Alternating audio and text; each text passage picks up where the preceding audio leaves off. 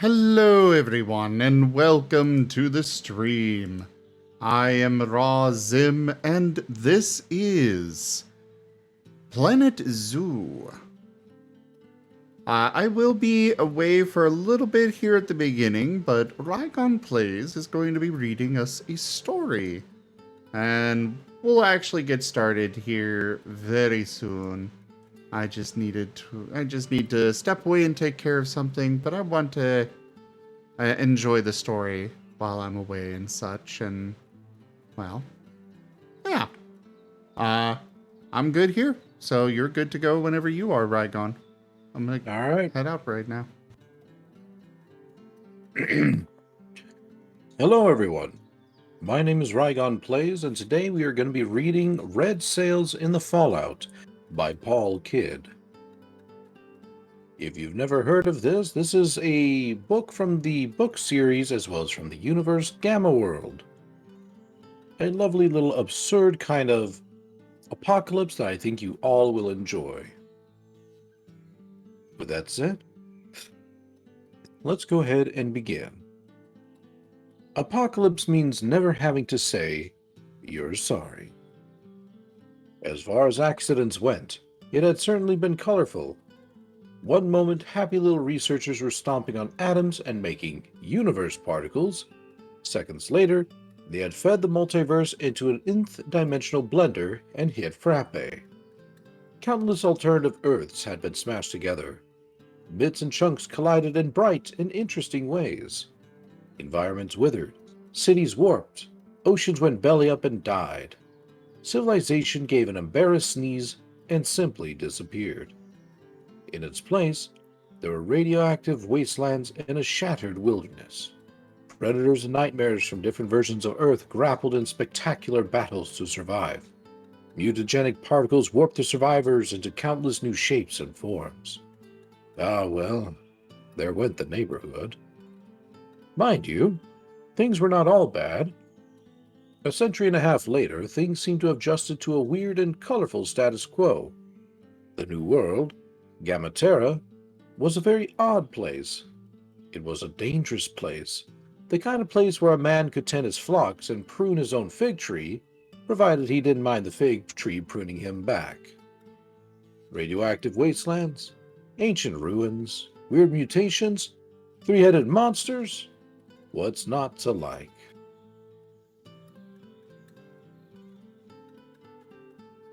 In the fall of 2012, scientists at the Large Hadron Collider in Geneva, Switzerland, embarked on a new series of high-energy experiments.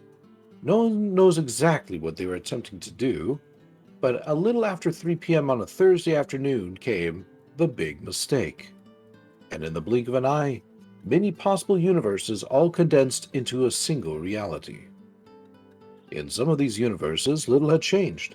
It didn't make a big difference, for example, which team won the 2011 World Series. In other universes, there were more important divergences. The Grey Emissary, carrying gifts of advanced technology, wasn't shot down at Roswell in 1947. The Black Death didn't devastate Europe in the 14th century. The dinosaurs didn't die out. Nikola Tesla conquered the world with a robot army, and so on. The Cold War went nuclear in 83% of the possible universes, and at 3% the French unloaded their entire nuclear arsenal on the town of Peshtigo, Wisconsin, because it had to be done. The year is now 2162, or 151, or 32,173, or 6 monkey slap slap, depending on your point of view. Fluctuating timelines, lingering radiation and toxins, and strange creatures and technology transposed from alternate dimensions have combined to create a world the ancients would think of as the height of fantasy. But to the inhabitants of Gamma fantasy is the reality. Chapter 1. It was another glorious, dusty, post-apocalyptic day. Mornings in the desert were always the best of times. The world felt cool and fresh, with a delicate kiss of dew. The sands gave off a sharp, delicious scent of earth and dust. Here and there, The last few desert creatures moved about their busyness, little creatures bustling happily about, hoping to make breakfast out of one another. It was another beautiful day on the sands. Soft, gray light spread out over the endless ocean of rock, scrub, and sand. Standing in her saddle, Zuda pushed up her sand goggles and dug at her belt for her binoculars. One lens was smashed, but the other still worked. Using the thing as a telescope, she scanned the desert for anything of interest. A sharp angle, a glint of metal, the tinge of rust in the soil. Below her, Budgie fluffed out his feathers, then made a little sidestep as he decided to investigate a bush. With her view jolted, Zuda glowered down at the critter in displeasure. "Must you?" The bird chirped, utterly unconcerned. Zuda shook her head and went back to scanning the horizon. To the west, there was only the great salt plains. To the north and east, the restless sands. Here and there a rock outcrop jutted from the ground. Spindly bushes looked more alive than dead. Zuda sucked one fang, then decided to move west in the direction of the morning wind. Perhaps the sands had shifted and uncovered something new. She put her binoculars away and tried to draw a bead on images of many possible futures. West felt right. There was an imminence in the air. Something pervasive was settling on Gamma Terra. Zuda settled her weapons and flicked at Budgie's reins. "Come on, bird brain. Let's go." She kicked the giant blue Budgerigar into a trot. The bird ambled happily across the sands, heading toward the dark, cool west. He wagged little flightless wings and loped off on his way. Peace and quiet. Zuda told herself that she loved it. As far as mutant humanoid animals went, Zuda was a fairly typical, fun-loving child of the apocalypse. She was a mutated quoll, a short, compact female figure dressed in sun veil and leathers. Zuda had the thighs of a rider, an archer's muscles, and tawny fur covered in bright white spots. Across her belly, below the navel, she had a neat little marsupial pouch, and a handful of whiskers jutted from her scruffy muzzle. Her nose was pink, her ears long, and her prehensile tail often twitched in irritation. She wore a leather halter around her breasts, a ragged cloth around her head, and at her belt hung a mace made from metal cogs. A powerful crossbow rode across her lap. The wastes were no place for the incautious. She smelled none too fresh.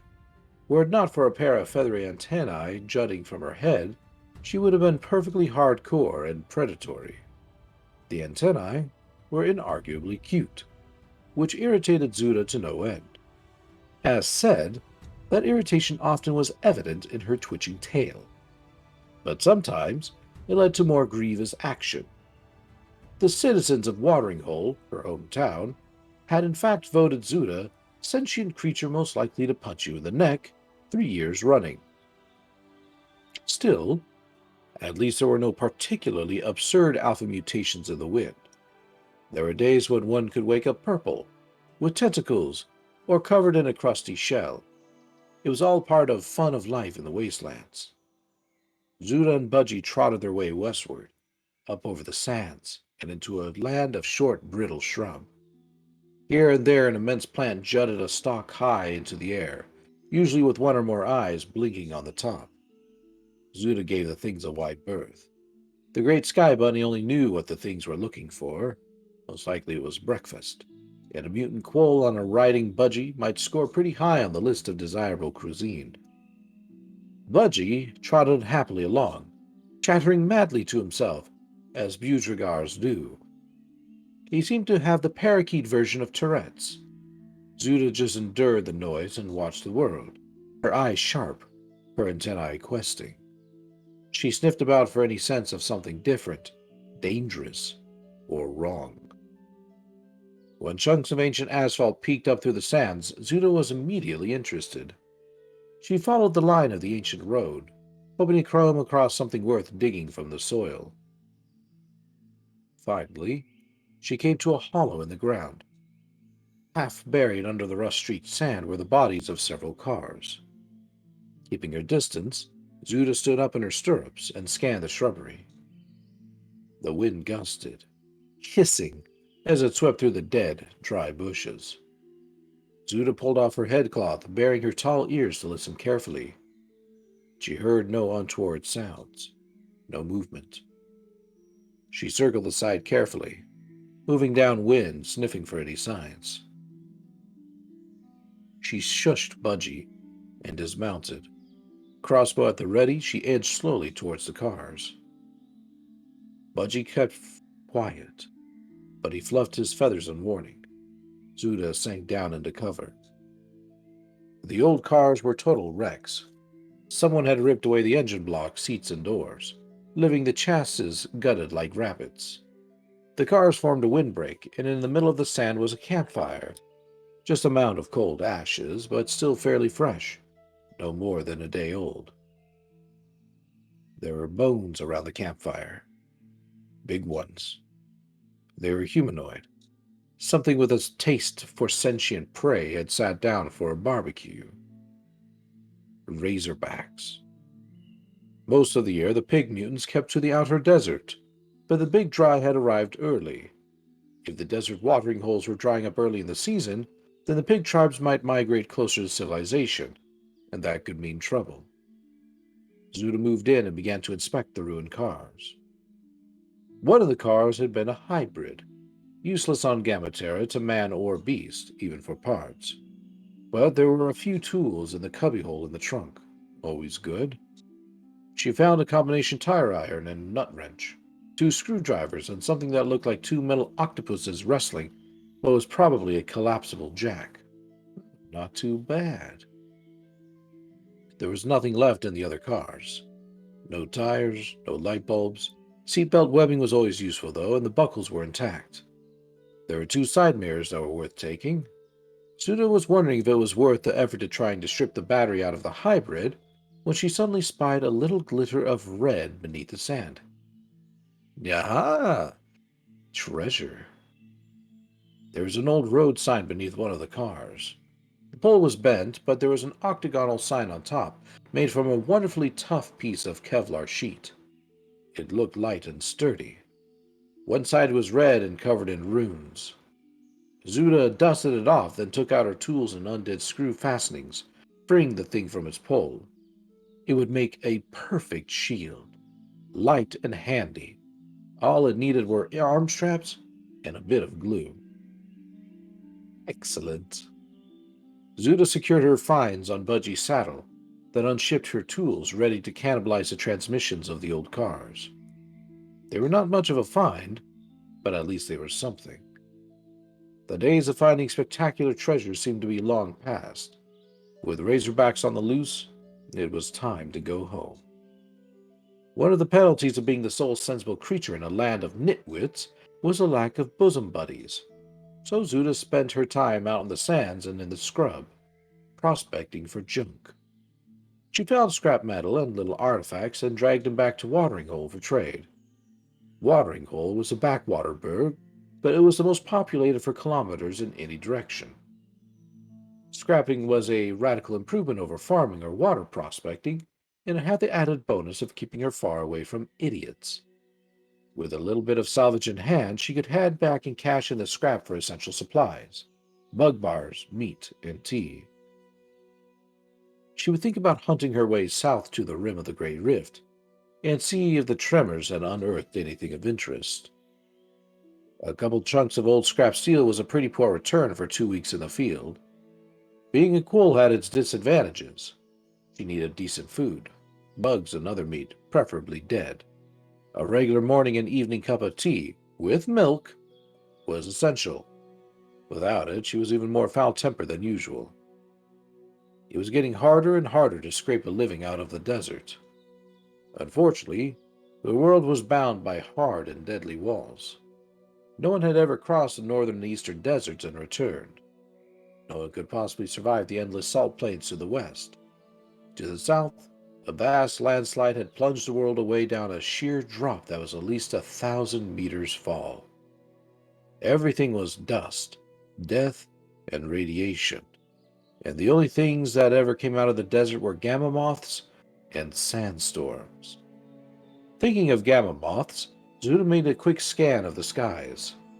The morning sun was on the rise. The temperature would soon be up. It was time to camp, to dig a deep, cool scrape in the desert, set up the sun shields, and try to rest through the heat of the day. Zuda jerked her shovel down from Budgie's saddle packs, but stopped when a distant, tinny sound tinkled in her ears. The coal went stiff.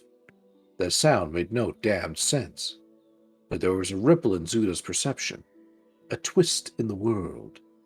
Her antenna was picking up a shift in probabilities. It was odd.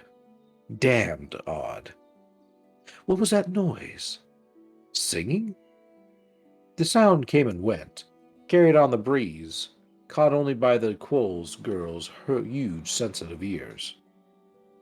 Music. Bad music and bad singing. Razorbacks were on the loose. The deadly heat of the day was about to smash down over the sands, and someone was out there apparently happy as a lark. Zuda clambered up onto Budgie and stood on the saddle, boosting her modest height far above the tallest scrub. There, far off to the west, she saw a little blip of light and a regular flash of motion. Was that out on the salt? It couldn't be. The whole shoreline was radioactive. Zuda used her binoculars, making the image slowly worm into focus. There was something out there, just 100 meters or so away from the shore. Mounds of dirt, some regular shapes. No, whoever it was, they were going to get themselves killed. If Zuda could hear it, then every predator, weird-ass mutant, and razorback in the area must be tuning in as well. Zuda kicked Budgie into gear and raced towards the distant sound of song. The bird sped through the brush, leaping over rocks and fallen wood, past a flat, blue-tongued skink that was shooting berries off the bushes with its laser eyes. When they reached the edge of the sands, Zuda kicked her bird out into the salt. The bird balked, dancing back from the radiation. There's a good reason desert riders preferred Budrigars. But Zuda had no time to argue. She kicked Budgie in the flanks, driving her mount out into the salt plains, hoping to rescue an absolute idiot from disaster. Hey-ya! Go, Budgie! Ya! Budgie charged hard and fast across the salt. Radiation prickled. It wasn't hurting yet, but it was there. Zuda's skin crawled, yet she urged Budgie on to greater speed.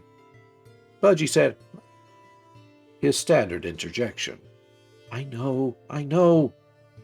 Zuda swerved Budgie past an outcrop of rocks, past an ancient boat lying rotting on its side, then saw a weird little campsite just ahead. A massive, rusting steel tube was jutting up out of the salt. Beside it, some idiot had set up for the holiday. A bicycle had been propped neatly in the shade of the steel tube, next to a rather natty parasol. There was a carefully weighted picnic rug and some sort of little box that bellowed out the music.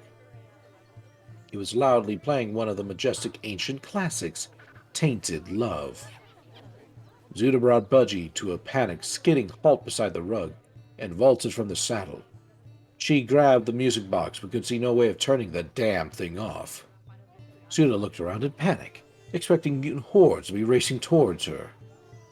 She felt horribly exposed out on the flat, white salt plains. A voice was singing raucously in tune to the music. Dirt flew as someone dug away inside a hole excavated beside the steel tube. Feeling radiation stinging at her skin, Zuda ran over toward the hole. Hey! Hey, you! There was a crunching, crumbling sound. A considerable disk of rusting steel was tossed up out of the hole. It was followed by a pink nose and a spray of whiskers attached to a neat, narrow, white-furred face. She had a broad straw hat and the inevitable sand goggles. Happy as a lark, a rat girl dusted off her gloves and greeted Zuda with an enthusiastic wave. Hello, dropping in for some tea? The rat girl was pure white and pink-eyed, limber and full of guileless energy. Her features were very humanoid, despite a long, expressive tail and a pointed, delicately pretty rat face. She wore a cotton singlet, voluminous shorts with many pockets, and clunky work boots. She used her meager cleavage to style an ancient penlight. She had delightfully long white hair plaited back into a ponytail. The rat girl planted her shovel in the salt, pushed a pair of spectacles up on her nose, and climbed happily out to greet her guest. Jolly glad to see you. It was getting a tad lonely. This is a bit of a find, what? The music still clanged and thumped out across the wilds, echoing perfectly off the hard-packed salt. Suda almost danced in anger. Turn it off. She waved in panic at the music machine. Get it the hell off now. The rat cocked an ear. Can't hear you. Sorry, just a mo. She pulled a tiny control out of one pocket and pressed a button. The music instantly shut off. That's better. Sorry. Whistle while you work on all that. Oh, scrote, Zuda seethed. 400 kilometers from home, and she still managed to find the one idiot in the entire desert. The rat girl pulled off her gloves, and Zuda found herself numbly shaking the girl's pink hand. Shawnee? Name's Shawnee? The rat instantly presumed they were colleagues. Charmed. How do you do? Didn't catch your name. Zuda? The quill's antennae were flattened with droll displeasure. So you're prospecting, are you? No. Investigating. Research. Scientific process. Shenny the rat had somehow managed to dig through salt, dust, and rust and emerge remarkably clean. She saw Budgie and was delighted, fearlessly going over to scratch him behind the head. Oh my, he's a pretty boy then. He's a pretty boy. She looked back to Zuda. Beautiful. Does he talk? He doesn't talk. Zuda was so tired of idiots. Now, look. You have to get out of here. This whole area is exposed. What the hell were you doing out here? Shawnee was already back in her hole, levering rust chinks out of the side of the wide tube. Well, I'm a lab rat. The girl seemed surprised anyone would ask. It's the mission. Noblesse oblige and all that. She passed a large chunk of rust up from the hole. Here, hold that, will you? This area is irradiated. Oh, fairly immune to all that sort of thing, old horse. I mentioned I am a lab rat, special breed, science ever forward and all that. The rat's face reappeared in the hole. I say, you might not want to hover here too long, though, unless you don't mind it. Some folks don't. Tickle the old genes and all that. But radiation can be dangerous, you know. I know. Zuda felt as though a hand were crushing her brain. You're just lucky that damn music didn't bring anything down on you. No bother. The salt makes a sound conductor. I'd have heard anything coming. Over the music? Oh, well, I see your point. Stand corrected. The rat had broken a sizable hole into the side of the white tube. Excellent. Here we go. Zuda peered down at the hole in the tube. What is that? A point of egress. Egress? Egress. Entry. Or is it exit? I can never remember. Whatever it is, it's an invitation to adventure.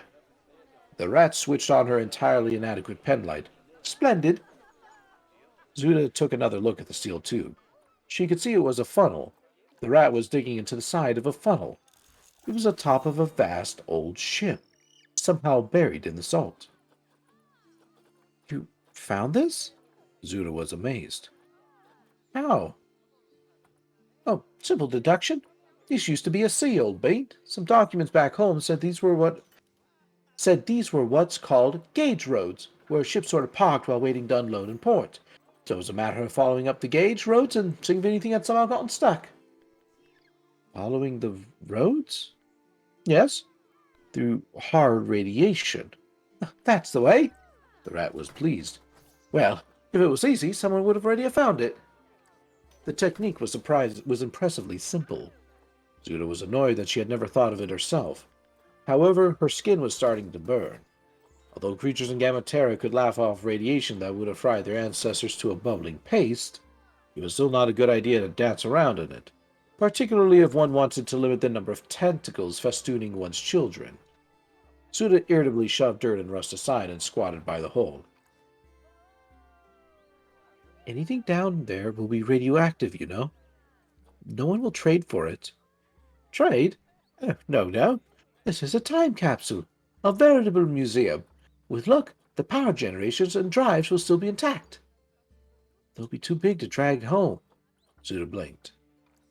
Wait, you know how these things ran? Well, of course. Perfectly simple principles. It's just all in the engineering. The rat poked her head up out of the hole. Coming. Zuda blew a sharp, sour breath through her whiskers. Where did you come from, anyway? Oh, here and there, from the rookery, down south of Watering Hole. But no research to be done down there. No, it's all up here. Improve the world, sacred calling. I'm a lab rat, you know. So, you never really left the villages before? No, no, just starting field operations now. Did you even bring a shovel? I have the shovel. Shani had a slightly battered entrenching tool. Oh, and these would do in a pinch. She pointed at a few homemade pipe bombs jutting through her belt. But observation is the key. No need to run her out being disruptive. Zuda's tail thrashed. Look, rat girl, there are certain rules out here if you want. The rat was tugging away at the rusty sides of the funnel. Will you listen to me? Listening in, old girl. All ears. Look, you can't expect to survive unless you take extreme care. It takes a real veteran to know how dangerous the wilds are. Zuda paced back and forth, waving an expressive hand in the air. Now look, survival in the wilds is a matter of wits, of perception. You need to be like me. Stealthy, cautious, switched on. Zuda had a sudden flash of the future, teeth exploding up around the ground at her feet. She did an instant dive and roll. Bleeding heck! Right at her heels, huge jaws burst up from the ground where she had been standing. They clashed shut with a noise like ringing steel. Zuda had leaped pell-mell and knocked Shani off her feet. Out on the salt, Budgie frantically climbed on the top of the steel funnel. He sat up there, screeching in alarm. The ground rumbled as the ravening snout of a sand shark snapped its jaws at the two. As they tumbled through the hole, their progress was slowed by a rusted grill that gave way under their weight. The metal crumbled, spilling them down again, where Zuda caught hold of Shani as they fell through the dark. But she was able to lash out with her prehensile tail and catch a protruding metal strut. Shani was almost ripped from her grasp and ended up hanging from her hand. They swung from an ancient rusted metal strut in the darkness. The metal creaked, and a little shower of rust flakes fell. Zuda's tail felt as if it was being pulled out by the roots. Below her, Shani swung back and forth with her penlight still awkwardly clamped in her mouth. What are those for? Sand shark. Zuda's tail shifted. She clung tighter in panic.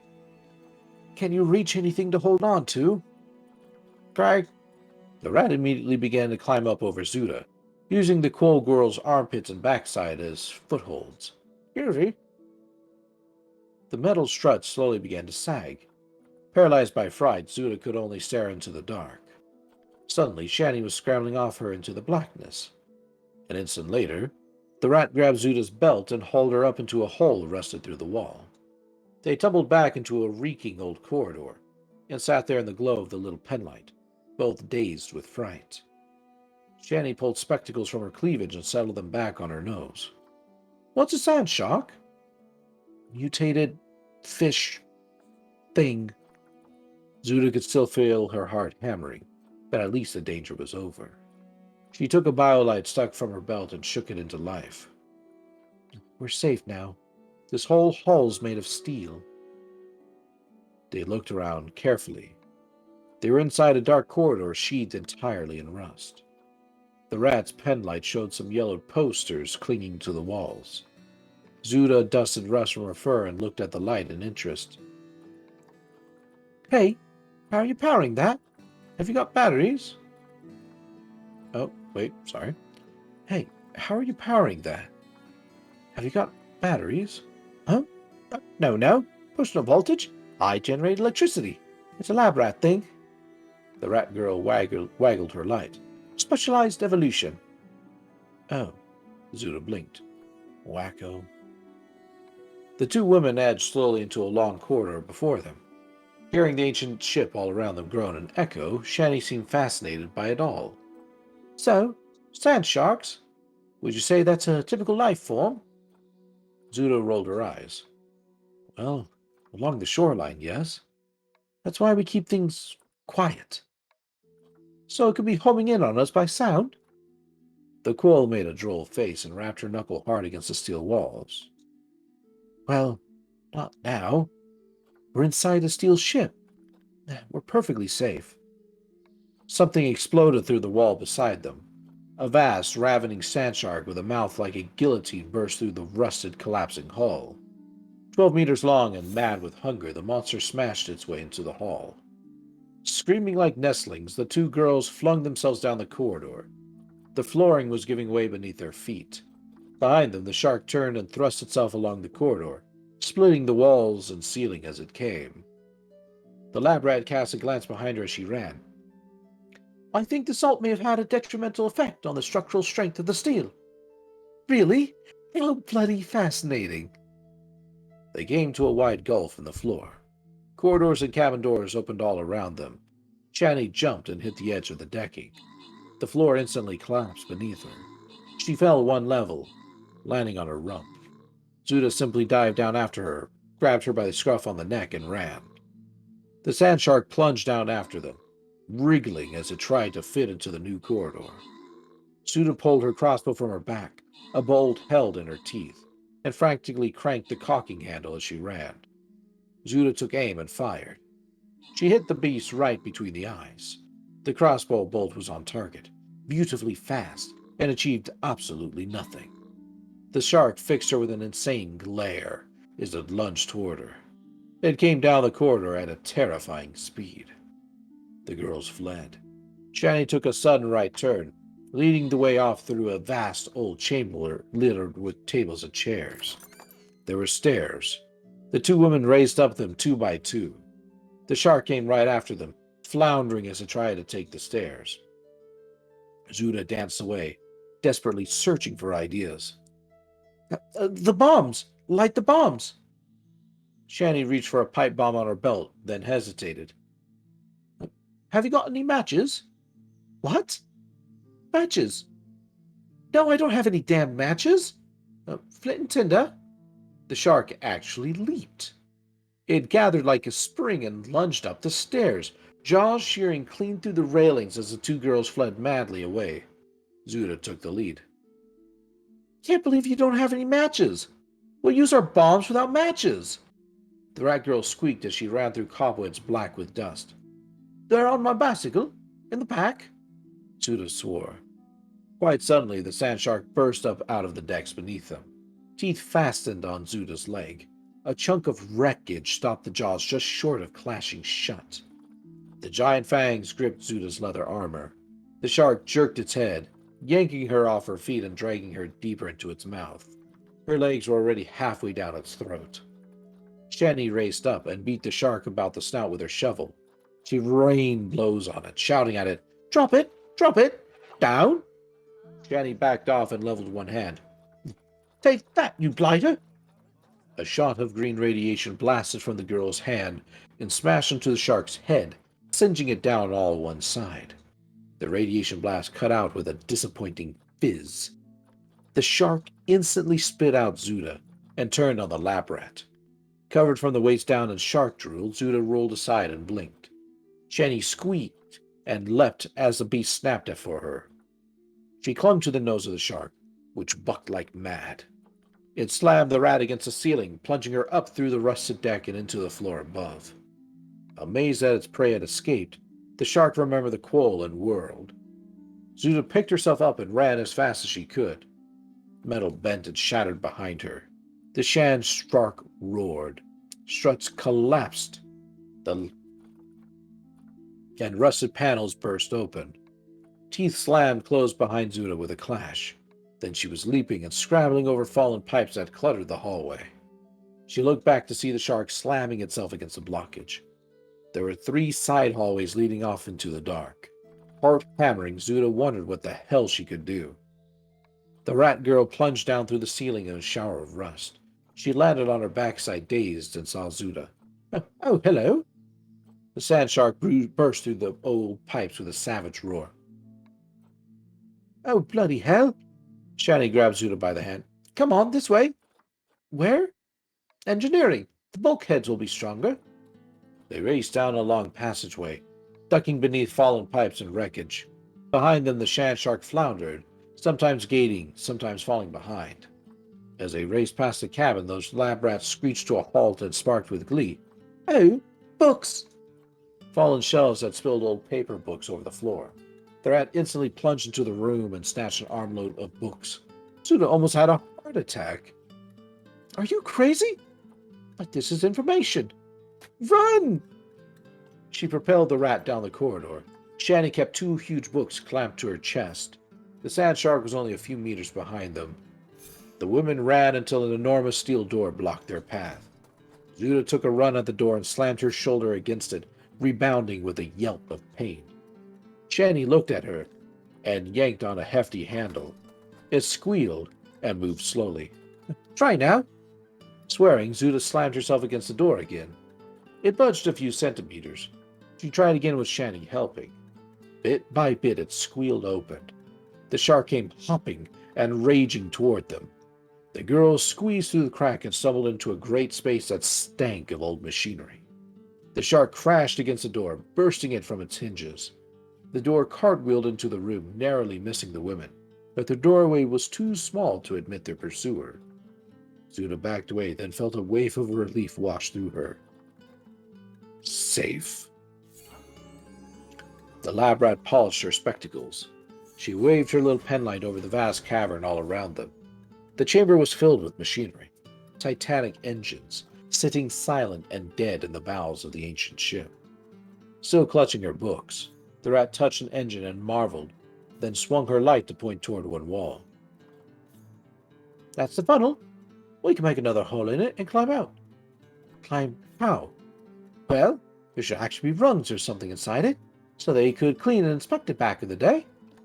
The shark was still making a horrendous noise, trying to shove itself through the bulkhead door. The point remains, how do we escape the shark once we're on the salt? Zuda looked up at the ceiling and scowled. Budgie can outrun it. We just double mount and ride off, providing the little coward is still up there. Oh, righto then. The rat seemed perfectly happy. She pulled a string bag from a pocket, put her books in it, and slung it behind herself like a backpack. Well, this has been a success then. Shall we go? Oh, by all means. The ghoul sniffed. After you. Something in the chamber smelled decidedly sour. Zuda followed the rat as she clambered up and over machinery. The sand shark raged and roared, making an appalling din. Shani found her way to a wall and began to tap on it experimentally. One pink ear pressed against the metal, seeking out the worst areas of rust. The shark was making her investigations more difficult than strictly necessary. Eventually, she tapped her little fist, then bashed the wall with her shovel. A rotten chunk of metal buckled away, and she was able to tear open the hole into the funnel and peer around with her light. Gray daylight filtered in from high above. Excellent! The rat paused and gave a sniff. Hey, I think something's been nesting in here. It smells horrid. Is there a ladder? Sort of. The rat shone her light awkwardly up the shaft. Looks intact. Suddenly, the shark was gone. Zuda could feel the distant crash and smash of it maneuvering for a new route into the engine room. Shani gave a frown. Did it just give up? Maybe. Zuda hesitated. Her antennae were tingling. Wait.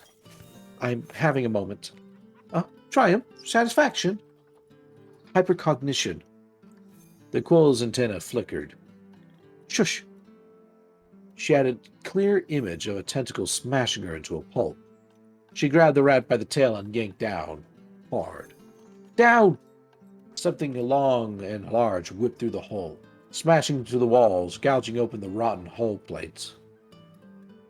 The light showed only a glimpse of tentacle, suckers, and dripping slime. The two women stared, then plunged into the hole in the funnel side. Zuda scrabbled up the ladder with Shani hard on her heels. High above, A wide oval of daylight promised sweet, sweet safety. The girls went to overdrive, clambering like roaches up the soot-encrusted ladder. A rung came clean off in Zuda's hand. She started to slip, but Shani caught her backside from below and gave a shove. Zuda latched onto the rungs above, blew rust out of her whiskers, and climbed for all she was worth. Shani stopped and started to hammer her entrenching tool against the side of the funnel. Zuda gaped down at her in shock. "What the hell are you doing?" "This." The metal wall shook. Shani sped up the ladder like lightning. Just below her, the sand shark came bursting in through the side of the funnel. It missed Shani and plunged into the bottom of the shaft. The green tentacle lashed out, and the shark bit the thing with mighty teeth. Suddenly, an epic battle was being waged down in the dark. Zuda didn't bother stopping to watch. She climbed fast, yelping as another rung was pulled free. The patch of brightness above grew closer and closer. She yelled up at the sky. "Budgie! Budgie! Where the hell are you?" Up above her, the bird gave a chirp. Thank the sacred space goat for that one. Zuda clambered to the rim of the funnel and out into the blinding glare of day. Shani joined her, producing little dark lenses that she clipped over her spectacles. Apparently, pink eyes were not the best choice for functional eyesight. Budgie was perched on the edge of the funnel nearby, feathers fluffed out and feelings burned by radiation. The ground was half a dozen meters below. All three beings chose a landing zone and jumped down. The impact stung Zuda's feet like hell. Somewhere far below, the monster still raged. Zuda gave a sigh. "Come on. Let's get the hell off the salt." The rat collected her speaker box, picnic rug, parasol, and bicycle. All packed up and happy to go, she walked the bike along beside Zuda and Budgie as they plodded warily toward the nearby sand. Zuda spared the girl a dire glance. "You seem happy." Information? We've successfully plumbed the Vault of Ages and have discovered knowledge." "And what knowledge is that exactly?" "Oh." The rat wrenched her string bag around and read the mildewed titles. Her glasses perched on the end of her nose. "Oh, Principles of Sailing, Volume 1, and the Nautical Almanac." "Oh, very useful." Zuda plodded along, antennae flat, fur fluffed out, injured, burned, and seething with ill humor. The eternal cheeriness of the damned rat grated on her nerves. Zuda held one hand and saw that her pink skin was turning beet red. "Damn it, I'm rad burned." "Never mind, it will mend. You've only had a half an hour." The rat offered bottled lemon tea to her companion. "Chin's up. We can't all be lab rats." Zuda took the pro-offered drink of tea. "Why is it you don't even have any scrapes or bruises?" "Oh, luck of the draw will be. Alpha mutations. See, I'm already healed." "Lovely." Zuda was covered in scrapes and bruises from head to foot, and radiation would probably make her wake up the next day with two heads. "I'm so happy for you." Shani waved her hand happily out towards the salt. "Well, never mind. Soon have you to safety, old horse. At least it's peaceful and quiet now." It was quiet. Not a sound disturbed the world except the soft sigh of the wind. Shani looked at Zuda. Zuda looked at Shani. A sudden thought prickled through their minds. Budgie took off in a panic, leaving the girls behind. The women sprinted for the sand shore. Behind them, on the salt, the surface suddenly split as a curved fin broke up from the ground. Wailing, the women raced madly for the sand with a sand shark in hot pursuit. Zuda swore at Budgie as she ran for her life. Bicycle bouncing in her hands, Shani led the charge. As she headed away from the sands, Zuda could only stare at her in shock. Then the shark roared, and Zuda ran after the rat. Shani jounced madly along the shore, onto yellow rocks, and then onto a promontory crammed with boulders. She tossed her bike aside and hauled Zuda up. She sat them both down and patted at the stone. "Solid sandstone. It can't tunnel here, and it can't climb, so we're safe. Quid?" "Quid?" "Quod erat demonstratum. Old bean, it's Latin. What was to be demonstrated?" Zuda stood. puffing too hard to speak. Leaning on her hands while she tried to catch her breath, down below the rocks, the sand shark roared in frustrated hunger. Budgie strutted towards her, chirping merrily. Zuda fixed him with a dire glance. You'll keep, you ingrate. The day's excitement was clearly over. Zuda rose and grabbed Budgie's halter. She looked and saw that her water skin and a pack of rations had somehow come free and fallen off the bird's saddle. They must be lying somewhere back on the salt. Perfect. Just perfect. Shani watched innocently from off to one side. Is everything all right? It's fine. Zuda sighed. Darwin only knew what she was going to eat and drink. It was 8 days back to watering hole. The quoll rubbed her eyes and tried to figure out what to do. Shani settled her string bag and looked to the south. Are you headed back to town? We can go together. Companions in the wild and all that. I can extend you some hospitality. Plenty of food and water for all. Zuda accepted the inevitable. She wearily nodded her head. The rat girl clapped her hands together, pleased, and led the way, pushing her bicycle jouncingly across the rocks. Zuda trudged after her, feeling thoroughly tired. A good expedition. The rat was thoroughly pleased. Our first jaunt out into the wilds. Monsters beaten, dangers overcome. One more sliver of information gained. Really? Really? Shani took a deep breath of the desert air, feeling refreshed despite the building heat. Knowledge is the foundation. Upon the foundation, we build a better world. That's the creed of science. Right. Zuda decided to increase the pace, hoping it might make the rat shut up. She led the budgie over to where a stand of tall, spiky plants grew in the shadow of the rocks, where she could mount the bird more easily. She climbed a rock, and Shani called out to her from below. Oh, watch out for the pink ones. The what? A pink spiny plant a few meters away suddenly bulged.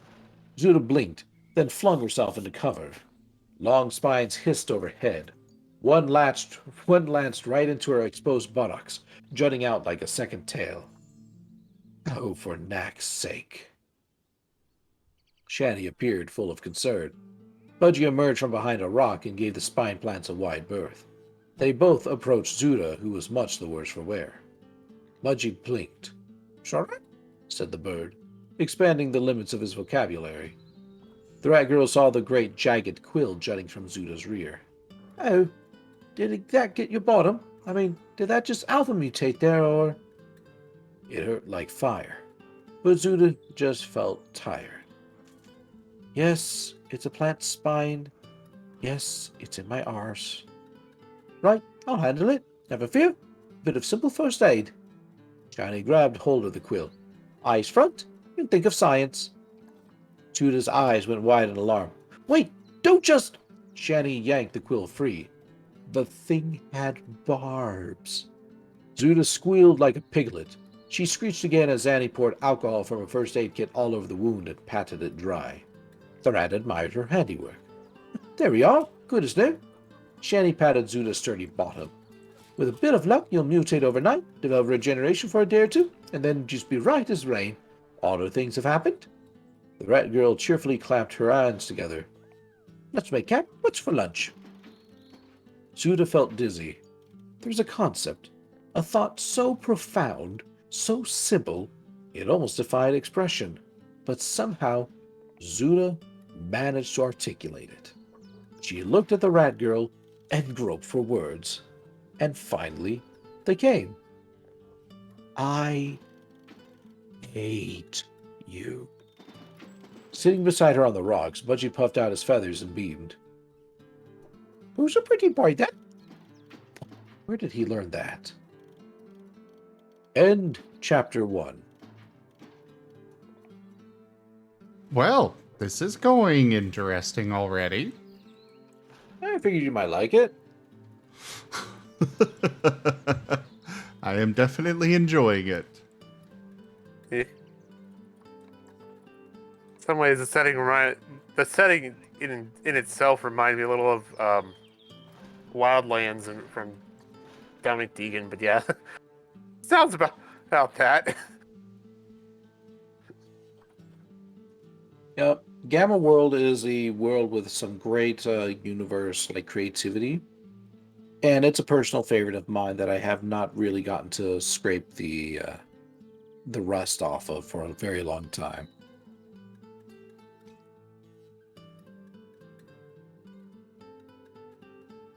That said, those chapters are a bit longer than I expected. I think that was what, 25 pages? Or like More, give or take? more, more, more. Oh, you're gonna have to give me a second. That was almost 1/6 of the book. Where's your zoo located, Zim? North America somewhere? Okay. Why? Amount of snow you seem to be getting. At least I think it's snow. Yeah, it's snow. That happens.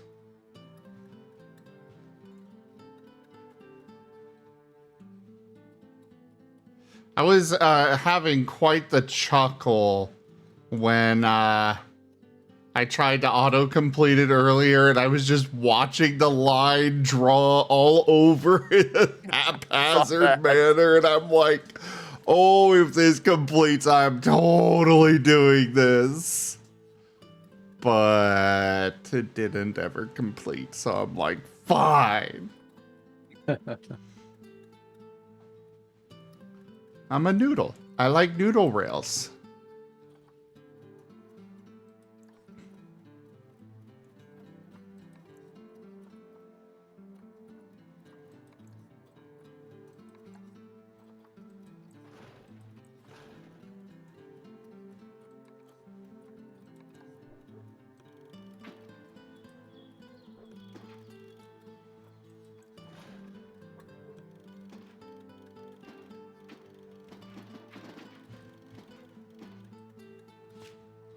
Yeah, we'll take a bit of a break. Let me check this next chapter and see if it's a big one. If it is, then I might have to call it for the evening so I can rest my voice. Fair.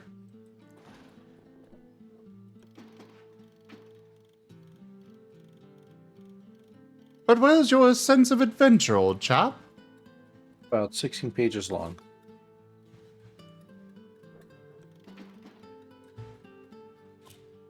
Oh yeah, the old chat. Where do you even develop a British accent as a mutant rat? Where do you even develop the ability to speak as a mutant rat? Or the knowledge Instinct? of the English language? Instinct? Yeah, I hope you all in chat enjoyed that.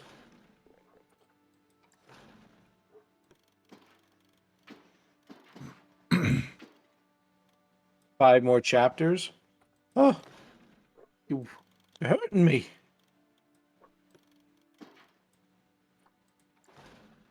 Four and a half. Dang.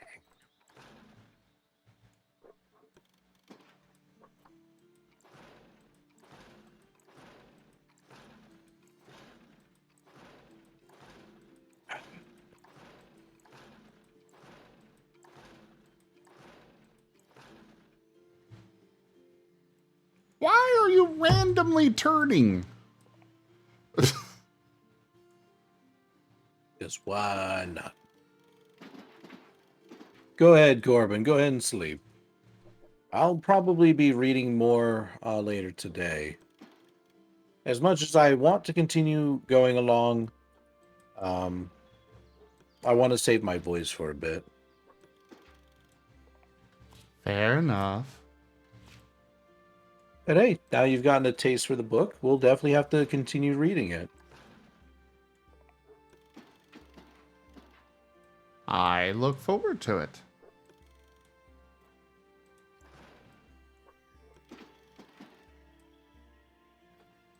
I think as for me, I shall do maybe a little bit more Train Simulator.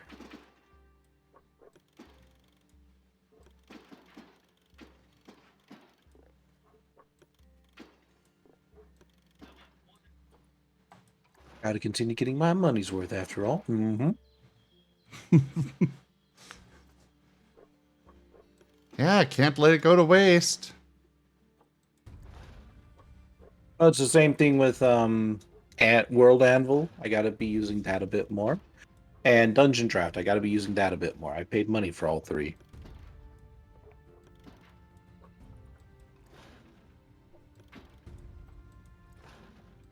But hey, we get to have a whole night to ourselves. Because I don't have to go to bed for a while since it's Friday and I got my work done. Hooray! Oh, hey Sark, when did you pop in?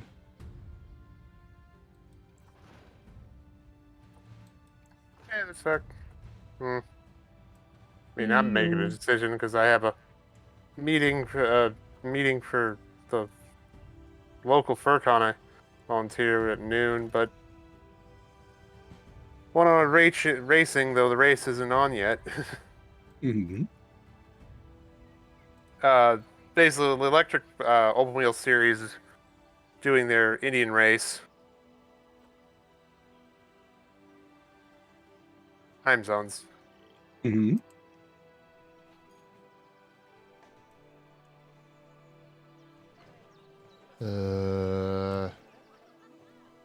This is telling me that there is an issue, and yet, as far as I can tell, there's no problems.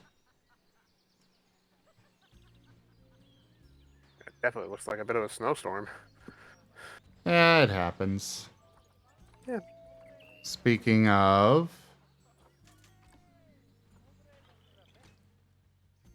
The Kathy's no, the bears. Okay.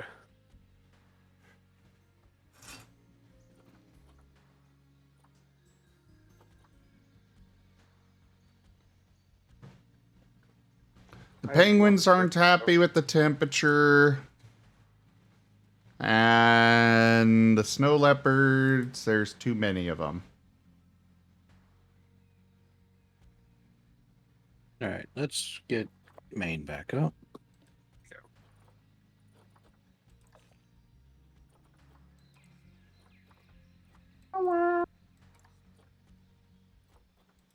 I can have 2 snow leopards. Oh, snow leopards. Snips, Yes. snips, snips.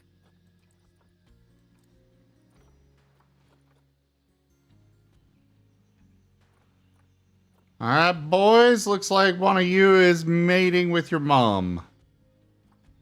What?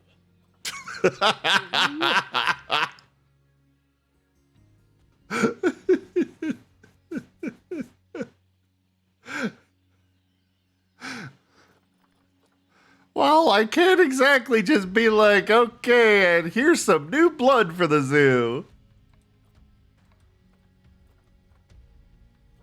Yeah, you can. What's to say? I mean,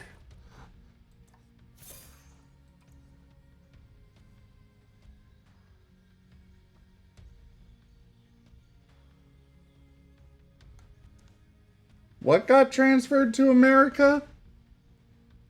Oh, the British lab rat. I see. Yes.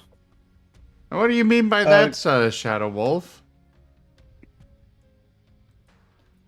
Chrisovs, could we have the title get I think changed to Friday Chugga was Chugga Friday. Choo Choo? ooh, excuse me. Let's play Train Sim World 3 and change the game, please. Thank you much, Chrisovs. I very much appreciate you.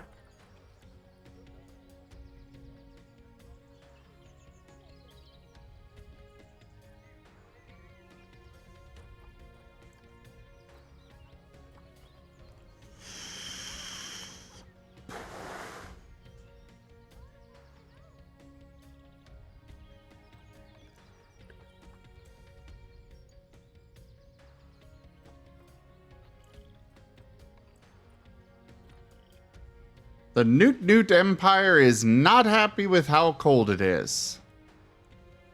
With a name like that, I'm not surprised. I don't understand it, though. They're penguins.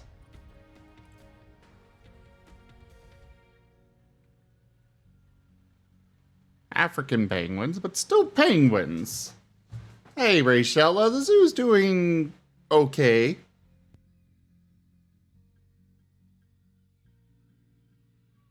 The animals aren't happy with the winter.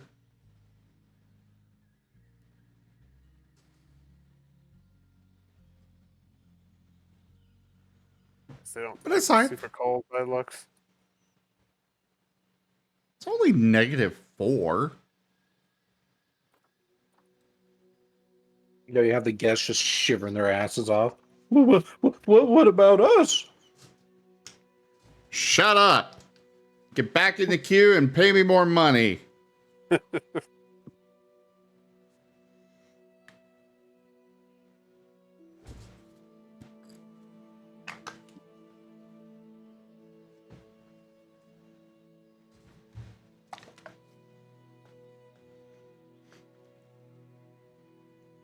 I'll be honest, I didn't even know penguins lived outside of Antarctica until this game. I had no idea they're there was uneducational. I know, right? But I had no idea that there was a African penguin at all. Yeah, I think each of the southern coastlines have native species, except the Asian. Maybe even the Asian. I've never looked that deep. I know South America does, and South Africa and Africa does. I'll be honest, I don't know if Asia stretches down that far. Not really. It's very tropical, pretty much, outside of the Indonesian islands. Mm-hmm.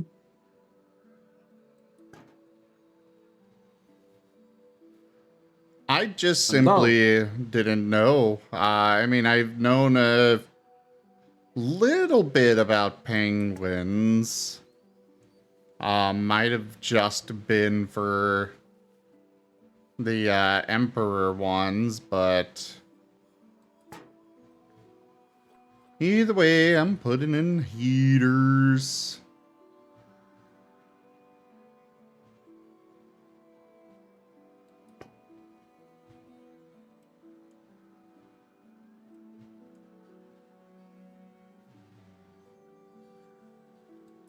To be fair, I wouldn't want it to be super cold either. I just thought that the penguins were good with the cold.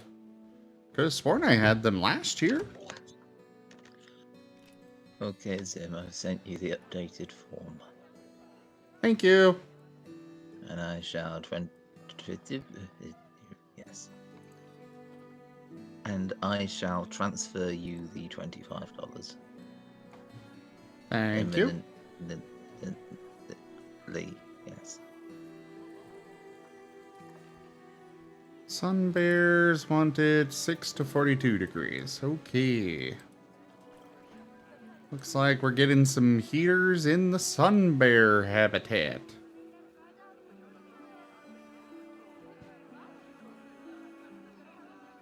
That would make sense. Yeah, that one I understand. Well, yeah, they're tropical pretty much.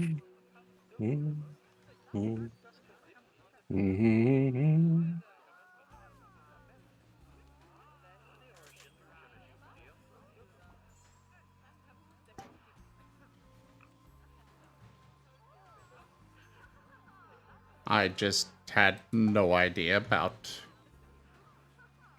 the penguins. Penguins.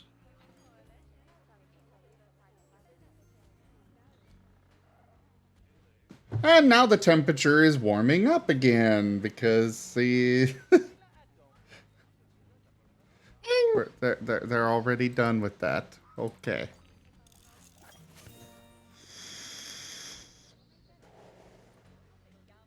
Oh no, Now, this is the part Rachella. where I go backwards.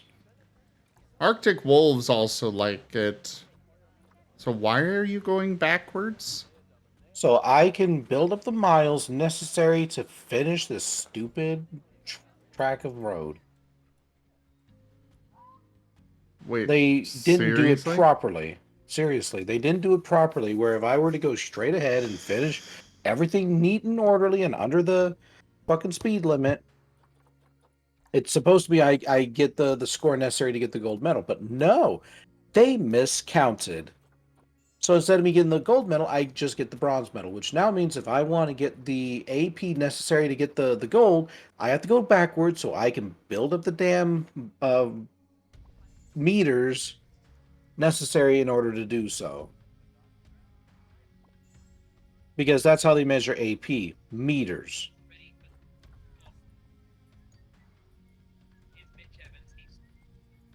Well, okay. Yeah, more or less essentially I gotta do distance in order to build up the score high enough to get the gold medal. And they didn't calculate properly, it just being a straightforward one shot. So that's why I have to go backwards.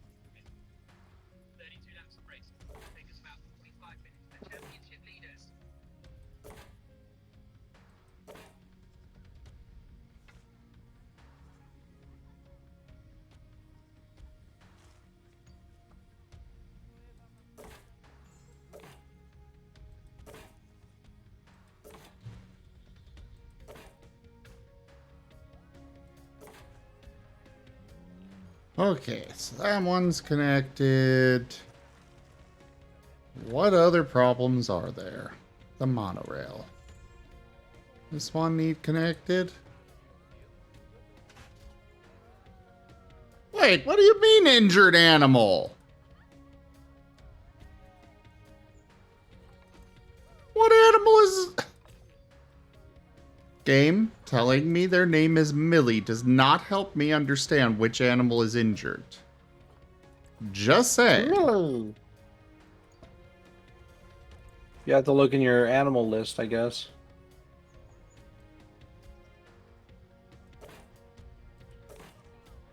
I probably have 500 of them that are named Millie.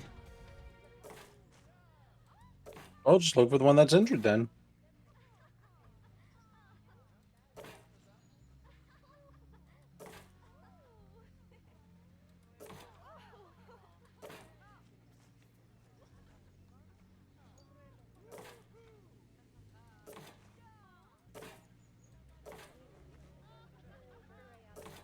Bit of a nothing burger, fine as is, truth.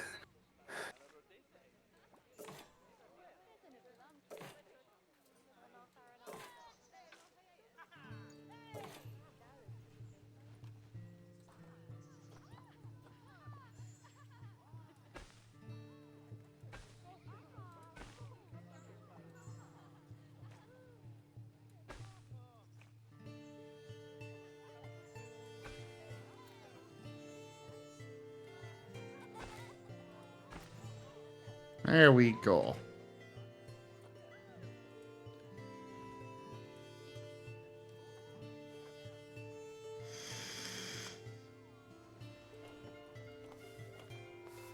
And open the monorail.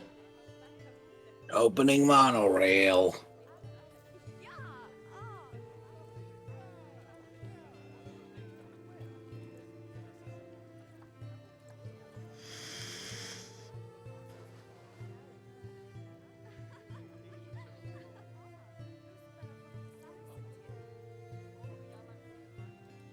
Oh, I guess I'm not allowed to actually, I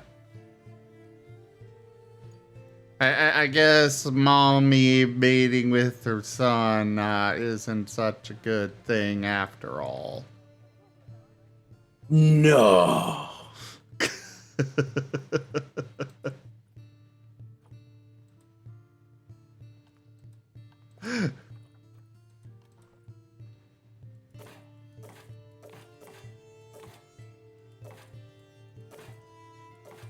Well, it's already been done. It's not my fault they couldn't keep it in their pants.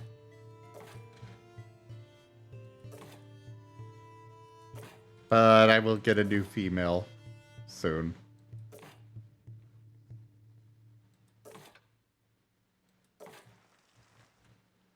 But she's got such good stats. Ugh. Yeah, and the baby ain't gonna have any.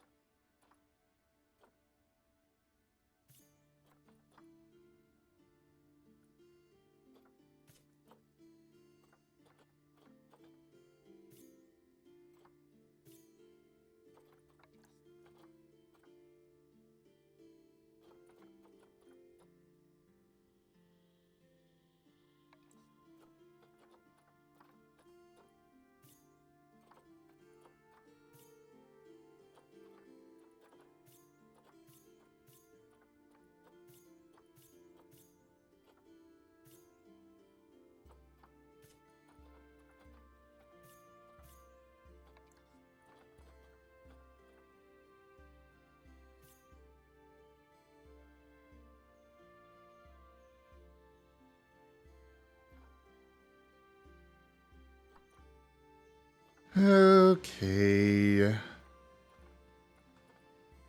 could have sworn I bought more than this. Man.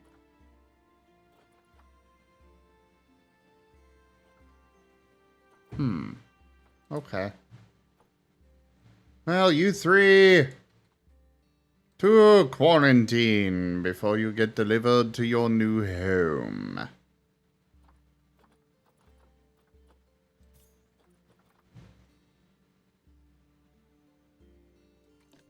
Well, okay, game. That's what you think they're worth. I'll list them for that much.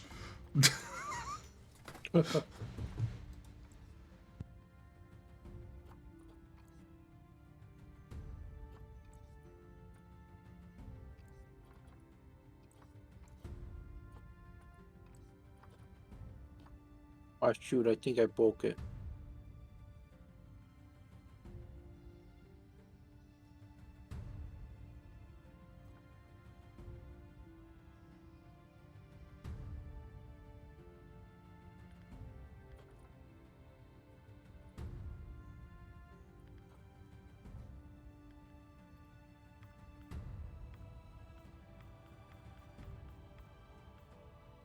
No like status coming up. It's just doesn't want to go.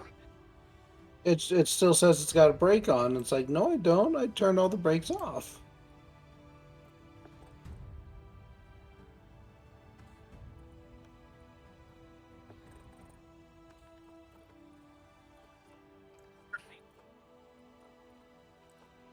There's no warning lights coming on or anything. It's just I'm a bugged.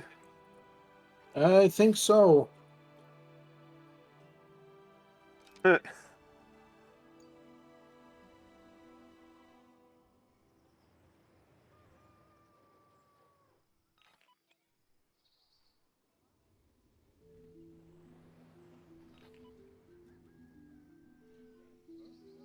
It's got the zoomies!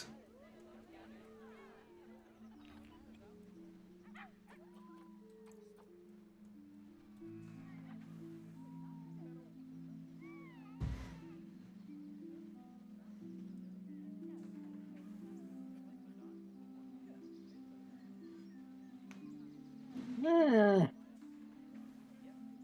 Go. Go. Where am I going? The train, not you. The Oh, train won't go. where do you want my monorail to go? To success. Oh, there you go. I got it to go.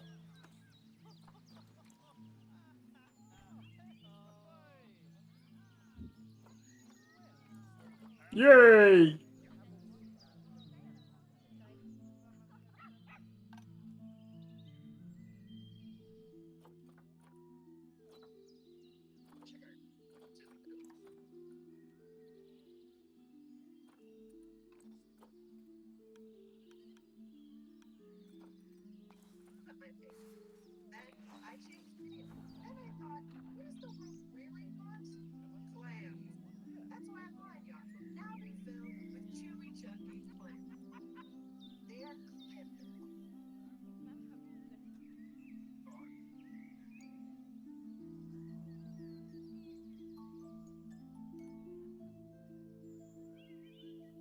The chairs on this monorail look so uncomfortable.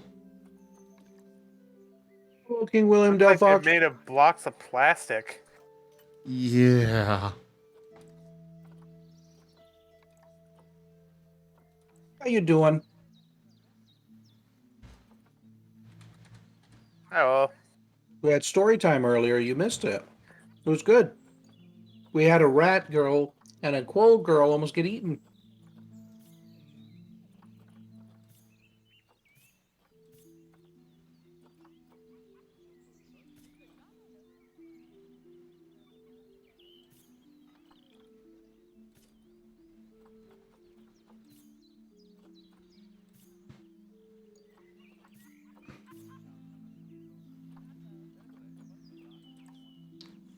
It's a special day for you today, and what kind of a day is that?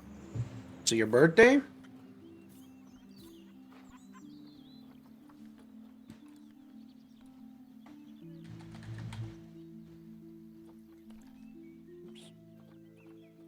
It is your birthday. Well, happy birthday. I hope it's been a great day for you.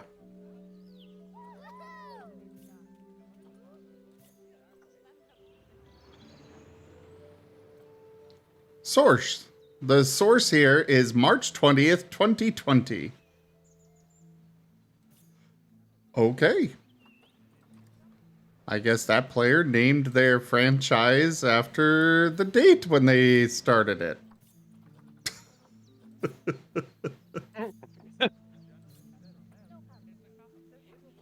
Could be, though. I'm suspicious. What happened on that day?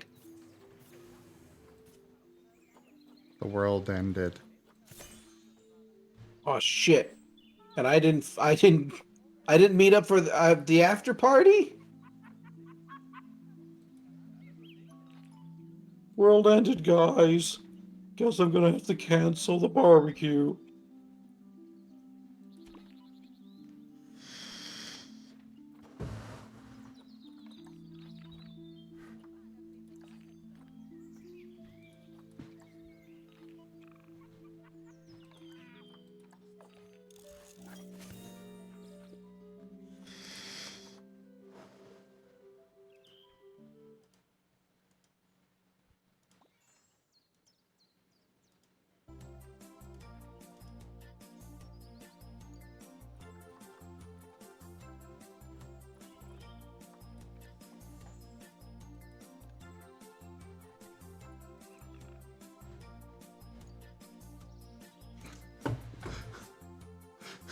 Yearly running cost 744. Potential yearly income 68. I said, King William, congratulations. I hope it's a good day for you. Glad to have you here. I know you'd probably prefer to do just about anything other than watching a old fish drive a train. But you missed a great story earlier. We were reading Red Sails in the Fallout.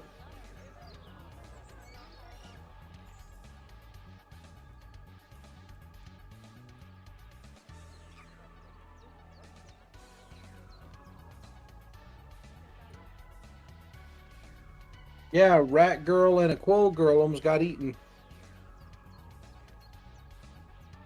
Jim, what's your rating of the book so Someone far? did do a Very Article. entertaining and funny. Yes, it is a very entertaining book. Okay, you move to the trade center. Until... well, forever. Because you're going to be traded out of the zoo now. We're bringing in new blood.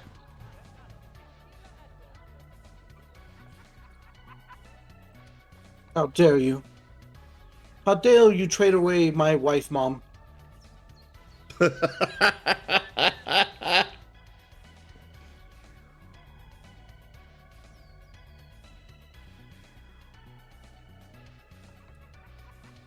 Listen, I'm just trying to maximize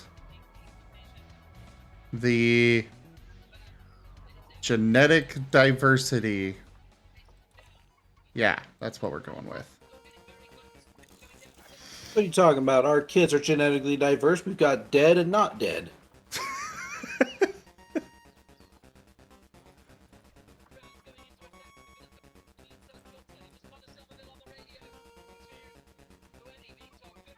No worries, King William. We're going for a 48-hour stream. Really? I don't know. What do you think? You think I should? I think you should be healthy. That is Agree with true. that statement. 72-hour stream then. If that is your That choice. is- Yo, you're not reacting anymore. Fuck. You told me to stop treating you like a 5-year-old. Meanwhile, you're literally throwing it. You're using a squeaky 5-year-old voice.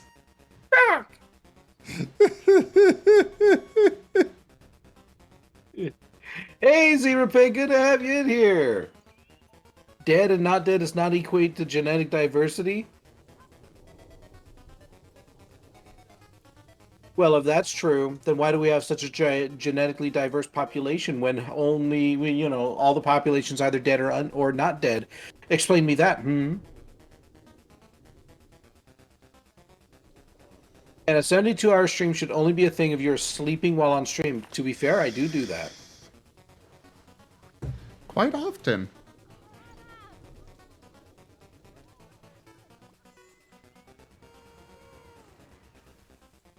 I'd probably only do a 72-hour stream if, one, I had a really good stream going, and two, I actually had some good motivation to do it.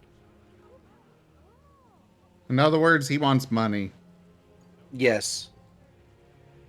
So subscribers, bits, donations, etc., etc., etc. Something that can keep me motivated and going. Sounds about right with other certain streams I've seen. What do you mean sounds about right? Just nothing. More of just there is Yeah, in yeah, Marvels. The Tony Blacks has a stream that is basically the stream is never ends. He does do a long-term Marvel game and thus sleeps, but this Forever-thon, which started in the first week of November, has now over 500 hours before he stops whatever this thing is at this point.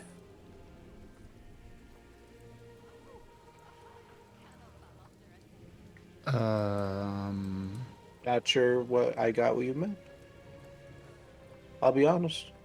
What does that have to do with my stream? I mean, it's paying more time, I guess. I don't know. Never mind. Never mind. Okay.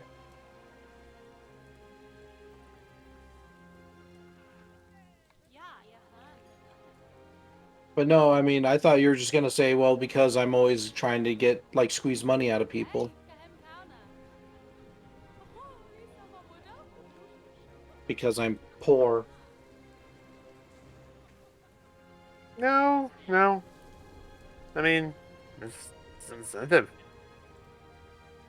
It is a novel way if you could deal with the length. Oh yeah. I mean, I'm more Maybe than the willing to deal with the length. people it'll definitely have length.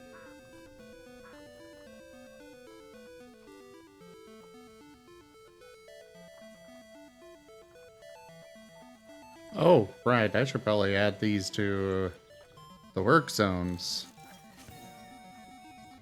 But yes, Zebra, speaking of financials, I'm afraid there's now a tax on becoming in my stream. 10% of daily income, yes. I'm taking the church approach. We'll send the collection platter soon. I might even make something today. I got a button.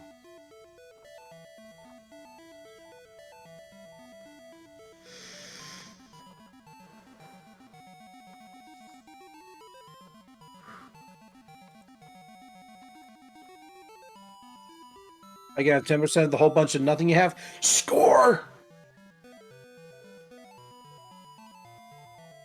I didn't think that would work.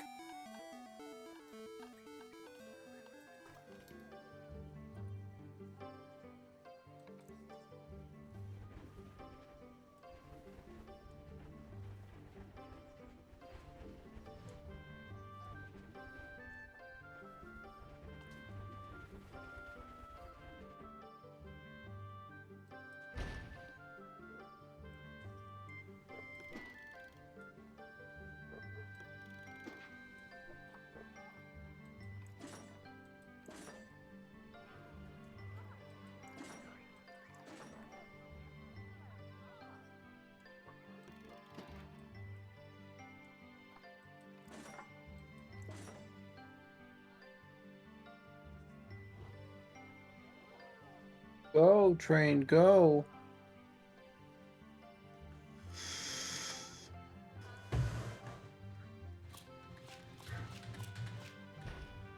Take your debt. Score. Wait. No, I don't want debt. I already got that.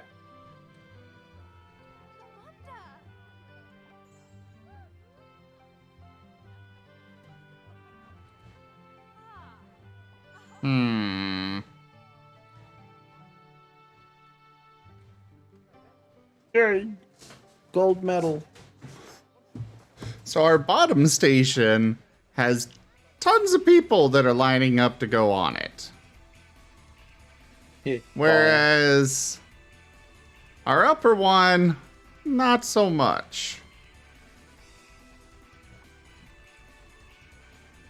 No. This was a bad idea. I'm drowning in debt now. I'm taking 10% of everyone's debt. No. I can't afford this.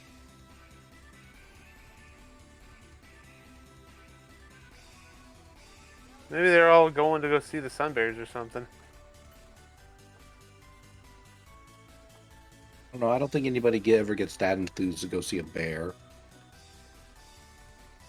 Well, something's got him to go up the hill and not back down. Fair enough.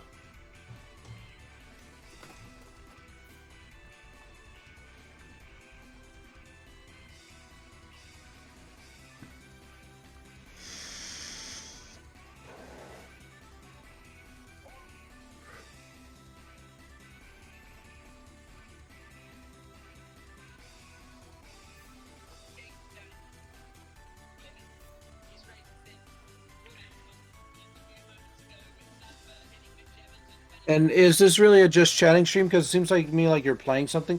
I am playing something. Chris Oz, did you change the game title? Or the game?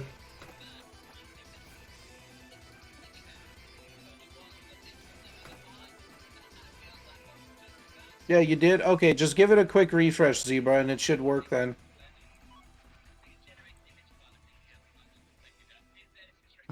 We are getting background noise from somebody. Oh, sorry. Maybe. I've yet to meet one that can outsmart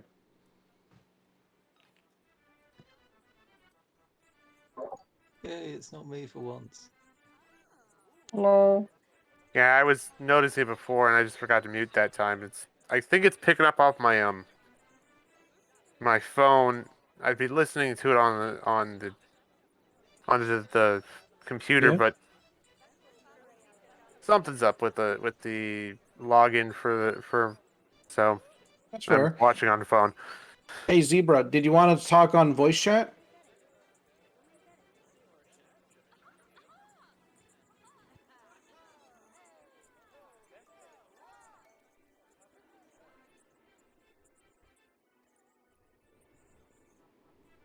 We could talk about capitalism.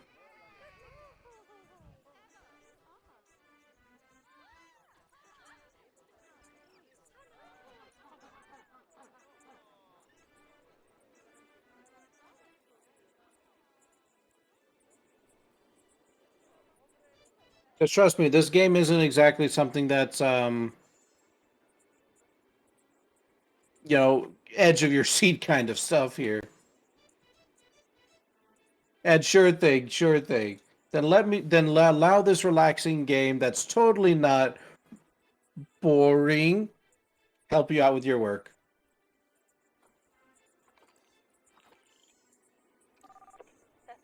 She, King Williams Delphox, and I don't know you at all, so why would I ask you? We've never spoken to each other before. Like, no offense, I just don't know you. Yeah, Delphox, we kind of need to know you to be outright inviting you.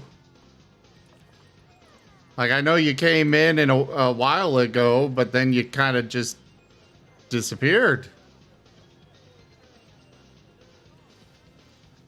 Well, Mr. Penguin, if it's too cold right there, why don't you go to one of the other spots that is actually warm? Because, Because he wants to sit there and complain. Make it warm. you unfortunately got the Karen of the penguins. I guess so.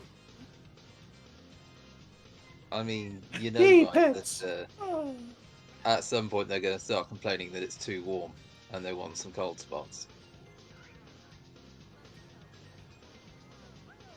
Yeah, I mean, I King don't Williams know, Delphox, the if you want to temperature join the chat, you can. The temperature gauge from that was like 43 Celsius was their max. I don't think they're going to complain how hot it is. I'll complain how hot it is. I don't know, they are penguins. They should like the cold. You'll probably have all the guests saying, like, these are penguins. Why is it so hot in the penguin exhibit? It should be cold.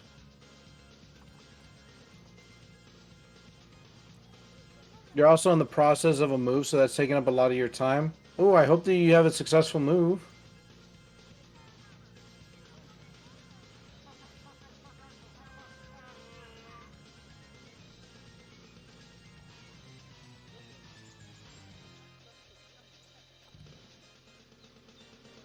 Okay, so Oh.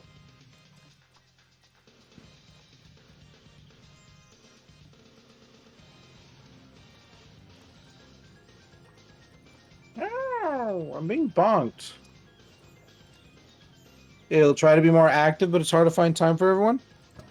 Well, King William Delphox, what do you want? You first want to talk, and now you don't want to talk? You hate me, don't you? You try to confuse me.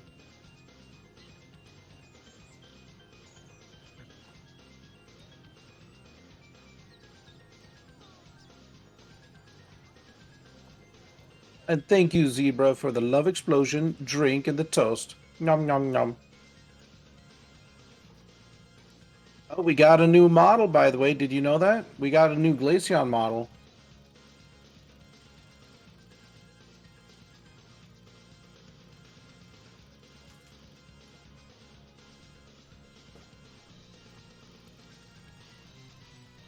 Yeah.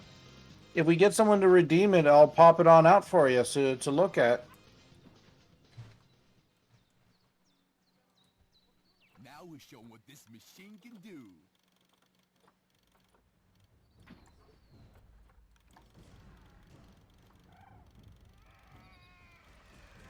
Yeah, we got a Glaceon model.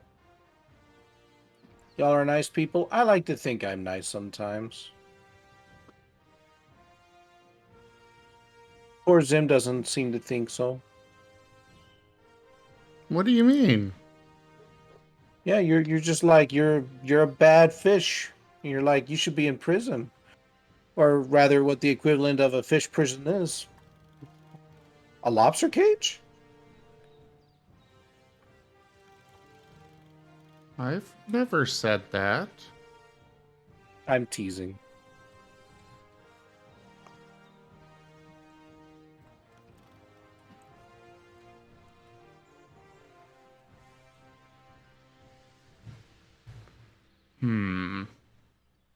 What's up? Just trying to decide how I want to set this up.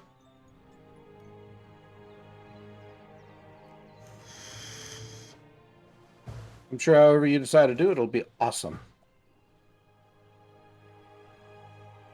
It looks kind of like a fox. Ah, yeah, it does.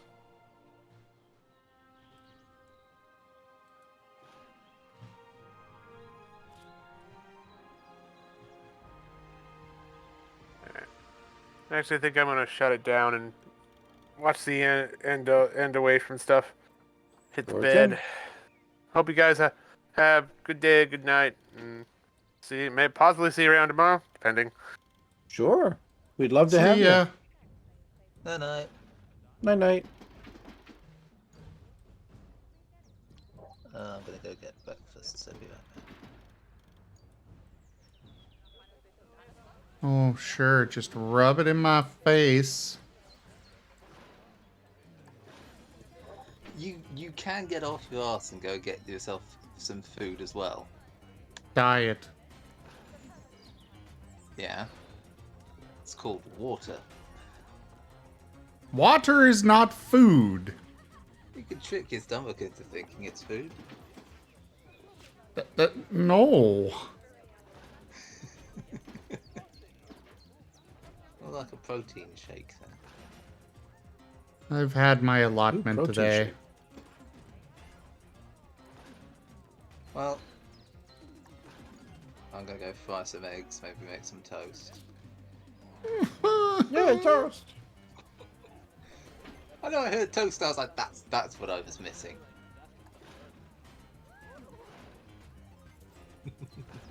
Eggs. Eggs. You know what I should make? I should make some scrambled eggs tomorrow. I might try. Or maybe I'll make some quick and simple breakfast carbonara.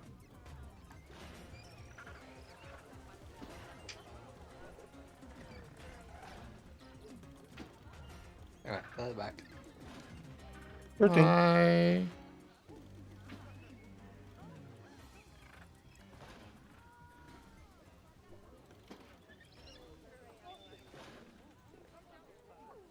Oh yeah, I'm driving under the speed limit game. You better believe it. So what are you working on tonight, Zebra? You said you were doing some work.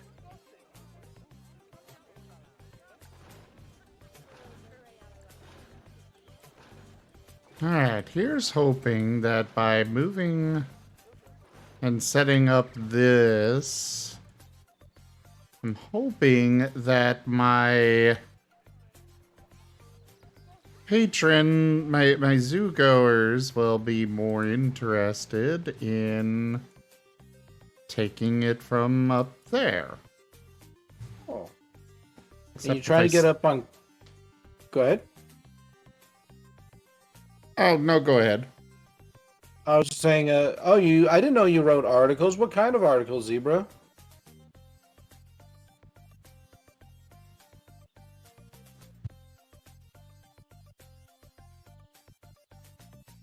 Alexithymia and autism overlap? Ooh, that sounds like an interesting read.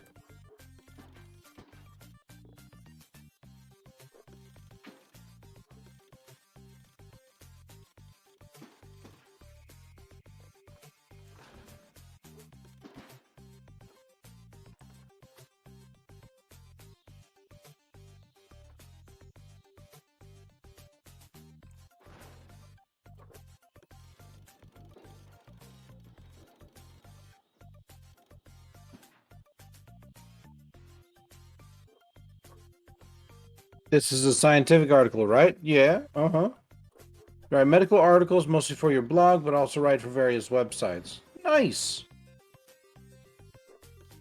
More than what I do. I just stream. I stream to like 5 people and they all say, "What the hell are you doing?"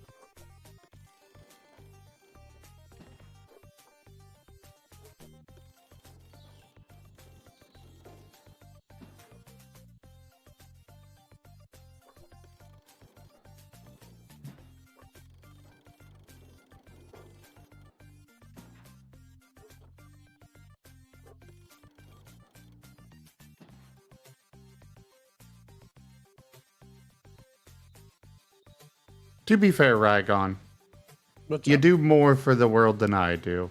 I'm just some random makes guy you with say a that? microphone. Well, you bring entertainment to, dozens of people at a time. That's not exactly insignificant. I suppose.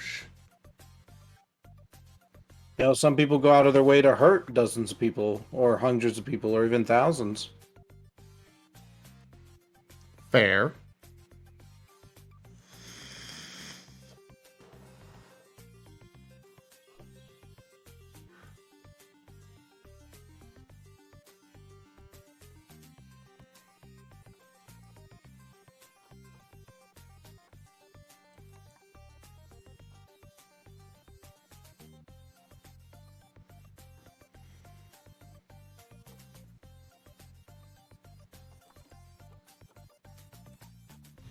Maybe more people will want to go on this now. They get more of a Yeah. tour now. I should add another animal. But what?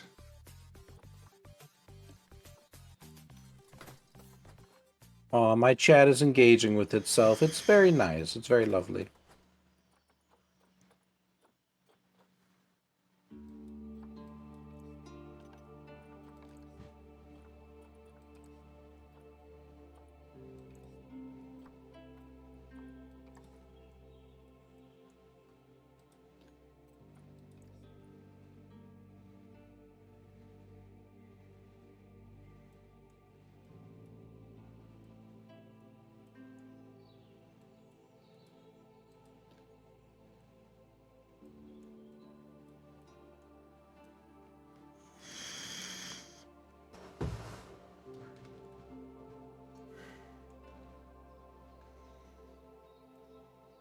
What's up, King William? What can I do for you? I mean, you did just ask him a question, King William.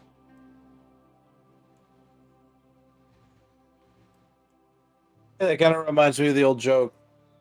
So a man is rubbing a lamp, right? And a genie pops out, and he's like, "Oh, wow!" And the genie's like, "You may ask me one question.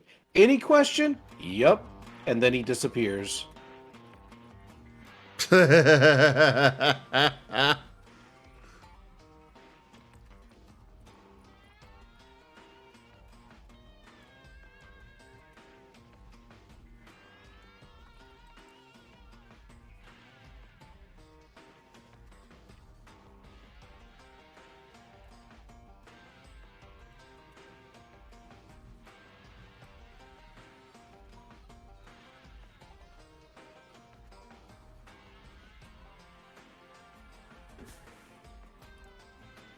Alright, so we got that.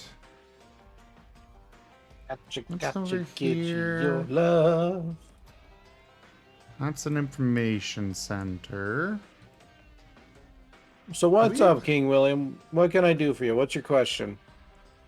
So after turning into your Pokemon Crystal, and you said the Pokemon wasn't exactly your kind of game, what made you decide to be a Poke VTuber? Or I think what you're asking is why did I decide to have Pokemon as an avatar? Period. I like it aesthetically. I enjoy the looks of it. I enjoy the furry community, and I wanted something that wasn't just simply a basic fox or something like that. It also has a bit of a forbidden fruit aspect to me. My parents were very much against Pokemon when I was growing up, so it always had that allure because of it. And just frankly, like I mentioned, I kind of enjoy the designs. Yeah, achievement. I enjoy the designs. I enjoy the concepts. I enjoy the idea of, having little powers. And the Combat Academy from my youth was also a huge influence on me in terms of having a Pokemorph or Pokemon Sona as well. Just like Pokemon has been with me for a very long time.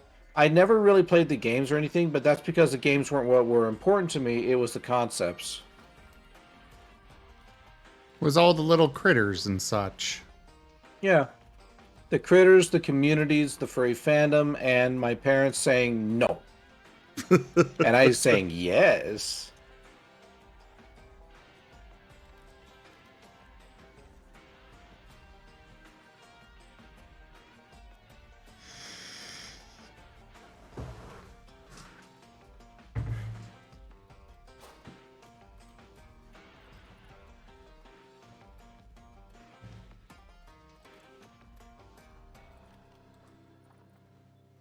They believed that it was like the devil's game growing up because they had heard at one point that there was sex in the game, which there wasn't. There was breeding, and it was literally like, I don't know where this egg came from, sort of shit. So they believed that, according to Christian values at the time, that it was uh, it was a sinful game, and so they banned Pokemon in general. That's literally all it is. They never bothered to do their research in it. They just heard something and they made an assumption. Like, don't get me wrong, I love my parents and everything. It's just that was probably not one of their stronger moments.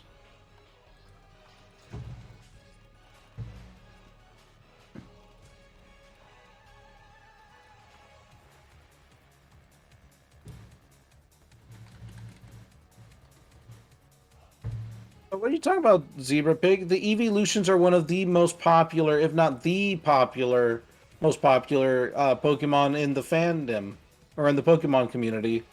Everybody knows evolutions. And did you know that in terms of human and Pokemon breeding, Let's just say I'm very stretchy. Winky face. I can't wink though, I have to blink. Blinky face.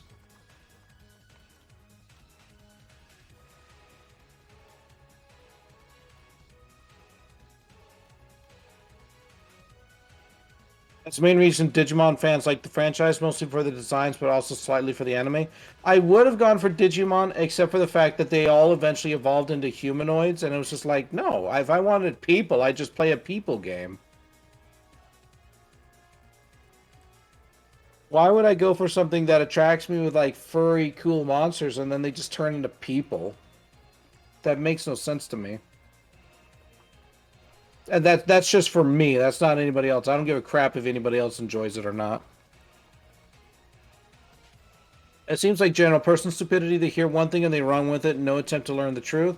Now, that was a big thing in the 90s, was a lot of this devil scare. Like D&D got hit with it, rock music got hit with it, metal music, oh yeah, Pokemon, all sorts of different little bits and bobbles of popular media were getting hit with it's the devil's, like, tools.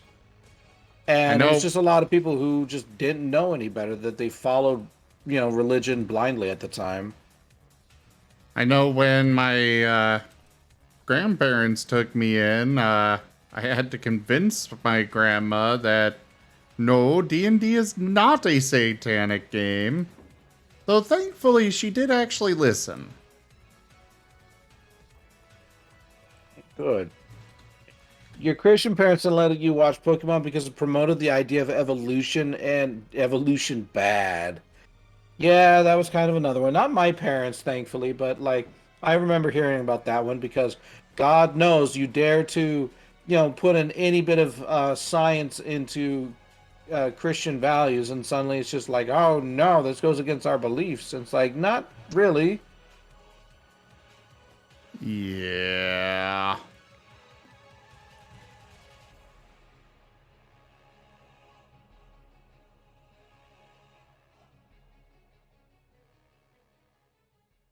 You grew up in a Christian household, but your mother was actually smart. The only thing she was against was certain movies where the devil was actually directly involved. Unless it was a comedy, then she didn't care. See, and that's fair. Like, I could see that. Like, oh, okay, we got a movie here that's kind of promoting the devil's values. Fair enough. Um, unless it was something that was actively making fun of the devil or diminishing him, which was a lot of things. Like Doom, for example. A lot of Christians were against Doom because it's like, oh, it's got devil things in it, and they were like, yeah, but you're shooting them. You're shooting the devil. You're actively waging war against the devil. How is that not like the most anti-devil thing you can do? Hey, Nova. It was kind of the same thing with D&D. I still remember seeing some of the old movies or skits or whatever you want to call them, shorts, where it was like a kid would become like entranced with the idea they were a wizard and they'd like try to cast fireball on someone. They're like, fireball, and of course it wouldn't work. And then they just get all sad and they just be like, well, my wizarding existence is over, and then they commit suicide or something like that. And it was all very sad. And it was just like, God, this is a stupid short. People don't actually act like this.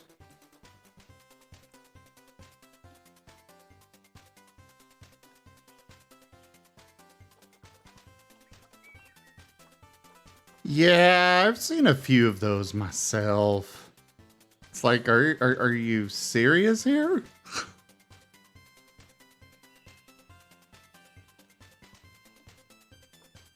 Like, I understand that there are some kids like that, but they need some help outside of banning D&D. Yeah. Like that there if a kid's getting attracted to stuff like that to that level, then they were probably going to get attracted to something regardless of the content. It's kind of like how they try to always make the argument of violent video games promote violent kids. It's like, no, not really. Violent kids would just simply find another way to express their violence. Mm-hmm. Whether it's through, other movies, like historical documentaries, or wrestling, or any one of a number of other violent things.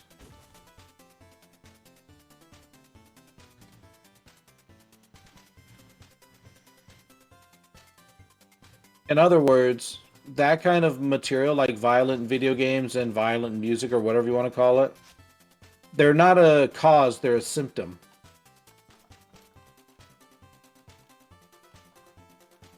And if anything, there are studies that have shown that giving them access to such things actually can help.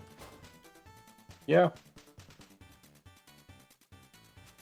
Getting out things like that in a healthy environment, or, non-damaging to others sort of environment can actually be a good thing.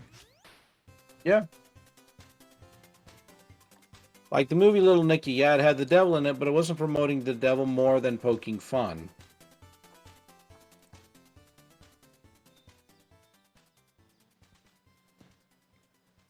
So if you guys want a show with the devil in it, definitely check out Lucifer. Why? It's actually a very well done show. Very why? entertaining. Oh, fair enough. Like, I enjoyed it a lot. If not enough so that because Kerr introduced me to it, and then he left, and I stopped watching, and then I'm like, I'm just going to watch it all from the beginning again. So I watched through the first, several seasons again, because it was enjoyable enough. Nice. It wouldn't be the fault of the video game. It would be the result of a lack of mental capacity that the kid can't tell the difference between what's virtual and what's real, and thus would point that the kid would need mental help. Yeah. The thing is, though, is that that's not the video game's fault. Like, a kid like that probably should have been figured out and picked up a long time before they got to whatever stage they're at.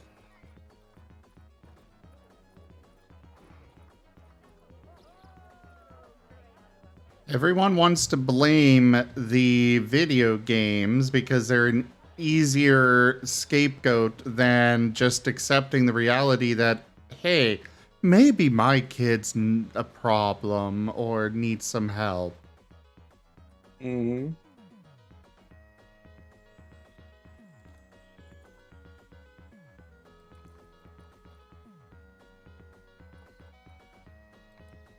Missy Good, where was that? Was that what I opened up here? Yes.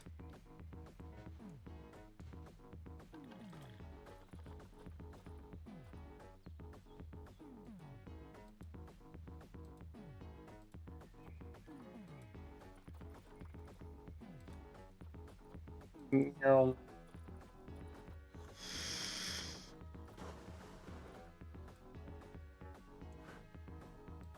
Almost dead. We're almost to the end.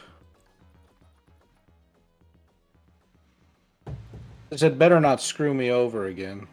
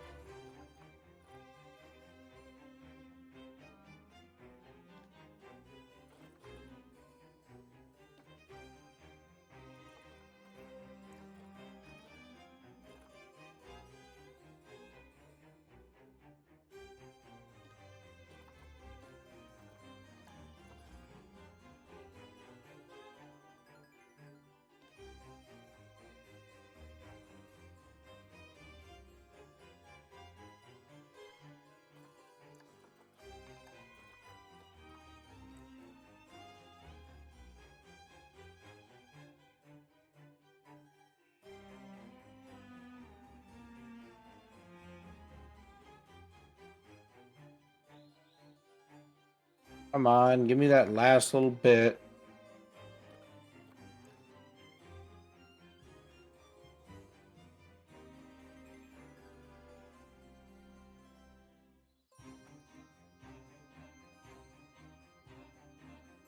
That's the worst thing about the train is when it takes forever to get started.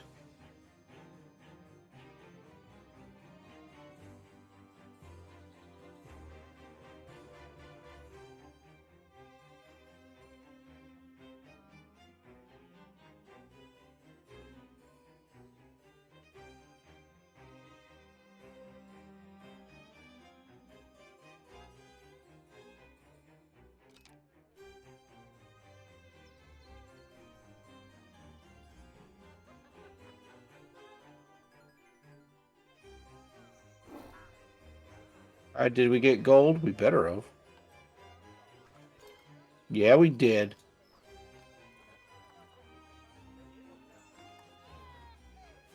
Oh, yeah. Oh, yeah.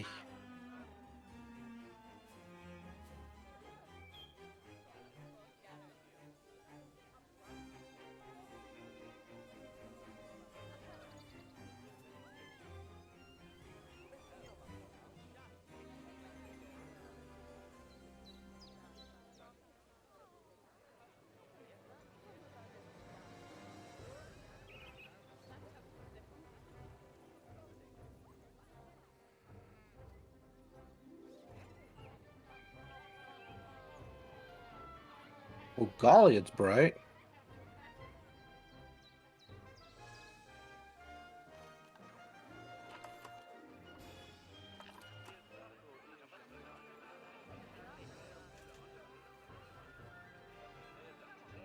Alright, none of those facilities are gonna cause a problem for this, so why not stick it here?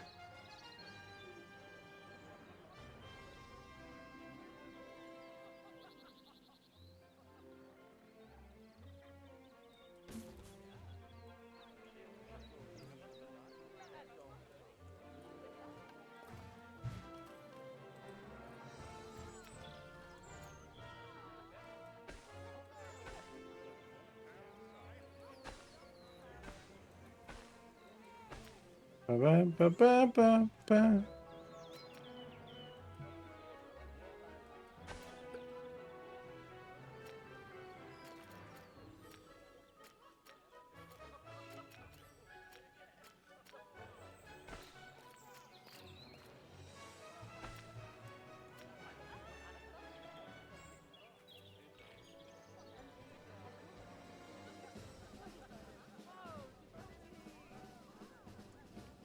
Okay.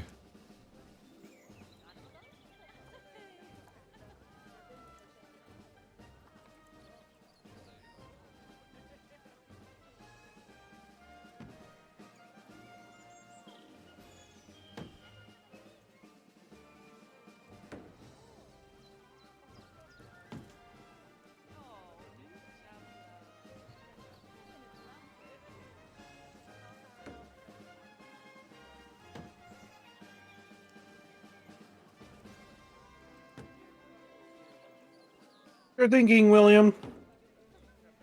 See you around. Thank you for coming on by and for the conversation. See you later, Hotel Fox.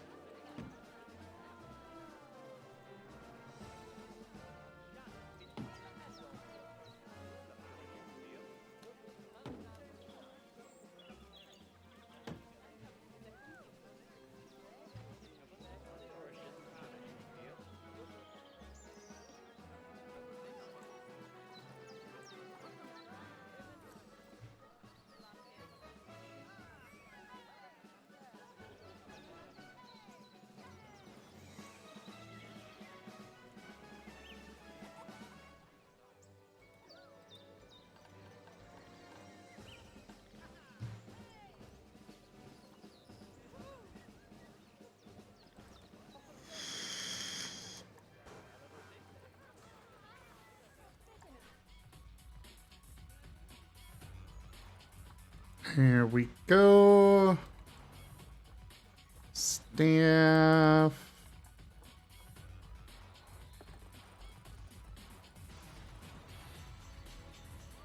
Hey, where's the vendor? Ah, there they are. First level. There we go.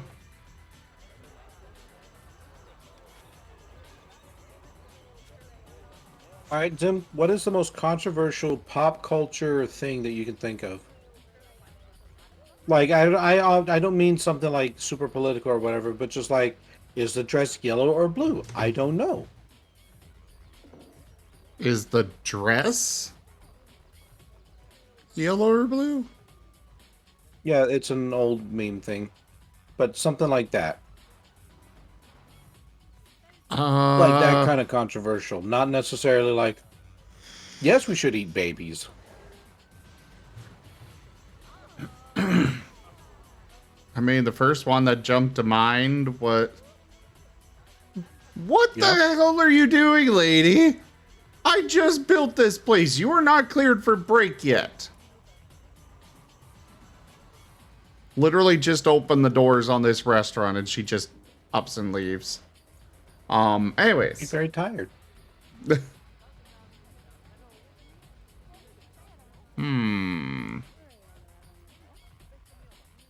The first thing that jumped to mind was the Hogwarts thing.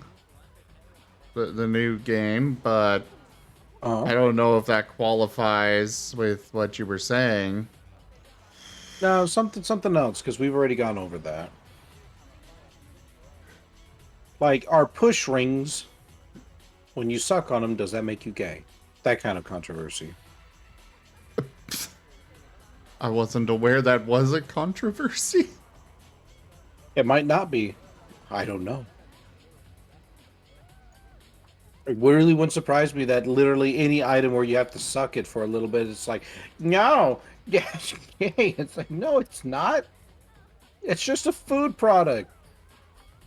Like, I remember reading one thing where this guy was like, whenever I get a popsicle, I chop off like the tip of it so that way I don't suck on it and people think I'm gay. It's like, really, dude? Are you that insecure about yourself that you gotta like use a knife to chop off your popsicle little by little? To be fair, there are a lot of people that are like that.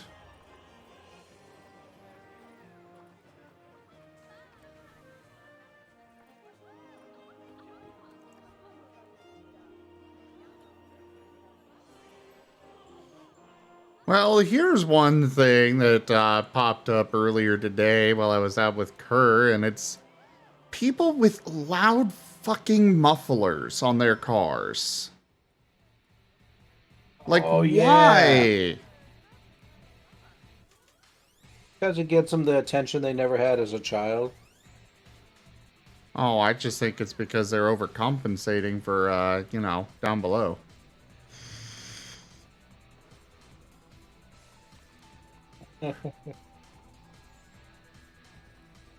That could be.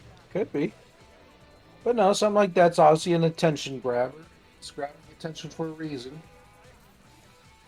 Yeah. Those things are so annoying, though. Mm-hmm. The thing is that they're never like stopped by police or anything like that. Actually, there was, back in Utah, there was one point where a cop heard somebody doing that in the middle of the night, and actually, it was actually the chief of police in the area. Uh-huh. He was at a gas station and heard someone go screeching out with the loud ass fucking muffler, and he pulled him over and gave them a ticket for being a public nuisance. Good. Because fuck that shit. Makes sense it was Utah, though. Utah, I think, is better about that kind of stuff than some other states. Like, you do that in Wyoming or Montana, and people would probably be super annoyed, but nobody would do anything about it. Because it feels like that to me sometimes. Though, granted, that was the middle of the night. Like, what was that dude thinking of?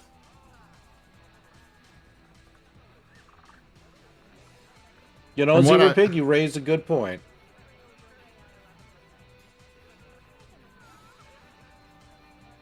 Go ahead.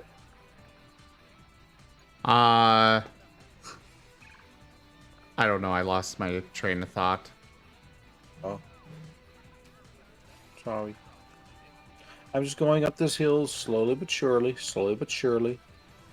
And don't call me Shirley. Okay, Sue. That's better.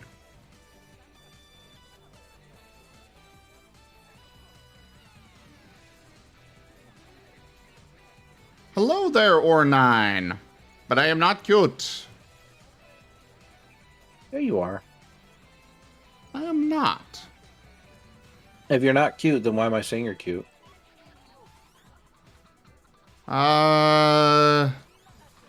Delusions. Ah, I see. I think you're the one with the delusion. Or maybe we both had the delusion and you're just simply, eh.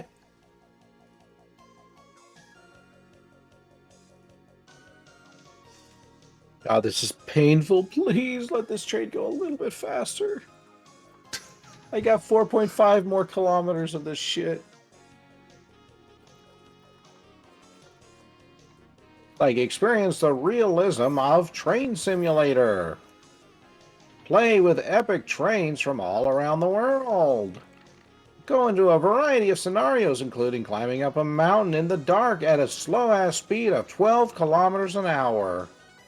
You'll get there, buddy. Or you won't, or either you will or your patient won't.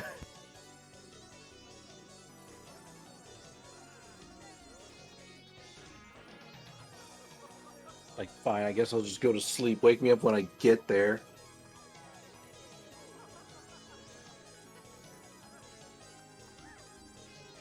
Rygon? What's Rygon? up? What's up? You're awesome. Yay. You are too. Wait, no, that's not how that's supposed to go. How's it supposed to go? Great question. You're not supposed to turn it around on me. Well, shit. You kind of asked or like talked to the wrong person then. That's like my job. I don't ever bring the focus on myself. I always have to bring it back to the client because that's kind of the point of their visits. Fair Like point? I get some clients who are just like, "Oh man, you're an awesome counselor." It's like, "That's great." How does that make you feel? It's not like I don't take the flattery or whatever. It's just that in session, that's not the point. I'm not there to be flattered. I'm there to help them. Yeah.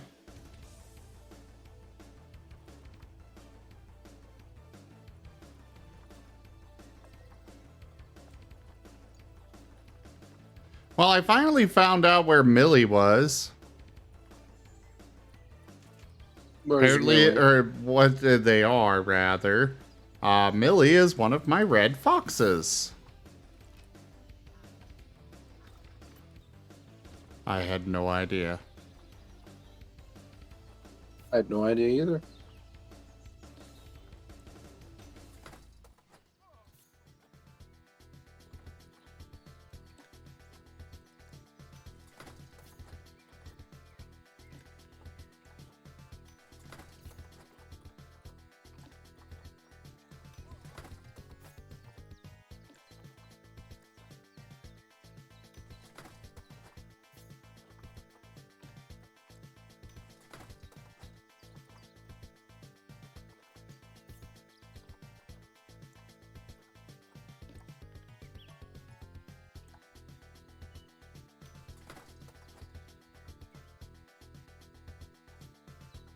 You know what? Nobody's going to buy this snow leopard at that price, even though that's what Planet Zoo is recommending. Let's bump it down to $750.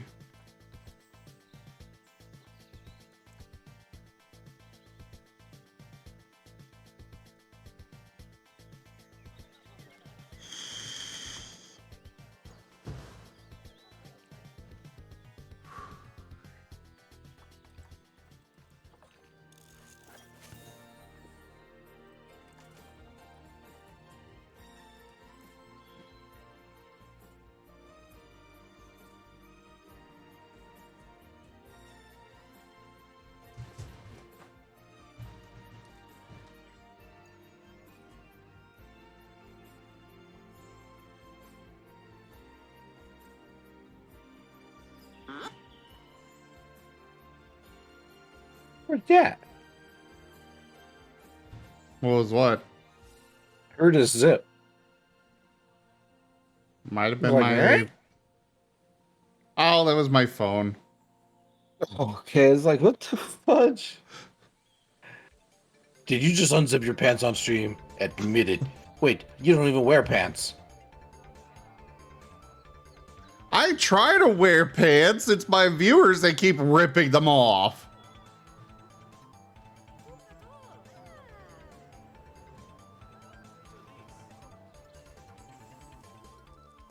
Hey, Love Broken.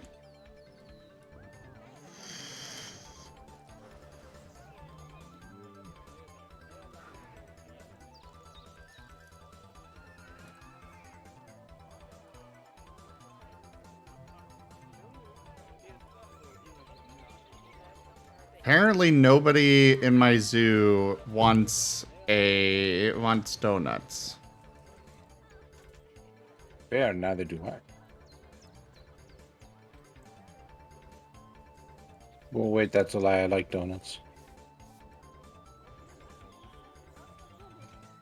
Oh wait, there's some.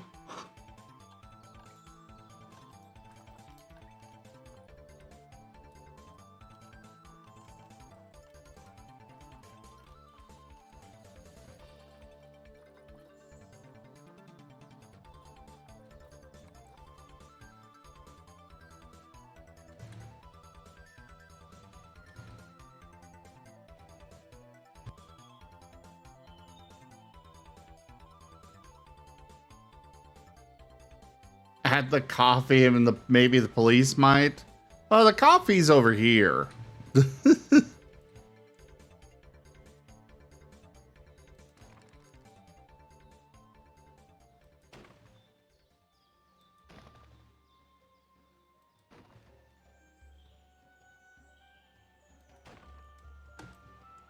We do have coffee here.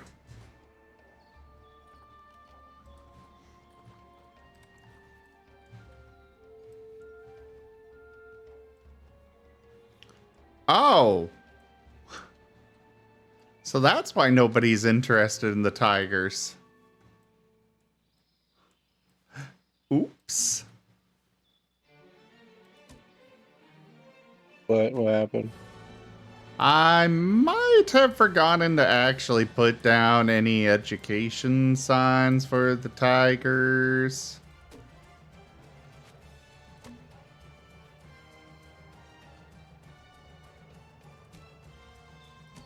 Finally, we're going forward.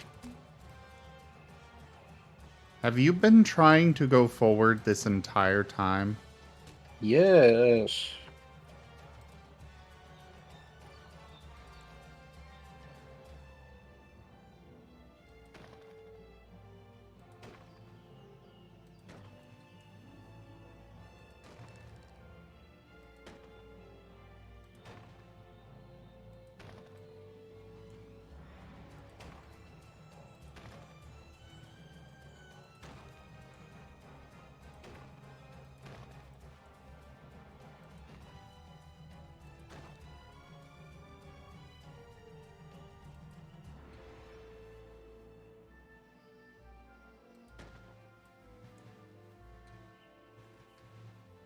I also never added them Hello to there, the George. wolves. A big ol' hola to you as well. Hola, ¿cómo estás? Answer that in English, for this is an English-only channel.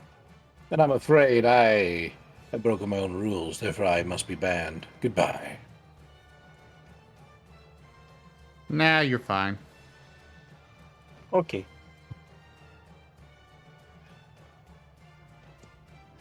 I return with food.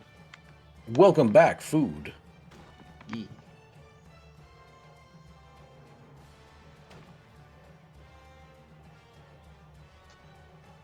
A plate of Zim must not touch. There we go. Yes, him. Hey, I can have eggs. No, sweetie. No, don't ban me. I mean, If you ban me, I might cry. I fried the eggs, I fried the mushroom, I fried the carrots, and then I covered it in cheese. So I'm not sure you can have it anymore. I mean, the diet is more of a just simply. I'm just trying to reduce how much I'm eating, More rather like than. guideline. Wait, Vaporeon. Fuck! Vaporeon. Vaporeon. Well, I mean, it's also the matter of you can't eat it because it's over here. Ah. Espion. Espion.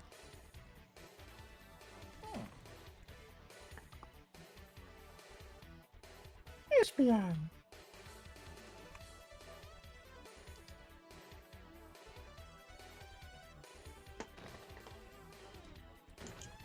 Espion.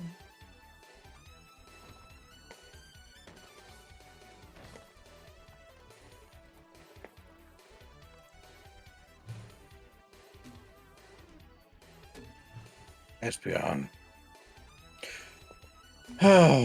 Espion. You okay, Michael? Espion.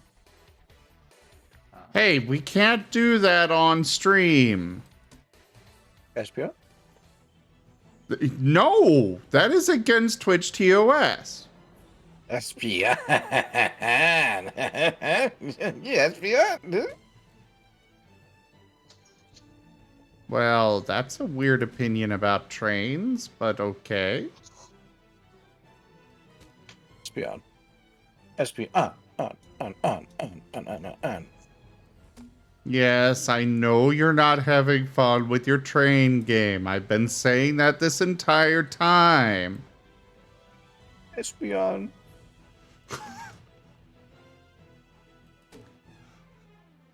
Espion.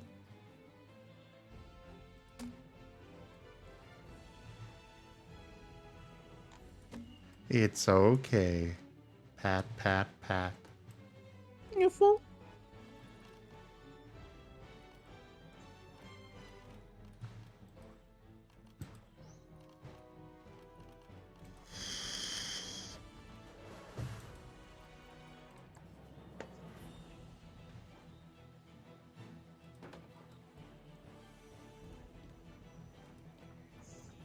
Alright, Arctic Wolf. Let's get this education underway. All aboard the education station! Espion. Espion. A far more fun train. Mm.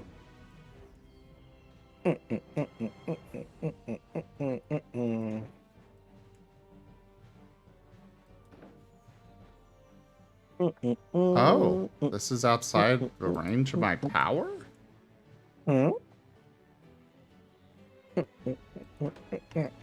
Espion. Espion. I apparently need to expand my power network. To the underground! In a moment. I'm gonna finish placing these first. Espion.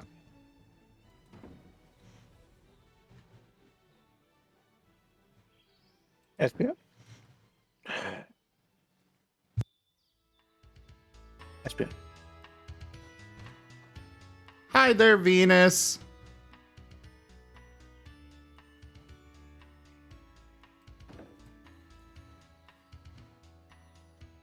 Rygon's currently saying how much he really regrets his purchase of the train simulator game and how he's not having fun. Espion.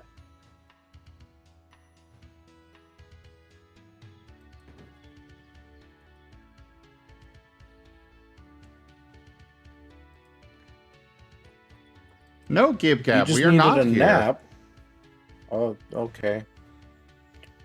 But you just needed a nap. Okay. And hello there, Venus, sweetie. you didn't even give me a chance to really say hi, and then you just like you dunked me with the poker speech. At least let me say hi next time, or else you all might think that I don't love you.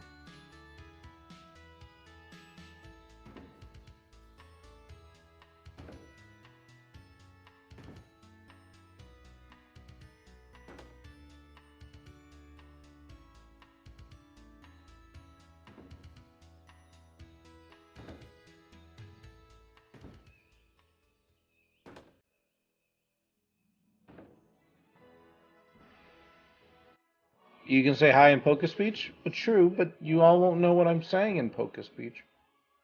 Just be like, wow, what a weirdo.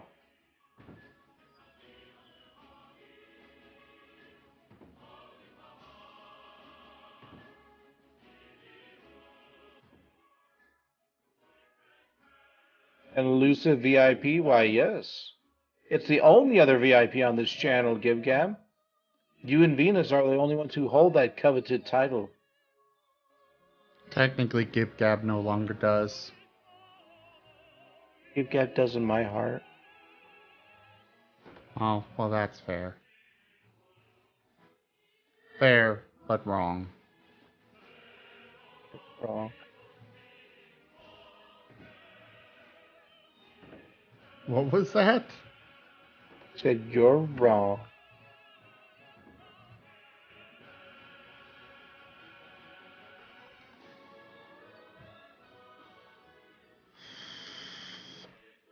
My heart will believe what the heart believes.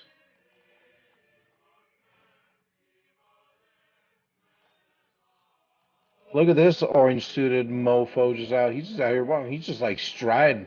That's a strider right there.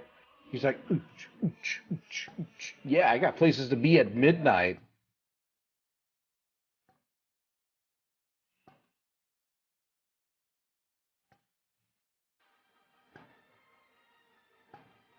You can hop on the voice again if wanted. You now have nothing to contemplate your life choices or right sleep schedule. Yeah, feel free to come back in. I've got absolutely no problem.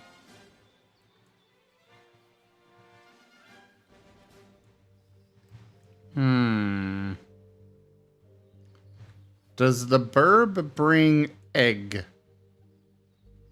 Or egg, that's a good question.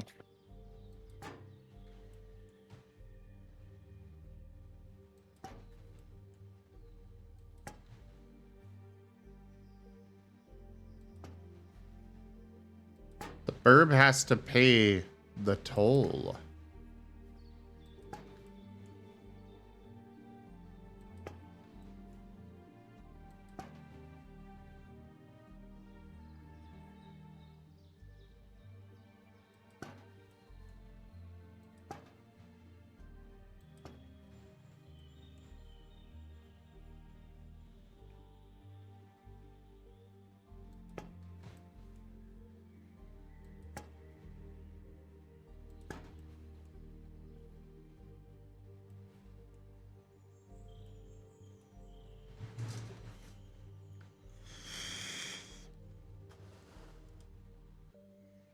Gib Gab, you're not even in the waiting room.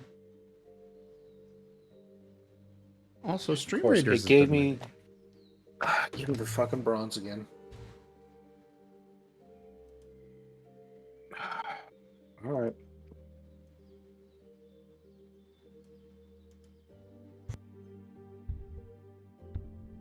Looks like these mountain trips just throw off the distance thing.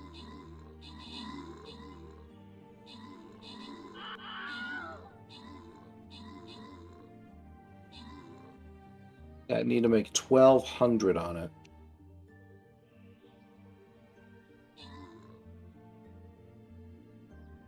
What time is it? It is almost 4 o'clock. Woo!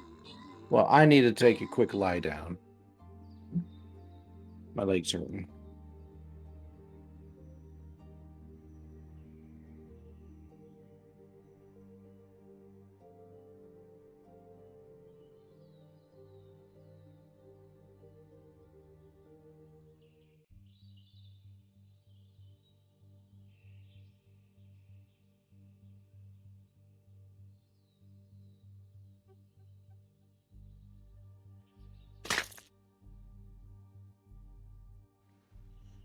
Okay, you may enter, Gib Gab.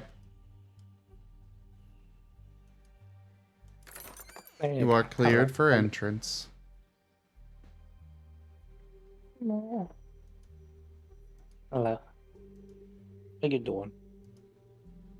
I'm going to lie down for a little bit. Okay. I'll keep some entertained. Okay, good. And I can cry a little bit. I thought I was gonna go to sleep early and finally fix my sleep schedule, but no. Only 4 hours of sleep. I'm sorry. That's fine. I'll fix it one of these days. I don't need to keep a schedule anyway, so it works out well. Ah, that is wonderful. When eventually when I have to, then it'll be a problem. But for now, it's not a problem. It's not a problem. It's just a problem. Yeah. Also, being up so late lets me gather points on Sim's channel so I can keep dropping anvils. Yeah. Oh, don't worry, Zebra. I only need just like a few minutes just to let my legs stop hurting. So it's not like I'm going to sleep. I'm just getting up for a little bit. So, and I'll still be here. Could one of you two let me know what chat's saying? Thank I shall leave Gib Gab to that. Okay. Probably not that. I usually keep it open anyway. The 2-monitor setup favors me keeping at least one of your chats open at all times, so you should keep Dragons open in case you need to ban someone. It's sad they've only had to ban one person. You've only had to ban one person? Yeah, just a bot one time. Oh, gotcha. Yep, that'll do it. And Zebra Pig puts a bandit on your leg. Yay, Band-Aid.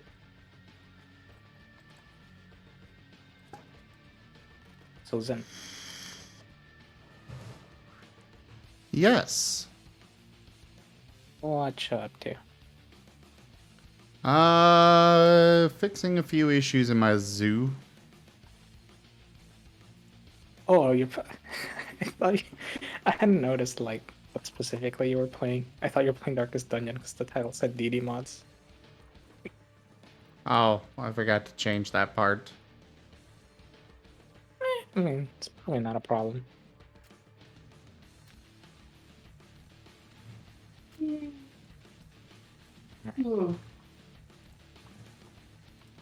Tunneling mode active. You what? I'm so yawny. We noticed.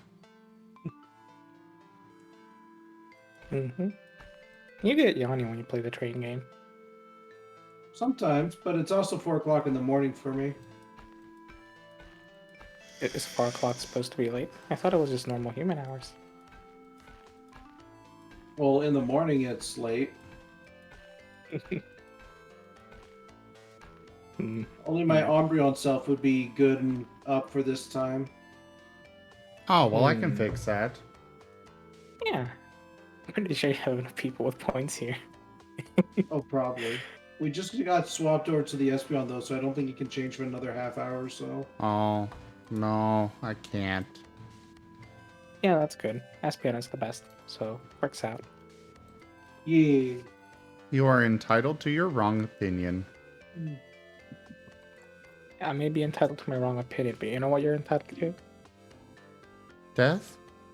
Please say death. No. Can I have death? No. Why are you promising death and then not letting me have it? I'm not promising that. What kind I'm of just promising cruel, pain. unusual person are you? Me. Anvil. Jibe Gap cheered with 500 eggy bitties. Ow. I don't know what you expected. Death? Permanent death? Sorry, Sim. No. No death allowed. Only Anvil.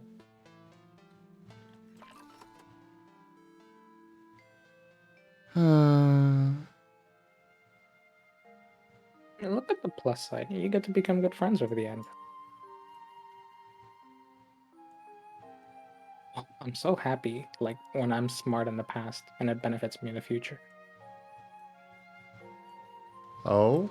I kept thinking that I wanted to change my profile picture again because I've been using this specific picture for way too long, and I kept forgetting to. And then I realized, oh wait, yeah, I do already have a cropped version of this one because I didn't want to go through the hassle of, you know, when you have like the full picture, and you have to zoom in and make sure it's just right.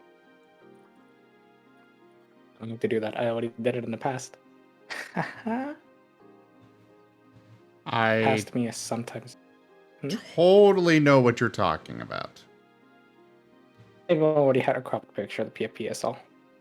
And I'm happy past me thought about that. Ah. Okay, this one look good on stream, but you know what? I'm happy. I just wanted to change it on Discord. I haven't used it in forever. How long did I go till I get this chart? I didn't get my chart in the first place, but this one was probably the first one for this character. It was 2021. Yeah, so I probably haven't used it in like a year and a half. Goodness. Too long.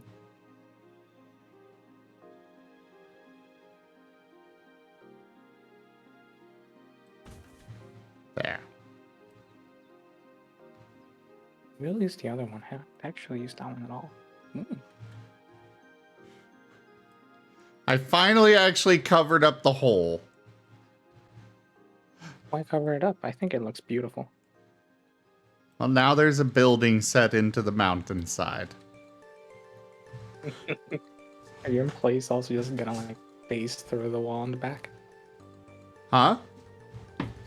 You know how like when you were building the entrance the other day, your employees were just phasing through walls? Oh yeah, they're just gonna phase right through all that. But it looks nicer for me. You know what? That's entirely fair. That's the only reason we built in this suit, just to make it look nice to you. And Exactly. because otherwise, yeah.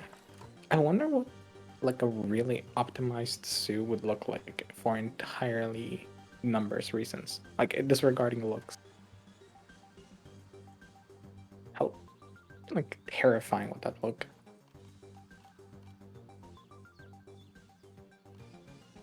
Probably about probably about the same as some of my earlier attempts.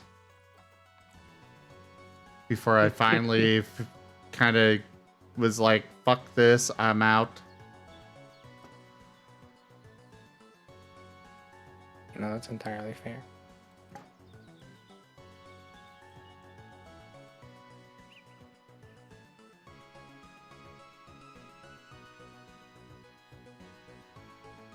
Fuck this shit, I'm out.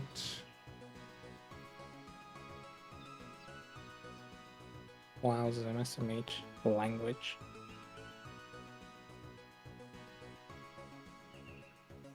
Bitch, this is my Discord.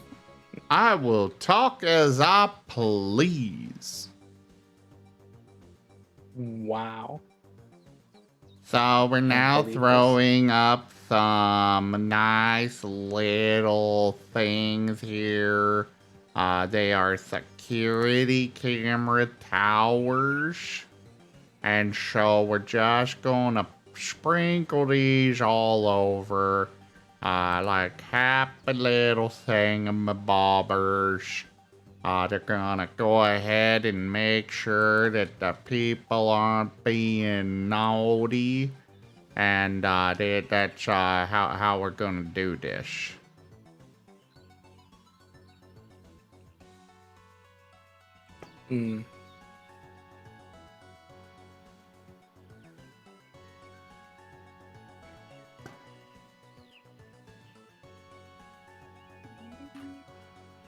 Yeah, I think that looks real nice, like.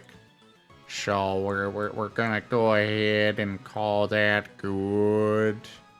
It might not be good, but I'm gonna go ahead and call it good. And if you don't like it, well, you can go suck a lemon.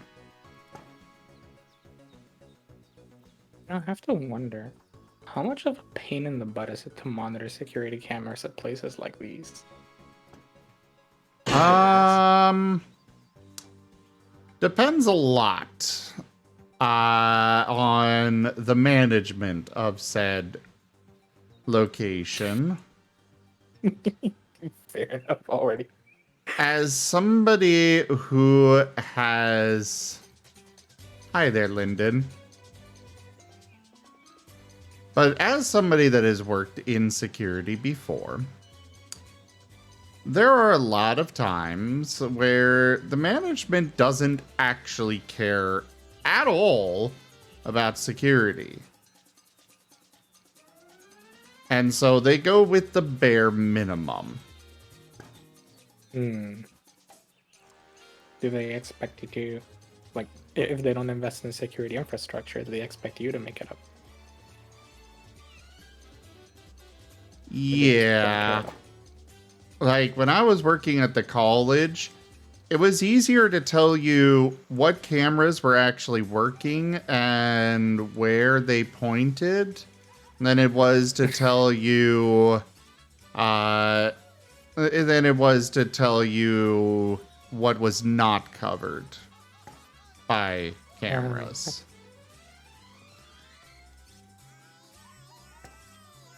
Slight side note, but I realized in hindsight that, like, the high school I went to, because it had a lot of money in it relative to other places in the area, was like prime target for people who wanted to rob it. And namely, like, things you wouldn't expect. Like, sure, they probably won't steal this textbook, but they'll certainly want the computers in the classrooms, right? And I realized in hindsight that they were being very cost efficient with their security systems, because, like, oh, the library. Yeah, we'll put a security camera in this one spot. Oh, somebody stole a book? I don't care, but that spot that the camera's covering is where the computers are. And basically it was that the entire school, like, most of it was actually relatively blind to the cameras. He only put it in the places where there were, expensive things. Well, the college didn't even have that. Yeah, I know our school was being smart about it. And the fact that they were that stingy already makes me understand what you mean, because I can imagine a lot of places just not caring at all. The college, at one point, actually tried to figure out if they could get away with just hiring temp workers to do their security. You know, people that are desperate for money on a campus that has basically no camera coverage. Like, if I wanted to take something, it would have been so easy. Yeah, and there's a lot of very expensive equipment at colleges.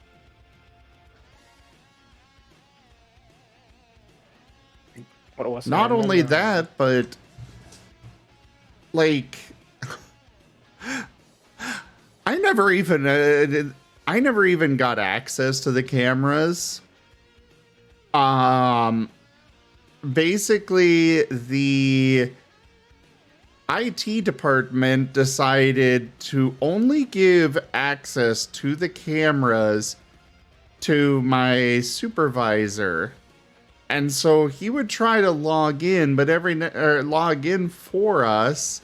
And he kept trying to get them to be like, just give them access to this.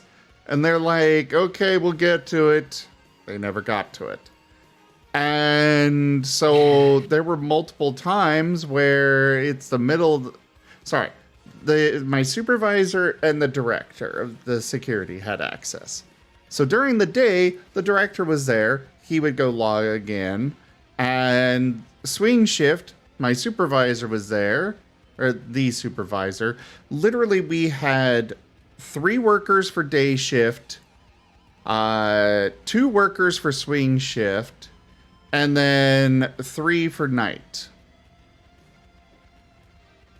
I was on night shift. But when the computer randomly decides to just log out or restart, which was almost every single freaking day, we'd just be locked out of the cameras the rest of the night.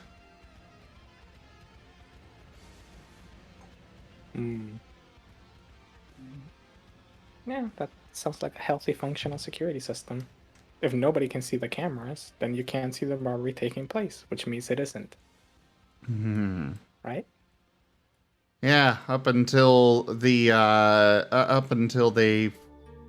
find something missing or amiss or such, and then go look back and yell at us because we didn't catch it. And it's like, well, maybe if you gave us the equipment to do so. Or, at the least, put us in the middle of the goddamn campus instead of all the way on the fucking edge.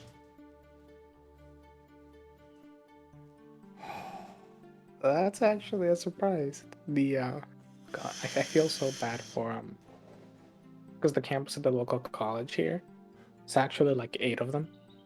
It's a massive college, so it's spread apart its campuses, not into like one large location, but like it has a bunch of different disjointed, disconnected locations. Yeah. And I'm pretty sure every single one of them has a security building in the middle of it. Because I cannot imagine them monitoring like everything else any other way. And even then. This was a very large campus, and we had two separate we had an off.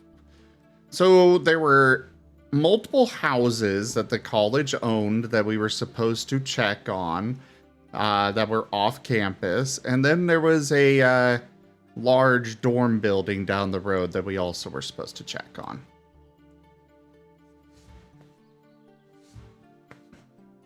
Yeah, I know that like for this college, because it's the second largest college in the entire United States, I know security is a big issue for them because even like the college I went to, just like again like one of like 8, they took slightly too long to respond to a fire emergency, and the reason I know is because one of the teachers was telling me afterwards that the campus like security team was being chewed out because they basically took too long to notice that a fire had started in a nearby building, and like it was a tiny fire, and nobody really like it wasn't an issue at all, but security for them must be a nightmare. Oh, at least they don't have well placed locations, but I can only imagine it's because they have to.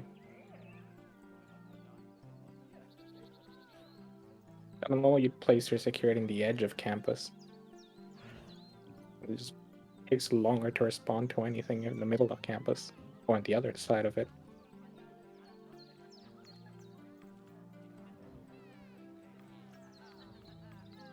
I mean, look on the plus side, though, Sim. This was a valuable learning experience. Now you know you have to place your security, like office or your zoo, on the edge of the zoo. Absolutely not.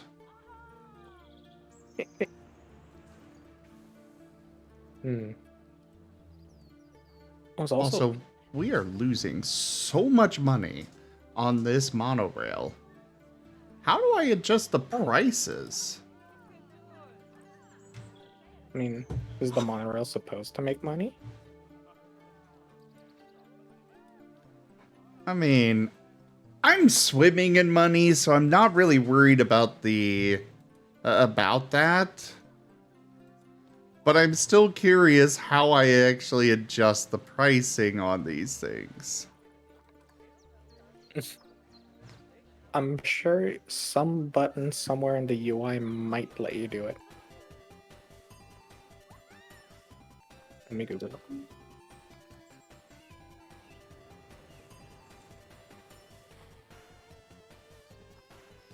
You need to click on the line, and the first tab has the stations. Each station you can set different prices, along with loading setup, which is vital. Click on the first station, rename it, and change the settings. Then click the train line again and select the next station. It's a monorail, not a train. Apparently it's just for transport rides in general. I don't know if that doesn't help at all. Oh, there it is. Ticket price is only $1? Okay, yeah. So what I'm reading is basically people say, Oh. yeah, if Oh no, yeah, I've people got. here say, I'm figuring this out now. people here just say basically the actual pricing matters less than if you just can get people from one place to the other if that's what you really want. Yeah. Honestly, that's also fair.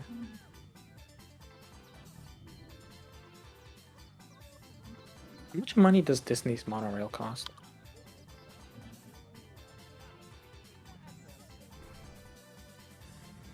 The price. I wonder how much it costs to build it.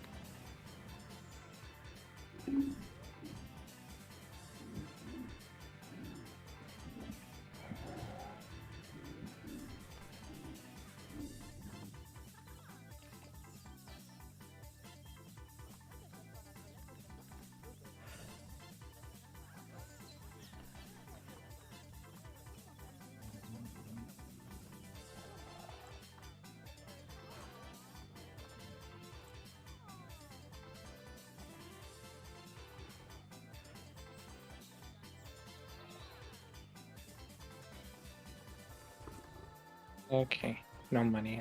Oh. Oh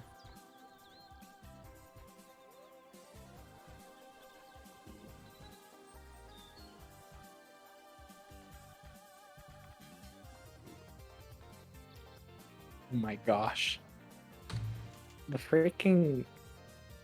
train spacing system for Disney's monorail has a patent for it, and it's called the MAPO system for Mary Poppins.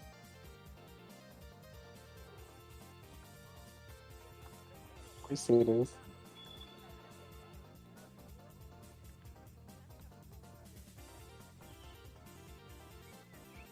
But yeah.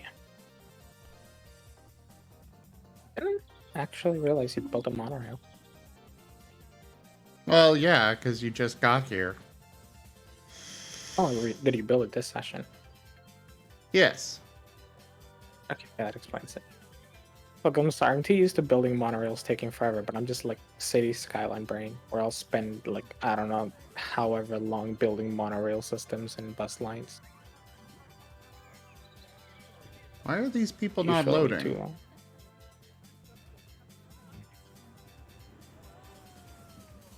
Why is that going without anybody? What is going on now? What did I do wrong?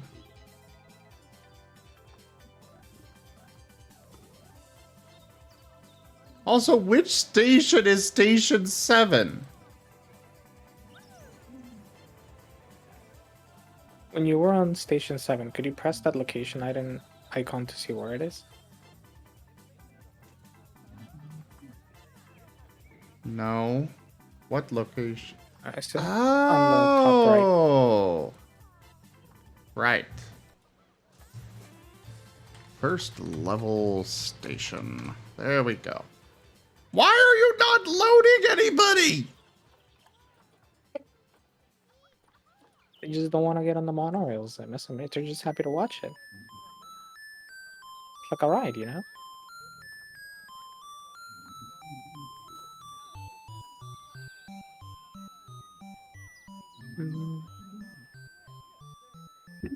Google this as well. There we go.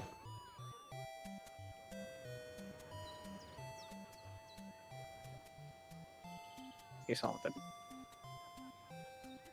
I think.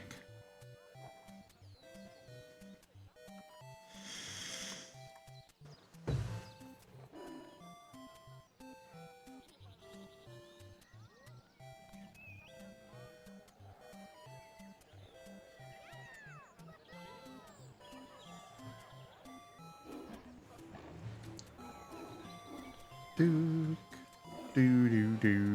do. Oh, crap. My tigers are fighting.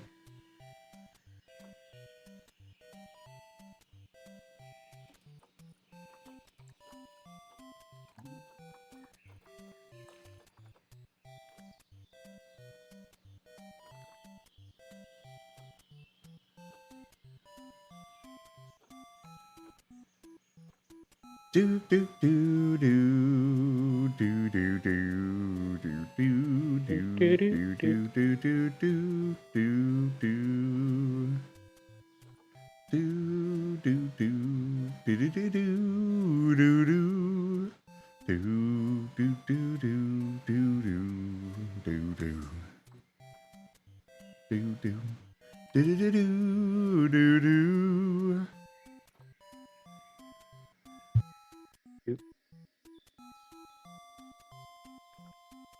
Hmm.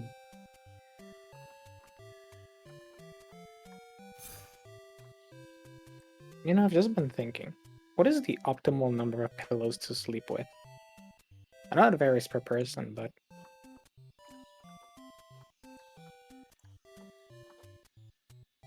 never thought about it. I don't know.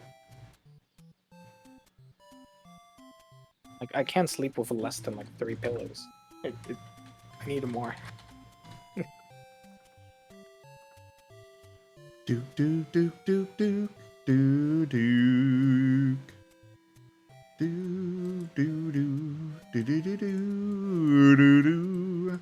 Do do do do do do do do. Do do do do do do do do do.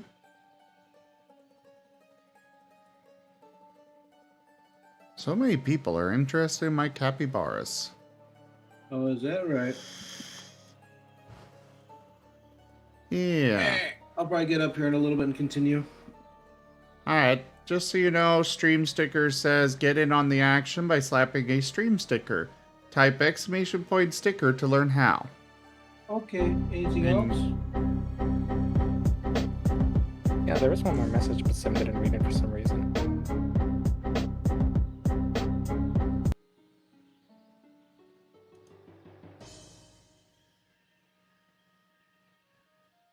So what's the message?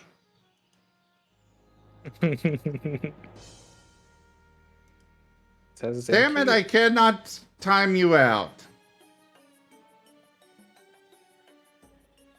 Victory.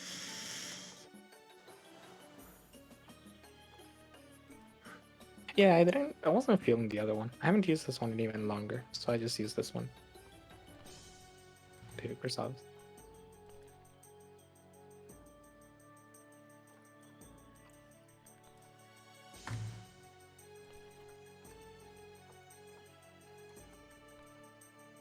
You know what? I'll just make it.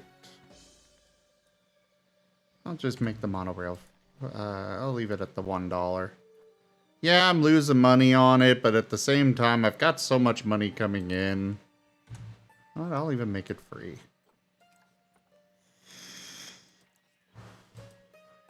Actually, no. We will have a $1 price.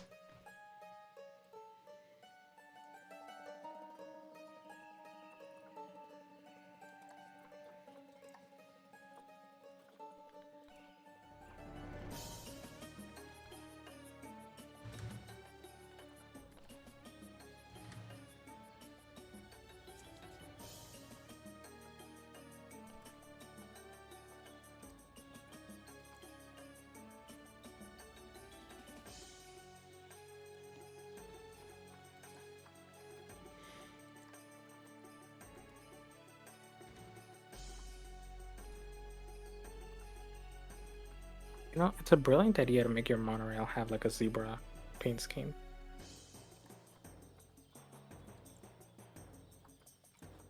That That way when the wasn't. lions let... Go ahead. I'm just saying, like, that way when the lions get loose, they'll just go and eat the passengers. Brilliant. Mmm. I welcome this chaos.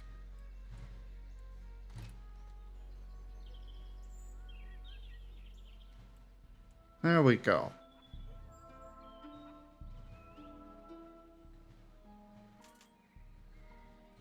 Whee! Look at the monorail go! This is a long monorail. Well, this one, like, they are meant to also be little tour ones. I'm contemplating putting a station over here, but I kind of want to make an actual area out of this first. So maybe bring it over to like here somewhere. And then from here, they go over to here. I mean, if you want to make a decorative one, you could also make one. You see how you have the station on the northernmost end from where you're looking? Yeah,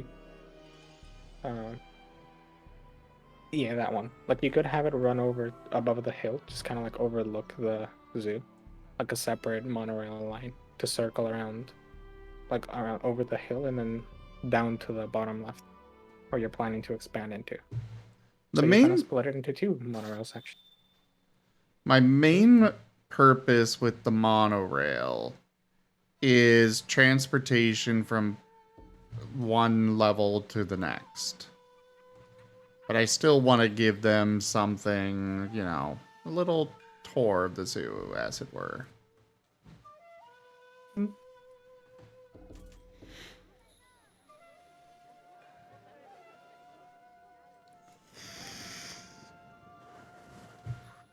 Because a lot of guests were complaining about energy, and well, when your only option for getting from one level of the zoo to the next is a giant ass staircase, that doesn't do well for them with, you know.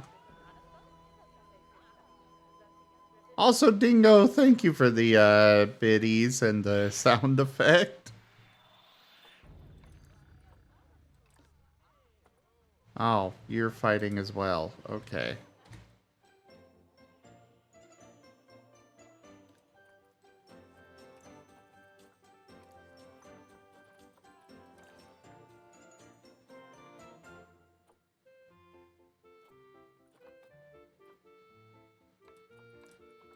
Alright, we need a new female sun bear. And a new female Siberian tiger.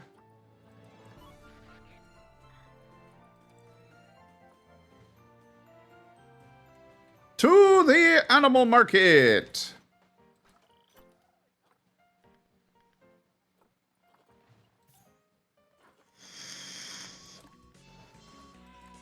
I say we buy a capybara. No. 2? No. 10. 0. Aw, you don't like capybaras, I see. You don't like Krusov's national animal. It is nothing against Krusov's. Must be against Krusov. Why else would you not want capybaras? Also, I actually don't know what Bristol's national animal is. To me, it's the capybara, but I don't know what it actually is. I forgot I had a release to the wild thing for them. Also, I don't want to increase the education of a freaking exhibit animal.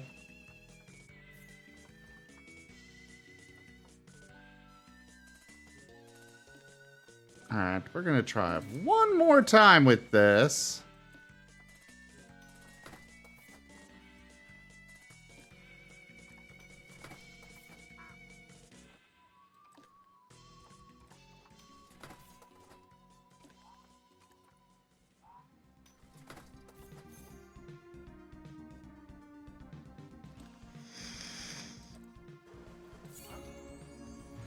You just get released to the wild.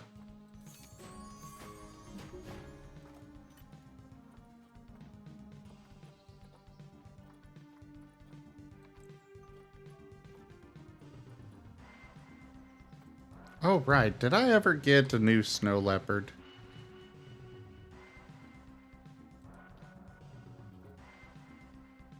I'm sorry, Krusov, your country sucks. If you don't have a bill that has a capybara, what's the point of having animals on your bills? That was a joke. Brazil's a really beautiful country. I actually kind of want to move there. I wouldn't be opposed to it. I know people there, and, well, the US dollar goes a hell of a lot further there than it does here. True. And also same. I know someone there.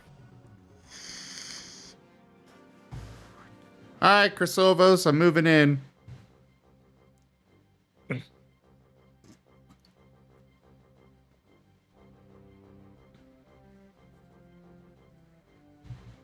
Then when you disappear and you're not in my stream chat, I can just go over to your room and be like, "Oi, get your ass in my chat."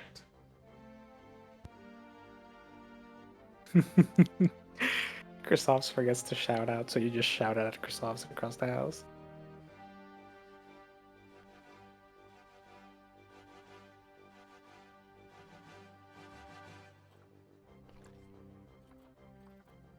Oh, woof.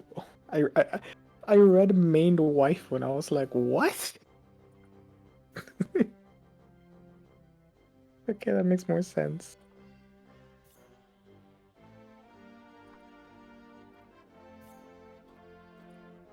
I need my glasses. Why do I never have my glasses?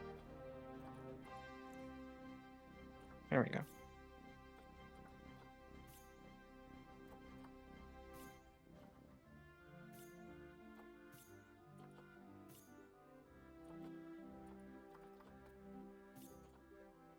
I feel like you should get maybe not a capybara, but a penguin. That I might get. A Newt Empire. I already have penguins. But Yeah, more penguins. I do pick them up on occasion. Yeah, flew. I approve. A flew. Is that word? I approve. Penguins are great. No, I'm not biased because they're weird water birds. They're just amazing. I don't know. It sounds to me like you are kind of overcompensating a little bit. On what? You know. Penguins have that I don't have.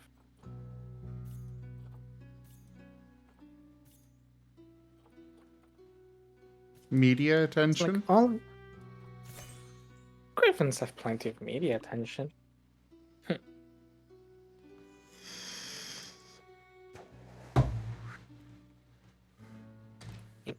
Do they? When's the last time you... Yeah, like when's the last time you saw the hero of a story ride in the back of a penguin to save the world? Or the big bad evil villain ride in a penguin? No, it's like, it's creatures like Griffin. Right.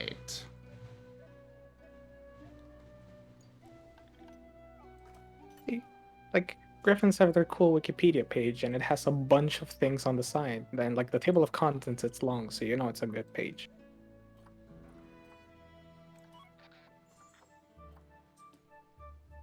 Also, there's a really funny statue that someone in Poland, that a friend from Poland sent me the picture of, and the statue is of a male griffin, which we can tell because the person who made the statue detailed it.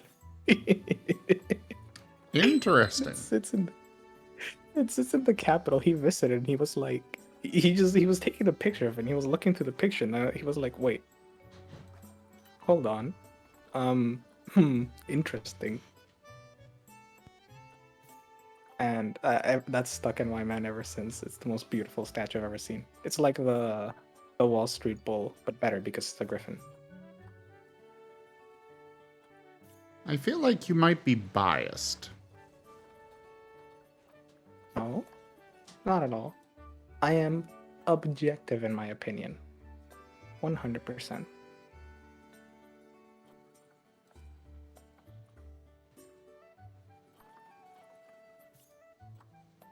Right.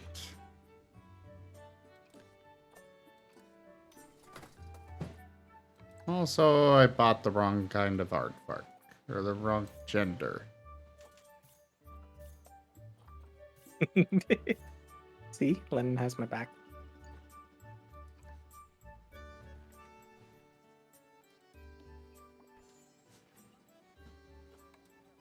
And we suddenly see over on the chat Lennon has been banned by Zim.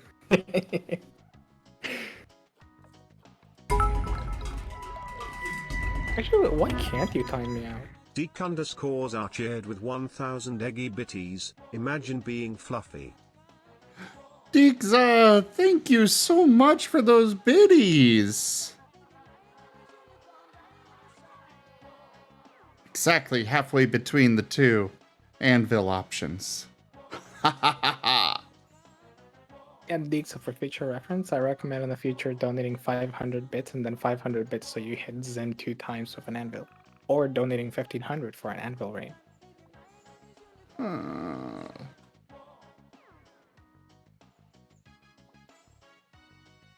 I also approve of Scalies. That's great.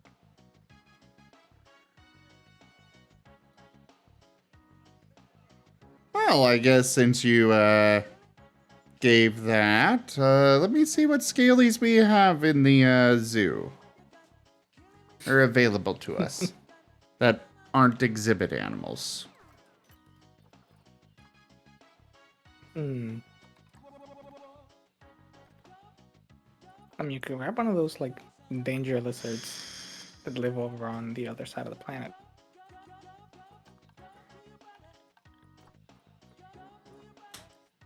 Zoopedia. What's her name? The monitor lizard? Yeah, monitor lizards. Those are Well, great. I know we got alligators available. I approve of alligators. And gators. And crocodiles. It has to be alligators or crocodiles, one or the other. We got...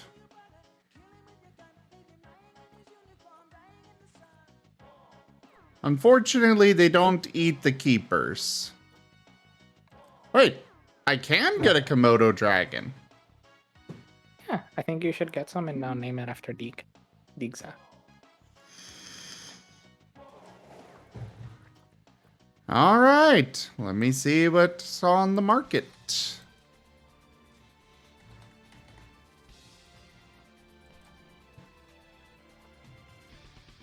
Exactly.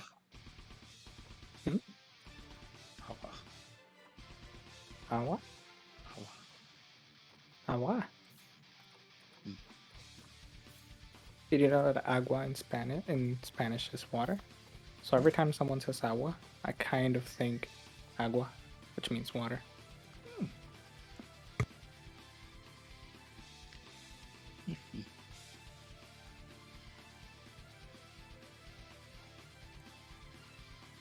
All right, so now we're adding... Now we're going to be adding aardvarks and Komodo dragons soon. Oh, good. Should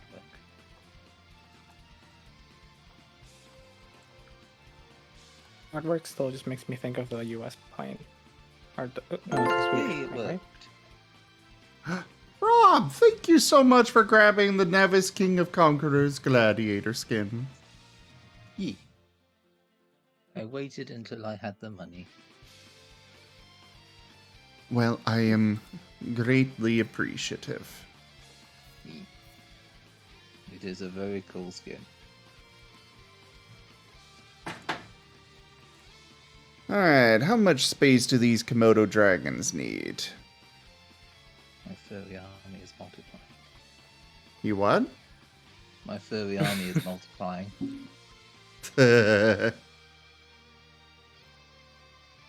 600 meters.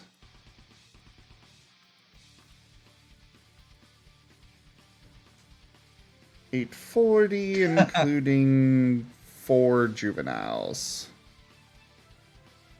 They're not eating me's, Deke. And hey there, Meathy.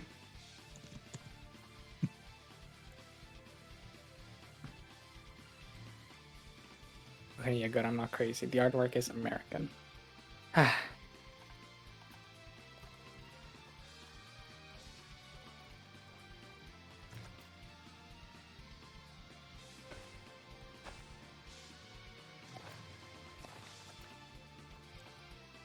Right. Turn off tunneling.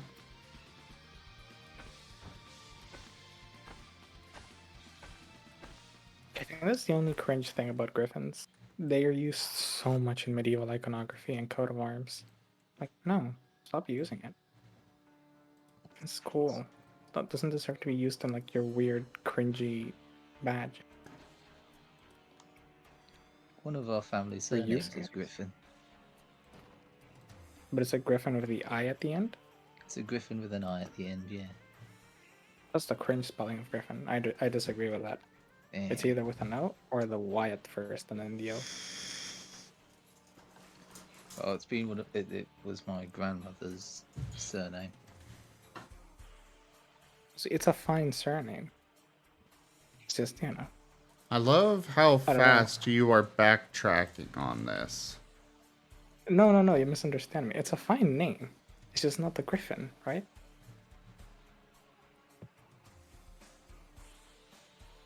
That's the difference. It's the English spelling of Griffin. Like the English UK or the English American? English UK.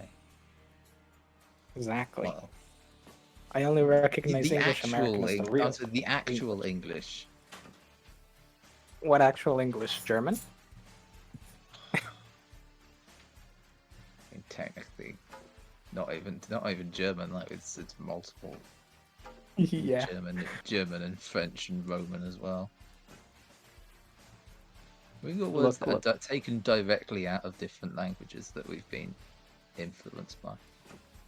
It's just simple to me, right? Right. You even stole your language from others? No. Literally. No. Yeah. No. It from directly from the people who came to England and made it theirs.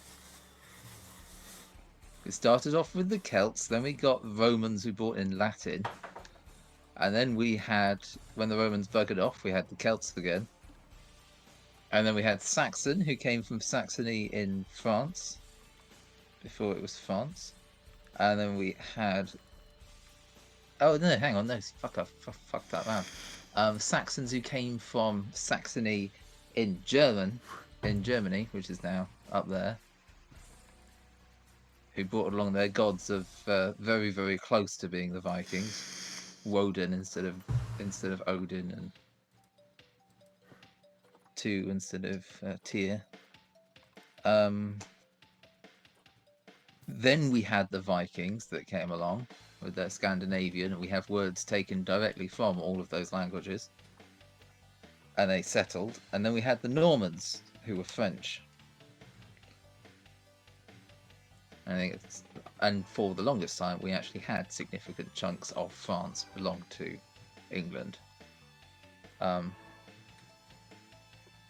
then no one's invaded us since, so we took the chance of, okay, you've all invaded us, now it's our turn. See, you missed one part, right? So yeah, you could say that in Old English is a combination of North Sea Germanic, of the Vikings, of Norman, and of a little bit of Old French. But you also missed the Great Vowel Shift, where once this conglomeration of languages had formed, the English then just stole from Latin and Greek and just put it into English. And this is why a lot of English doesn't sound the way it's spelled. Yeah. I kind of included that with the Romans. Yeah, but that happened after. Yes.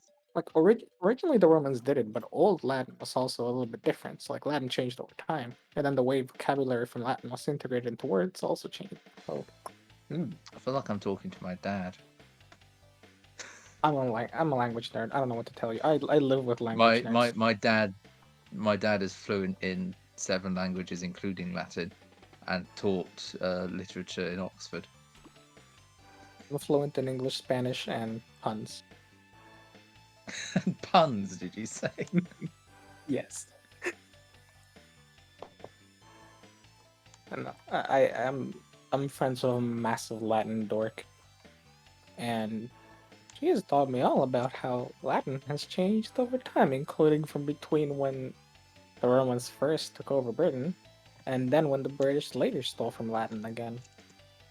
Apparently, Roman being a bit of declining language in the later years made people steal from Roman in very strange ways. So, Zim, I owe you $25, right? At least, yes. Yeah, at least. I mean, technically, Mary does not charge us as much as she really should for I this know. stuff. Yeah, I'm aware. Yes, it's far. It's an amazing discount because it's you. That's why I say at least, because, well, if you want to send a tip for Mary, I know she'd be very grateful.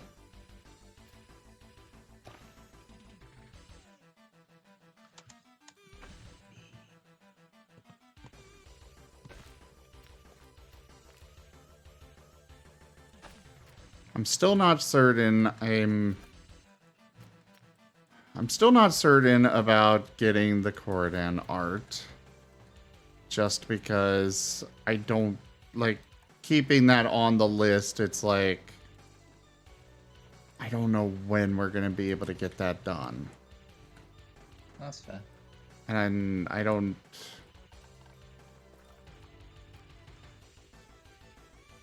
Ideally, I'd kind of like to just, cover it with what you paid for the full art for Corridan. But Okay. the choice is yours. If you are really sure you're might- okay with potentially waiting even a year. Zim, at a later date, I might bring back Corridan for something else, and at that time get something for them. So if you'd like to take, if that's okay with you. Well, as far as art from Mary goes, Not from Mary. Okay. Not I'm someone else. Mary is overworked and yeah. Well, overworked.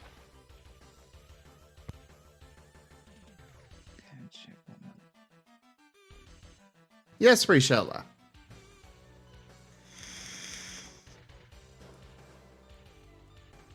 One R in it, Lyndon.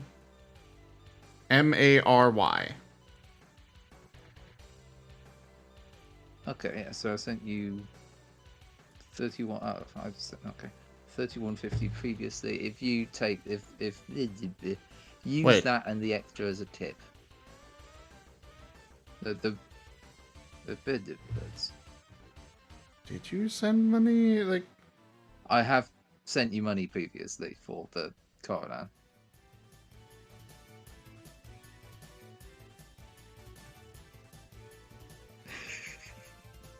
I can over PayPal.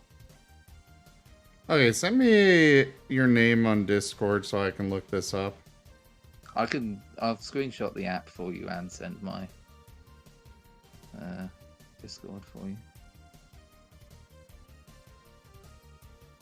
Let me log into Discord on my phone. I'm sorry for muting. I can't. I was wheezing. I have like a little separate friend group that's not online too much. One of my friends, she's gay. One of my other friends, he's gay. And there's a newcomer friend, and he's like normie straight. And he went, "Oh, she's gay, he's gay. They're both gay, so they should hook up together." Yeah, sweet. I've all just been having a lot of fun. Except me. I'm only for the last 2 minutes, but I'm dying. It wasn't even. It was just well intentioned. Poor guy.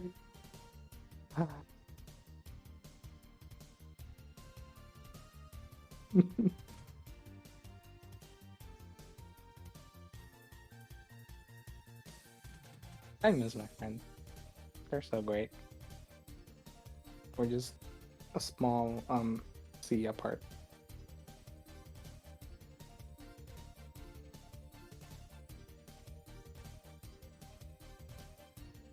Yes, exactly. Then darn normies.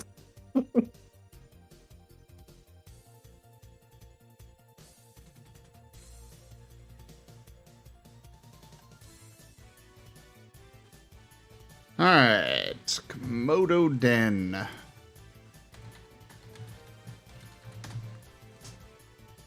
Alright, so they are in quarantine, and then we'll get them moved over. But, Rob, just send whatever your name is on, PayPal, you know, your actual name. Just send that to me on Discord so I can look up. You can send it on Telegram. Or Discord. That works too. actually. Either way. Telegram then. I don't have to scroll as far. Yes, I can rename that.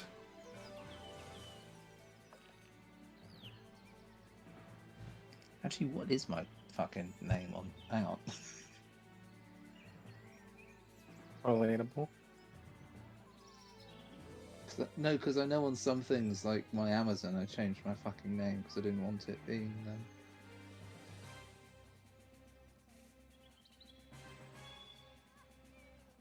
Okay, yeah, my name is different on here. Cool.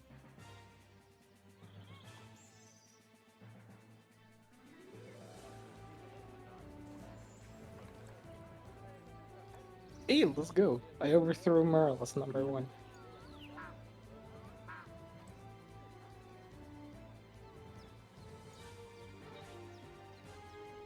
Great. There you go. Sent you the screenshot with the date on it as well.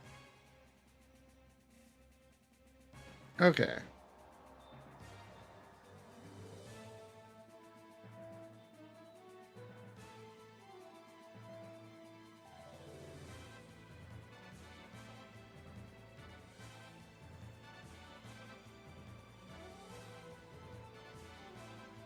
Okay, so that only covered the talkie icon.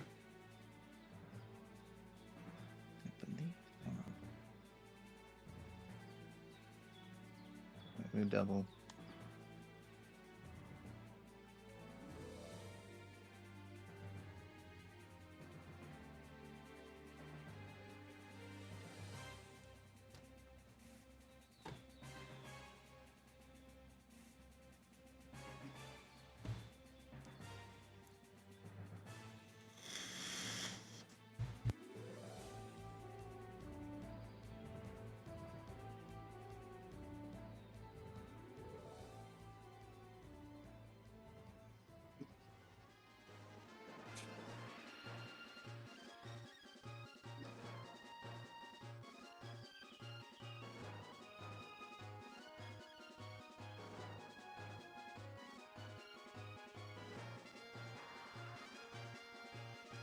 Yeah, that would have You are only right. covered... My apologies.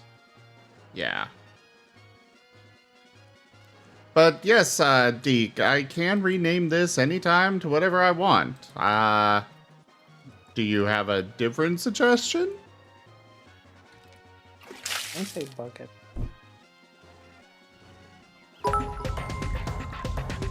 Holy shit! Deke_Archer What with happened? 10,000 eggy bitties, Komodo Dragon Wow. Den, the right proper den that I set up. You see here. That's Deke's den. Okay, Deke's Den then. Thank you so much for those 10,000 biddies. Holy crap, I am just covered in the freaking biddies.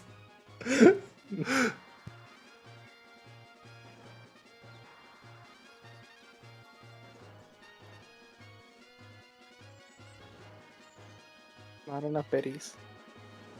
Yay, Biddy. I apologize, Gibcab, but you have been very thoroughly unseated from the #1 position. Ow! You'll see. Jibe Gap cheered Try with give Gabby 500 be number AE one in bitties. my channel.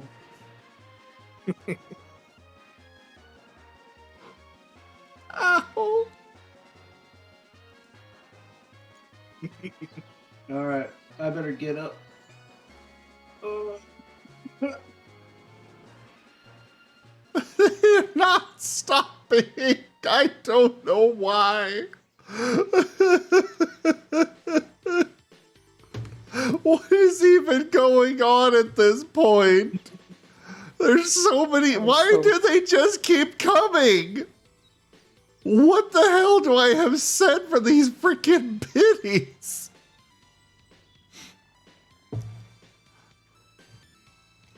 Alright.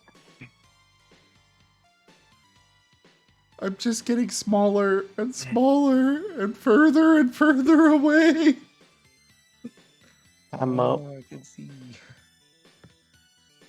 Let's see. Hi, Oh, Rykon. yeah, there you go. Hello.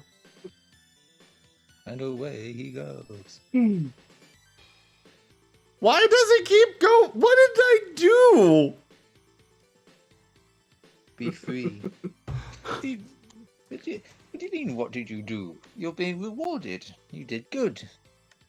No, I'm talking about, like, what is wrong with this? Nothing's wrong.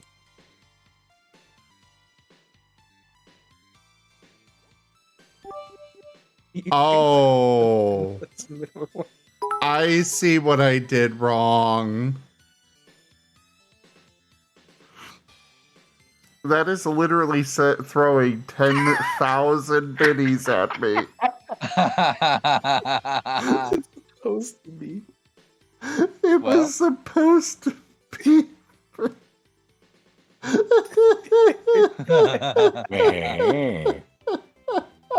It's fine. I'll be here for a while. I've done this.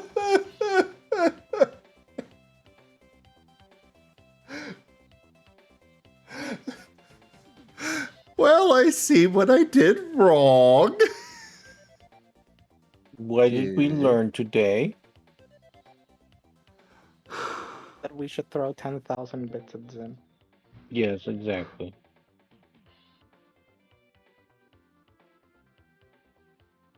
And also at E, so you remember to set something more special for the bit donation, which you probably forgot about. Now that I think about it. Oh, for me? Oh, okay. Oh. Yeah, I Right. should do something for that. I don't know what, though. Any ideas?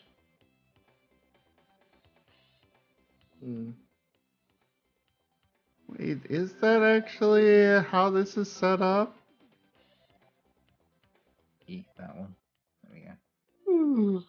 Ah, yes, I do have it set up as item per bit. That's right. Okay, that should be up to date now, Sim. What's up to date? New thing. That's everything, I think. If the form was done right as well.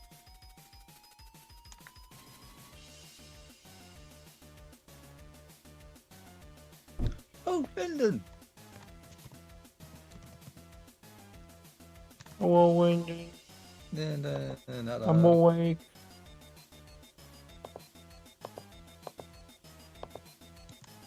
I have sent more money plus tip for Mary. Well, thank you. I know she'll be very grateful for that.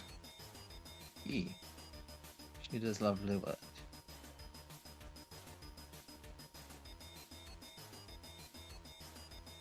Ah. I think it was actually doing... Right?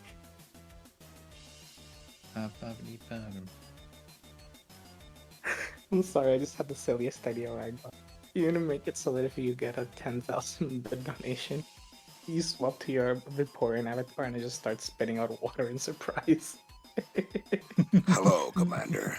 Just In spitting response out to your water. request, We have sent back Deke! Good That would luck, be good. Commander. Thank you You'll so much forever for in your the debt. gift subs.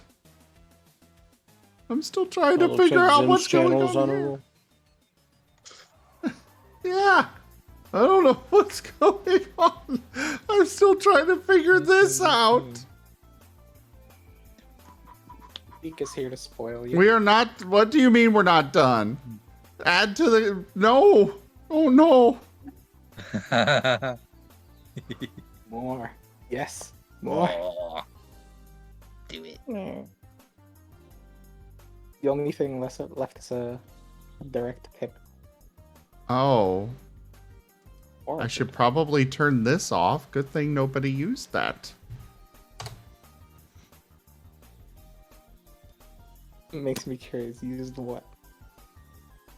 Oh, I accidentally left on the command, so anybody at any time could have done exclamation point bit, and yeah. Thrown one bit. Yeah. Well, no. Yeah, it would have thrown one bit. One 10,000 sized bit thing. What, like exclamation mark bit 10,000 or something? Just bit.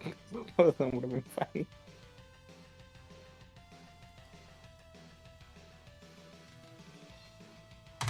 Okay. We're gonna do this instead, I think. Hopefully that'll be better for next time this happens. Thought it was great. It commemorated a special moment.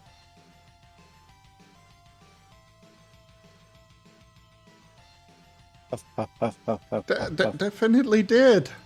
Thank you so much for that support, Deke. I will definitely get this Komodo dragon habitat set up ASAP. Just waiting for them to clear quarantine. Which they did. Oh, one sec over here. What is going on here? Ah, that's what's going on. I see.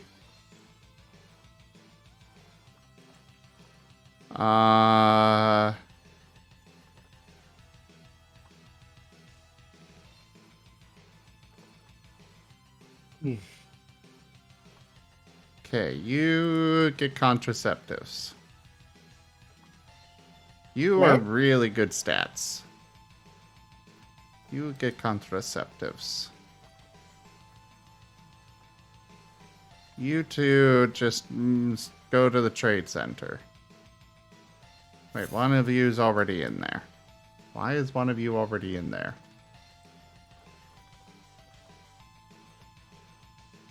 You know, I feel like the developer thinks and have a. They should develop horror games in their free time. What?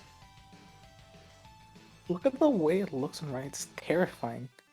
Like, sheesh. It looks spooky. What is spooky? Oh, you're talking about Rygon's trains. Yeah, of train sim. I was so confused. Yeah, simulator, not Zim SMH. You're not a train, I think. I guess unless there's a hype train.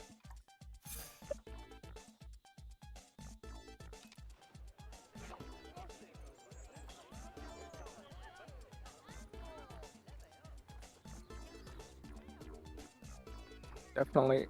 It almost sounds mean, but I almost hope there's no hype train on Rygon's stream anymore, because then I lose my golden train. Don't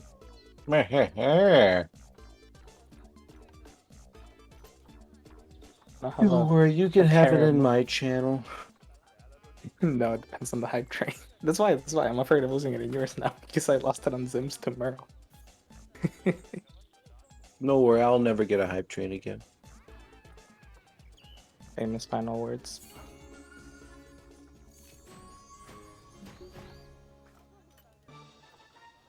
I still remember, like, what was it, I think the first week that I was watching your streams, you got a level 4 hype trade. And I was like, Yeah, huh. a lot of that was kind of pushed by Zim, though. Doesn't make it any Sorry. less.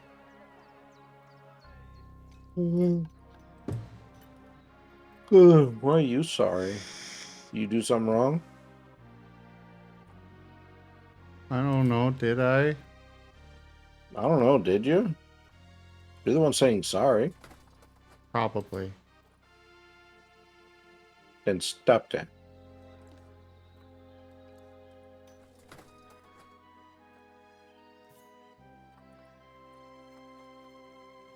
Y'all silly.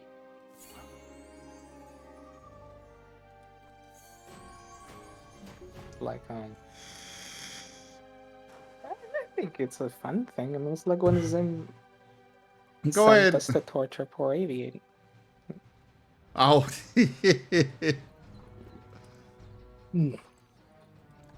Yeah, I did do that.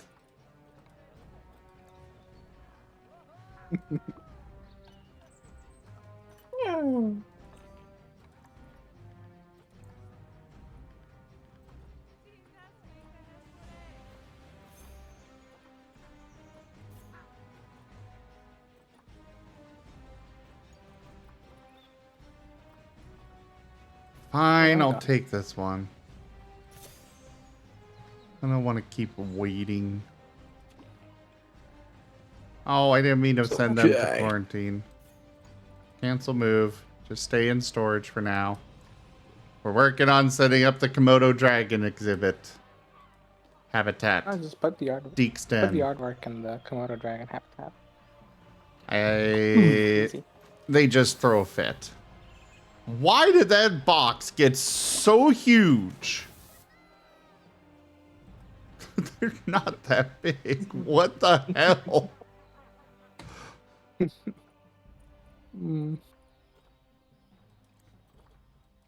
Beautiful. I love this game.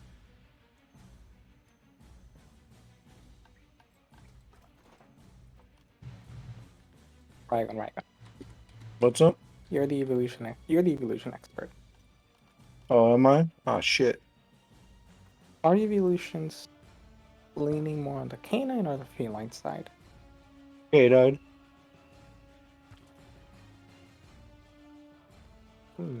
Interesting. I've heard so many different answers to that question. This just adds a new wrinkle. I'll be glad I didn't say porcupine. I mean, they are kind of porcupine-ish, no? Yeah. You look at them bad and they'll spike you. Yeah, I go Heath. My fur raises up if I get in, if somebody dares to poke me. 1 point for feline. Heath.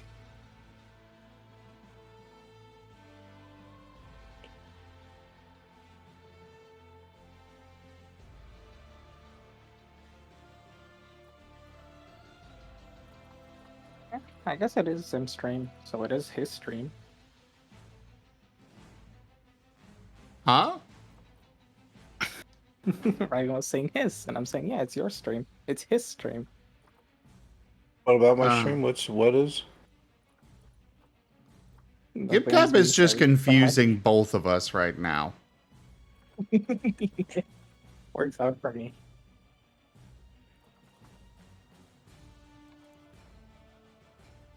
I don't know, it just makes me a little hard to respond. I'm just being silly, don't mind me. The 7 a.m. brain. I thought I was an individual who's tired. What is not being tired? What is not being tired? Mm-hmm. Well, you already know that question. Or the answer to that.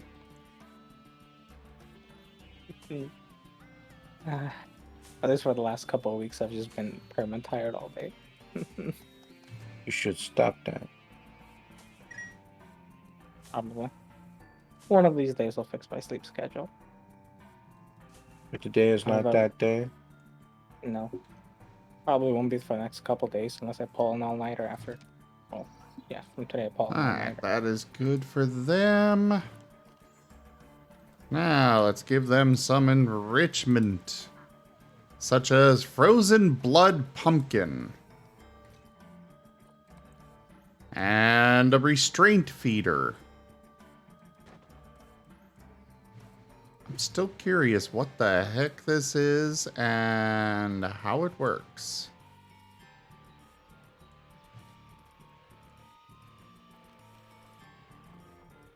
I might as well just restart this one.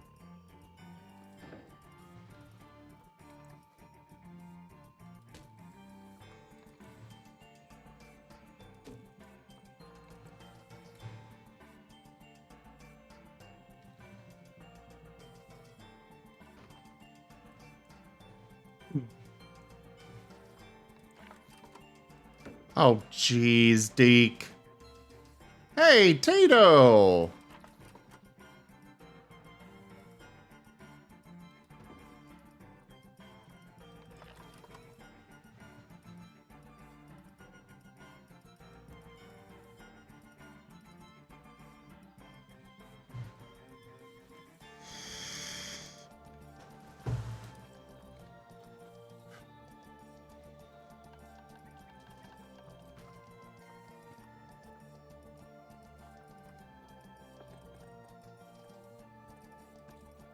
Alright, so we need rock and sand.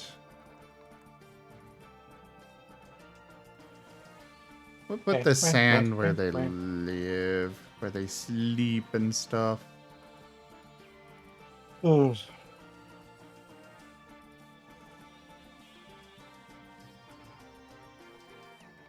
Then they want the rock.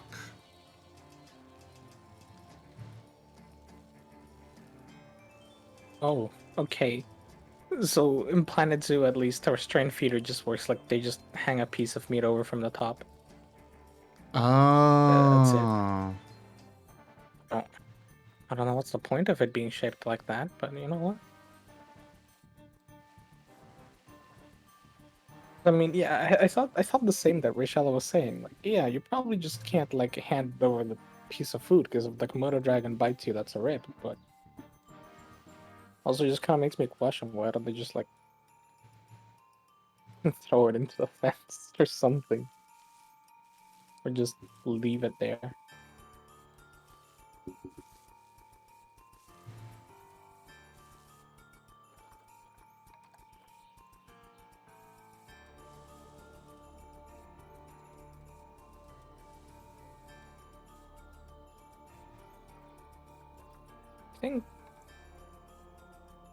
I think we should sacrifice Kosovas to the Deke then.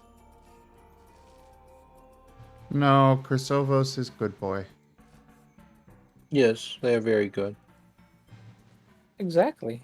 You need the best food for the dragons. Chrysovos is good boy and not getting sacrificed. Who do we sacrifice?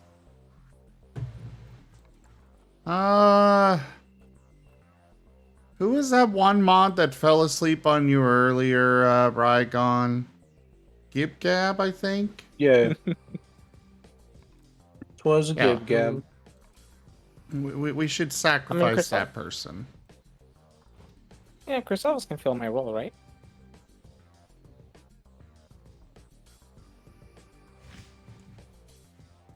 No.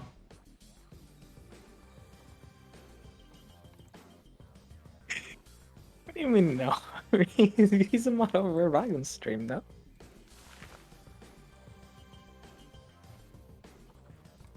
But he does not take your punishment for you. That is for you. No, I mean... No, you misunderstand. I'm saying, like, Chrysalis can fill my spot on Ryan's channel as the mod. So, it works out perfectly. There's no reason why I can't be sacrificed to the Deke then.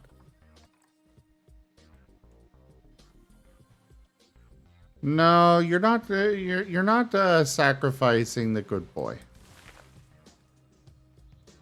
Exactly.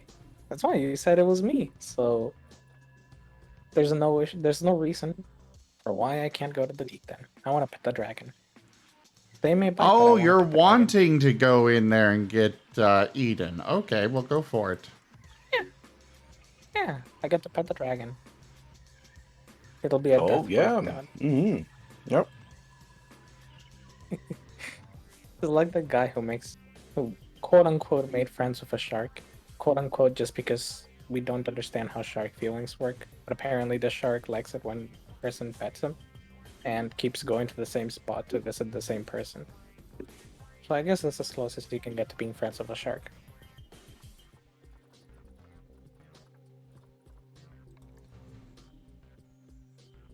This is like that's the one advantage humans have over every other animal. Hands are made for petting.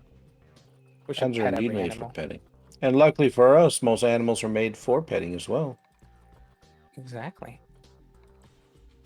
Or scritches. Birds don't like pets, they like scritches. All right. Wake me up when we get there. I'm just gonna close the blinds. Good night. Wake up. I can't. I'm on my scheduled break time. I close the blinds and everything. It's so I Wake can tell everyone up. that I'm sleeping.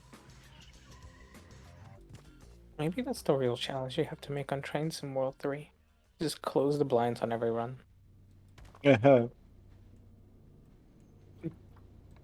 So that's where the fun is. Yeah.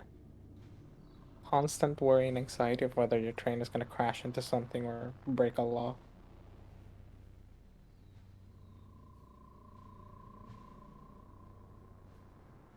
And now I got to go backwards so I can get the points.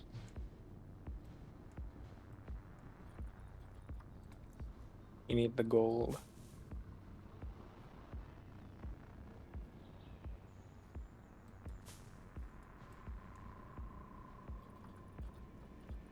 Yeah, exactly, Mithi. See? Like, look, here's a good example. Boom.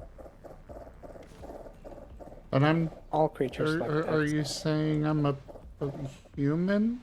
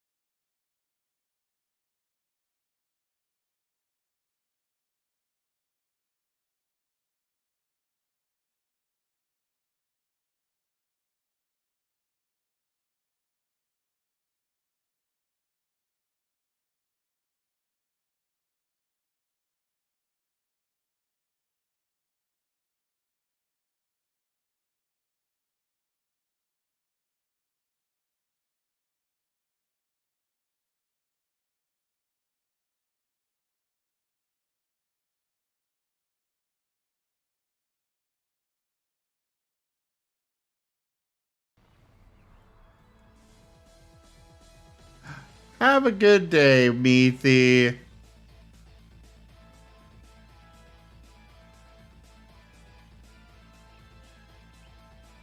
Thanks for coming by. And it's okay to repeat messages. I know that sometimes I miss them, and I apologize for that. I do my best.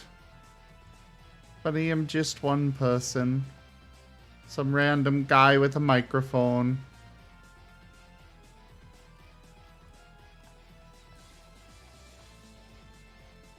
And an avatar. Yes, I do have Four an of 'em. avatar.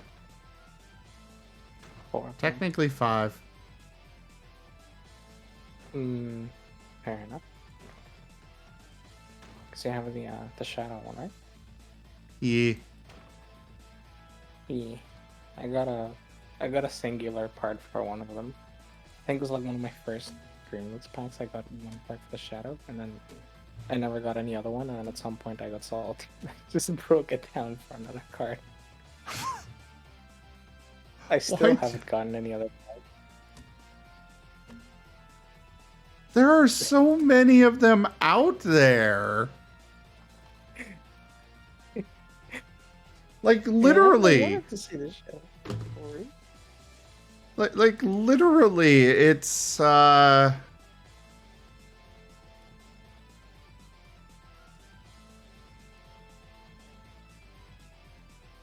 So right now, there are 22 of the Zim cards out there. Apparently 107 of them have been destroyed. And only 55 have been played. Jet, there's only 2 out there. And 7 of them have been destroyed? Oh.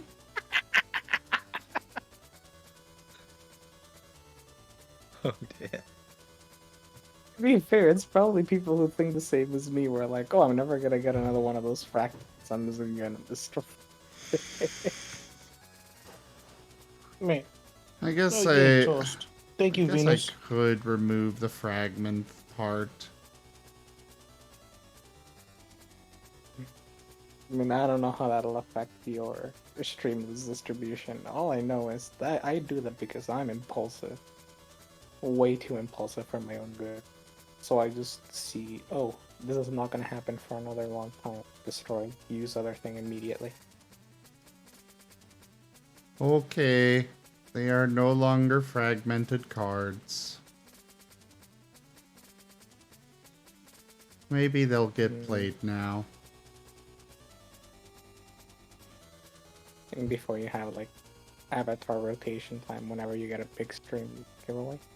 Or somebody buys like 50 of them.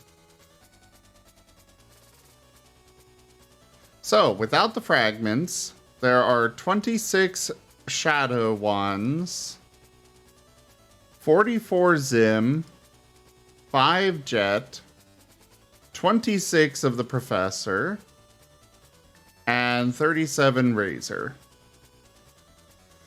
No, I'm sad. Why did I destroy it? I mean, I'm always open to feedback. If you guys don't like something that's set up this way, then let me know. I don't know if I like it or not. I just know my impatience gets to me too much. I blame that more on myself than on anything. I know it's very much a me issue.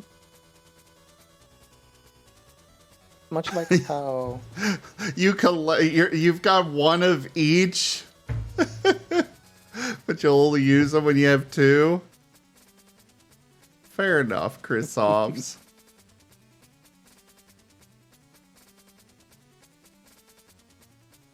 There, for all of you that are hanging out with me now, I'll make it 7 of you. The first 7 to use this link. Are y'all ready? Are you ready? Are you ready for the link? Are you ready? No, not the fastest No? link in the West. No. Oh, okay. Well, You can't There post it links is. in this channel. You should post on Rygon's. first 7 to use that link, get a free pack.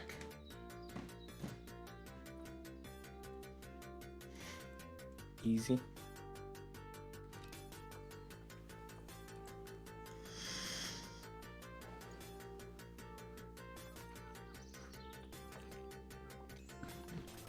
Oh, right. I gotta add this to... Demon_God_Linden does a big paw. Aww.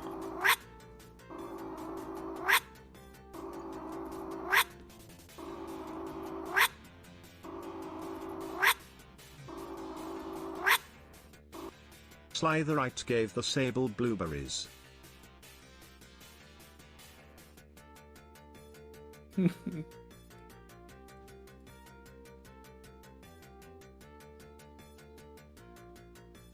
Slowly crawling up the side of a mountain. In the dark. Go faster! I can't. Why? Jibe Gab is withholding egg Because I'm from about to Beachy approach a Baby stop Marten. sign. And then it's probably going to be one of those stop signs that'll never turn green again. Are you encountering more of this? Like, is it an actual bug? I don't know if it's a bug, but it is a frustrating bit of game design. Because, like, in order for me to get the gold medal, I have to go up and then backwards and then back up. And they are now making Think us like, fast, well, you Jib Gab, appear to be because off Chrysos track. is smooching you. We can't let you proceed any further. It's like, okay, then what do I do? What do you want me to do, game? It wants you I feel like to suffer. you should just break the rules. Easy. No, I can't because then it'll force a restart. So what you should do is you should get into the the second locomotive, and like power the throttle onto full, then get in the first one, and then power the throttle onto full, and then you can just new. It's not speed that's the issue. Yeah, but then like when you get into the places where you got the speed, then you can just emergency brake again. It's again, it's speed is not the issue with the score. It's distance. Yeah, but I just wanted to go new. I has a question for the Gab. Hmm? What kind of birdie are you? Griffin. Oh, you're a griffin. Okay. That is all. We got some If you wanna get baby in. Arctic wolves. Some real puppies Oh, that are now Lovely. phasing through each other.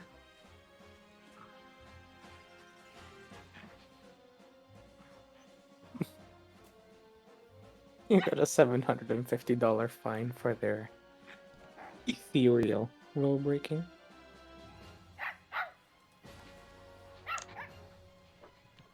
And I gotta wait here for that stop sign to go green. Somebody let me know when it goes green. I'm gonna browse.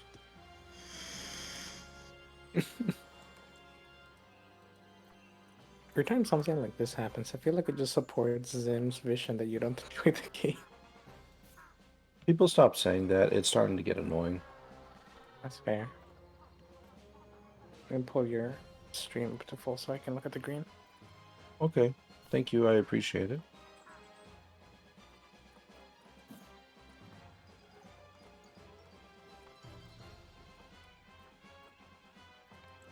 But yeah, well, these last few ones have seemed kind of rude with their score, because you keep struggling to get the good score in it. Yeah, I mean it's kind of bad game design. I'm really surprised that they didn't pick this up in Q&A. Assuming they do Q&A. True. Like this is simple stuff. Like if distance is how the score is calculated, great, fine. You'd think they'd ensure that the score, like they know the exact distances between point A and point B. All they have to do is just make the score that is determinant of that distance. But for some reason, they made the score slightly above that distance. Gib Gab, you are now a Silvally. Phil?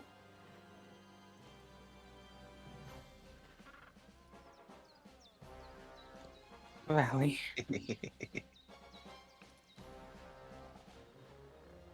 you were having such a nice conversation. It seemed like the perfect time. So, Valley.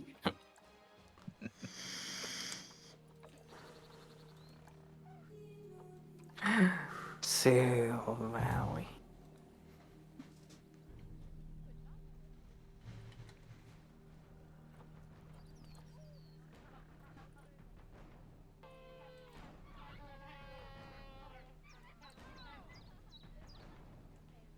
Hmm.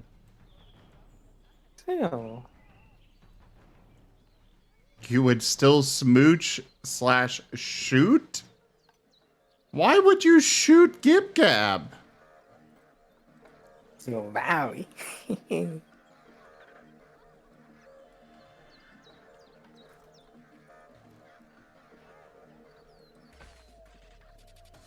I might have to revoke Chrysovos' good boy title. Still Valley.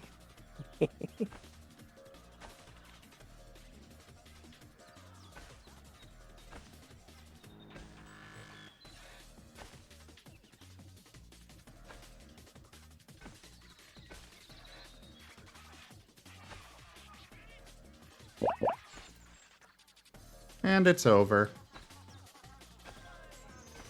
Everyone, I don't think it's turning green. I What think it is- will turn green. It'll just take a while. Because it turned green before, I think. How much longer do you have for this mission? It's not timed. Oh, not at all. Yeah, it's not timed. Hmm. It's to literally just get up from point A to point B, but I can't move past the stop signs, or it'll say you failed to yield the signal or whatever, and then I have to restart the whole thing. Maybe while you're doing, like while you're waiting for the stop sign, just go in reverse and then go forward to grab more distance. I've got plenty of distance now, I think. Plus, there's a train behind me now, and I don't want to risk running into it. I said red then if there's a train behind you. Unless it's waiting for that train to pass. Could be. That would be so dumb. Imagine if it was waiting for the train behind you to pass and that's why it hasn't turned green.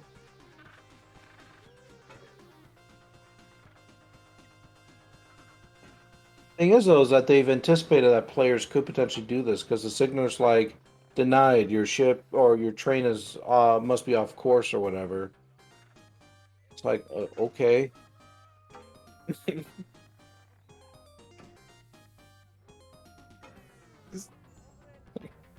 Hey, signal guy. I'm in front of the train I'm supposed to be behind, but the signal is still red. Can I pass so the other train can pass?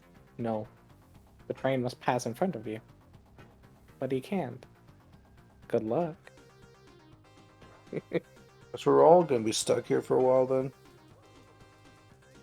We'll grind this whole shit to a full blown stop.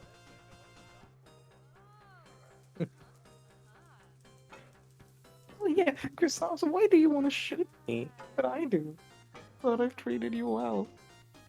Well, like Zim, I can pop anvils on you.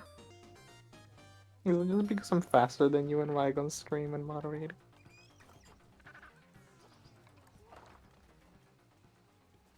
Oh, I am definitely not a good boy.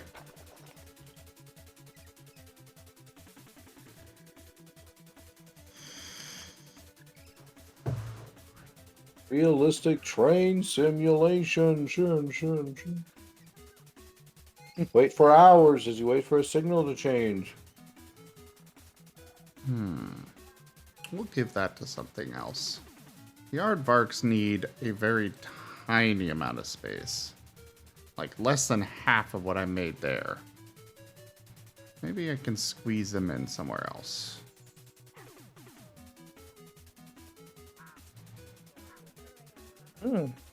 Hey, in Montreal is a solution for you. Have you tried asking the signaler for authorization?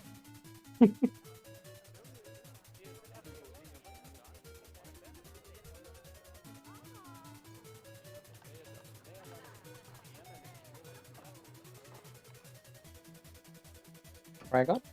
What's up? Hey, you have a suggestion in chat. I have not asked him for authorization. I don't know how. He just says denied. Your train appears to be off path.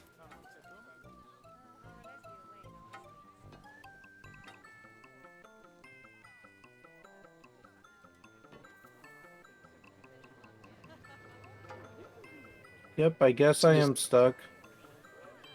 Is it like just restart stuck? I'm on the right path. I'm just behind schedule. I thought it wasn't timed. It's not timed. But the game still expects me to be on a certain, location at a certain time. No, I'm doing a gold medal challenge, and essentially, in order for me to do the challenge, I have to go in reverse, day in Montreal. When you back up, the signal doesn't reset. Yeah, I guess so. Guess I'm just fucked then.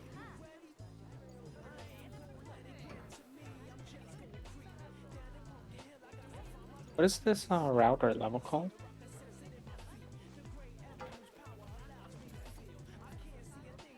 See if there's anything.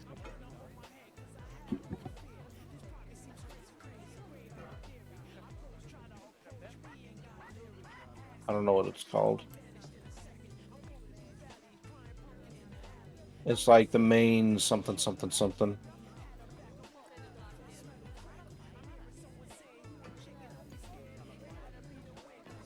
Oh, if you partially cross the signal and back up, you won't reset. You'll be stuck. Happened to you yesterday?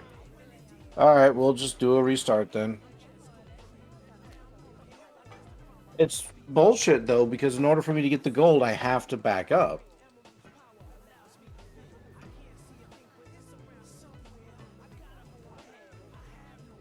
Yeah, I gotta say, this sounds really bad.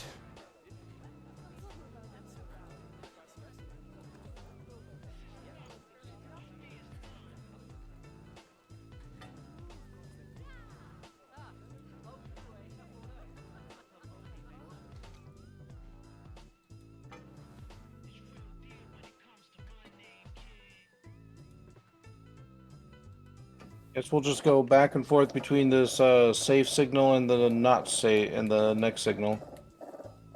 So instead of crossing the next signal, I'll just keep going back and forth here. Get my 200 or 300 points that I need, and then hopefully we'll be good for the final crossing.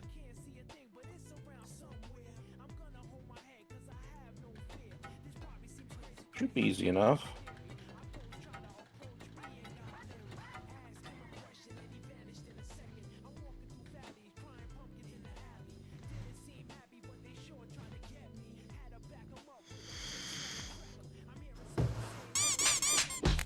Ow! Why, love broken? Why are you seeking to break me?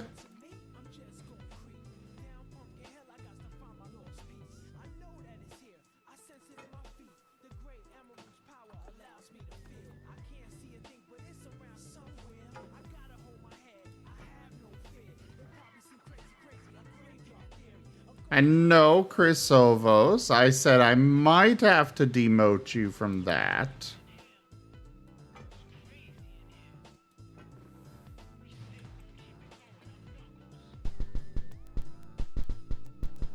Good spot to do this at. Ow!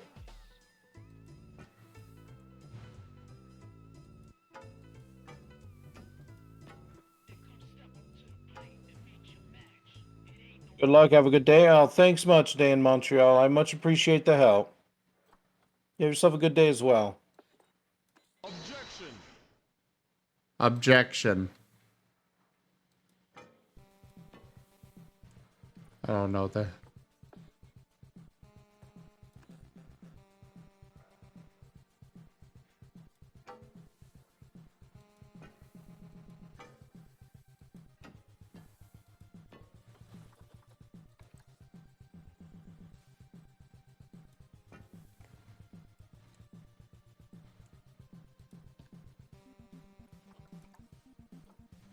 Okay, this is big enough for the aardvarks.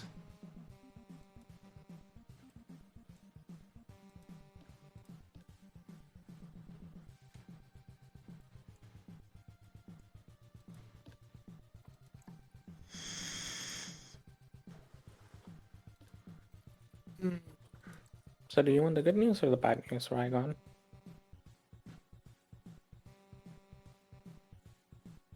There's some interesting things that I'm reading online. Okay.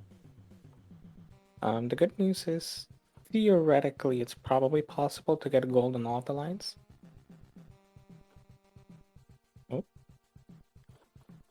I heard the moment my audio died there.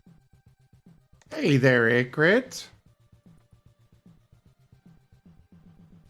What But happened? yeah, it's apparent. I was just confused why you guys were kind of stopping. I heard someone leave and enter the call for a moment. I think it was just Virginia was having an audio issue. Yeah, I heard the Ah. moment my audio bugged out and Gabby stopped mid-sentence. So I exited and rejoined. I need to close your stream. It always bugs out my audio. Oh, I mean, it's not that's just your fair. stream. It's Twitch in general. My device doesn't know where to Ow. take the audio from, even if that tab is muted.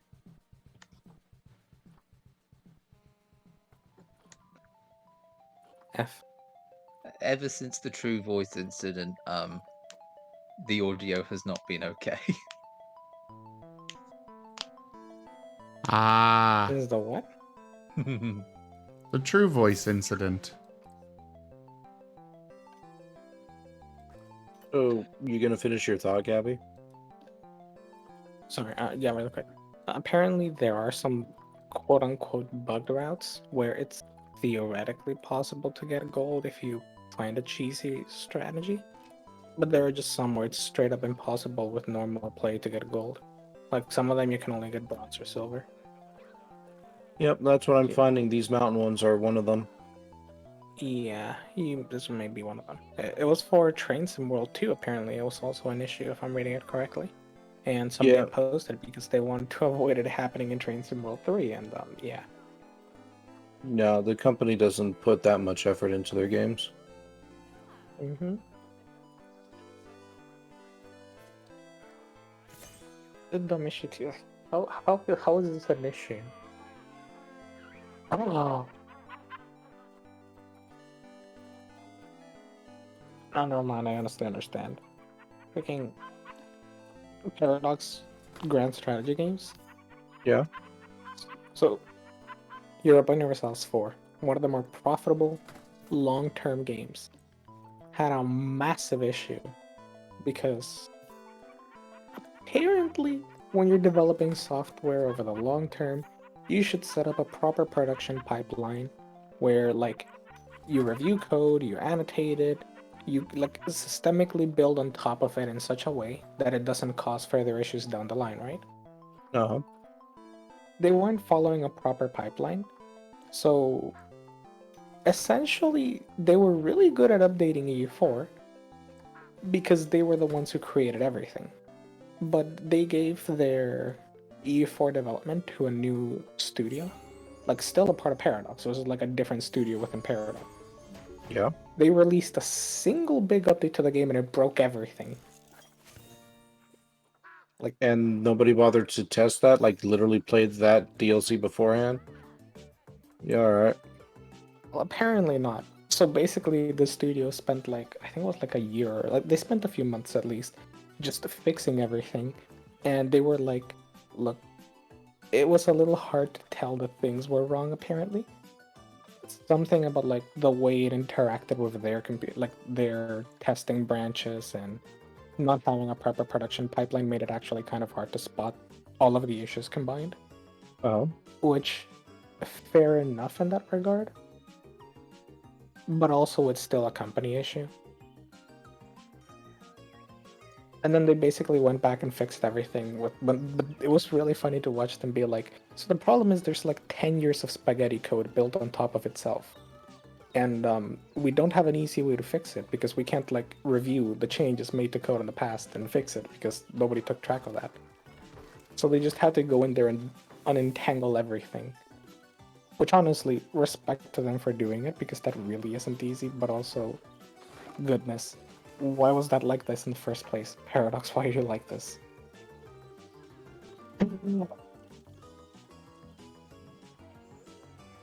Uh, the reason why is because they didn't used to have as much money, so affording a QA department wasn't a priority, and they were more focused on just getting updates out instead of. Yeah, it never is. And guess what happens? It's always this kind of bullshit. So they end up spending more time and money trying to fix this crap than they would be if they just simply played that department in the first place. They Yep. do not have my sympathies. Yep.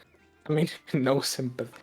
No sympathy for the parent. I have sympathy for the studio that got taxed of doing that because they basically like the studio formed. They got given this big game and they were like, okay, release a DLC. And the studio was like, okay, we can release a DLC.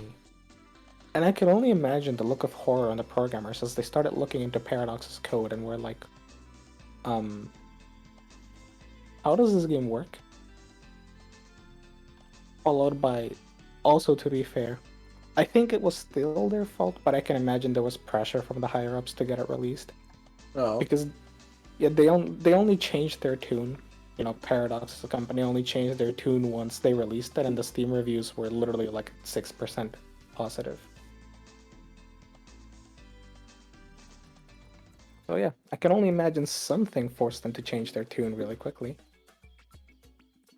I would imagine it it's wasn't certain- even anything like that. It was just straight up the fact that they weren't getting money. Exactly. People wanted refunds whenever they bought the DLC. They didn't earn as much money, and they probably changed their tune and went like, alright, you can fix the game.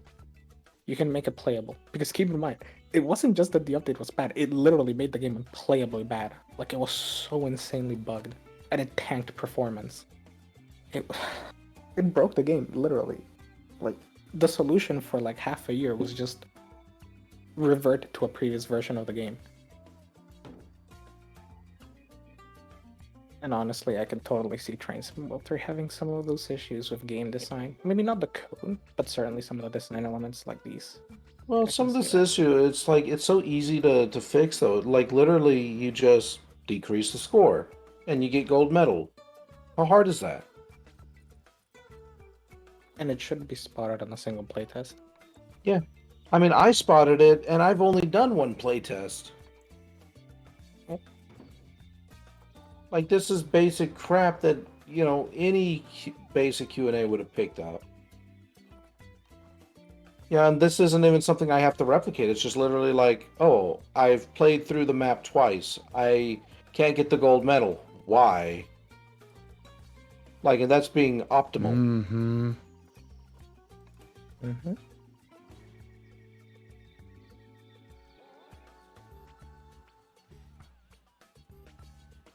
But hey, I have good news for you. They're probably gonna release another DLC. So, Oh, they're yay! gonna release another DLC for this or for the other game you're talking about? Both probably. No, in Paradox, the DLC will never stop coming up. You know Oh, how yeah. their new business, like you know how their new business model operates? How? They're still releasing DLC. They've gotten a little better at balancing it out. I'll get to it in a moment. But now you can sign up to a subscription where you get access to all of the DLC. Because buying the DLC is prohibitively expensive. It's a couple $100 on a no sale. Yeah. It's just, yeah. And which subscribe and game you get is the this? DLC. For no reason at all? No, Rygan, I will not subject you to those grand strategy games, please. Basically everything yourself from first. Paradox. The new ones, Stellaris, Europa, that one, City Skylines, okay, but to be fair, City Skylines is kind of worth it. Kind of. Endo, do !BT mods.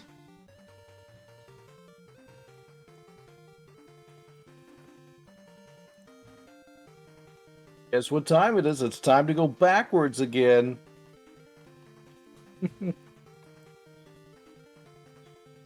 Mariana, hi. Paradox games have that particular issue where if they don't have a lot of DLC, and it becomes expensive to even get into the game, it's because the game is new. Mm-hmm. That's why CK3 and Vicky3 are the approachable games right now, because they just don't have a million DLC. How much is EU4 worth at this point? So I know CK2 is bad, but at least CK2 is free. Alright, BRB.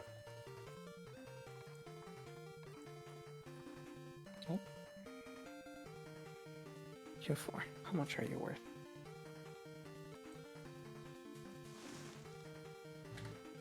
$425.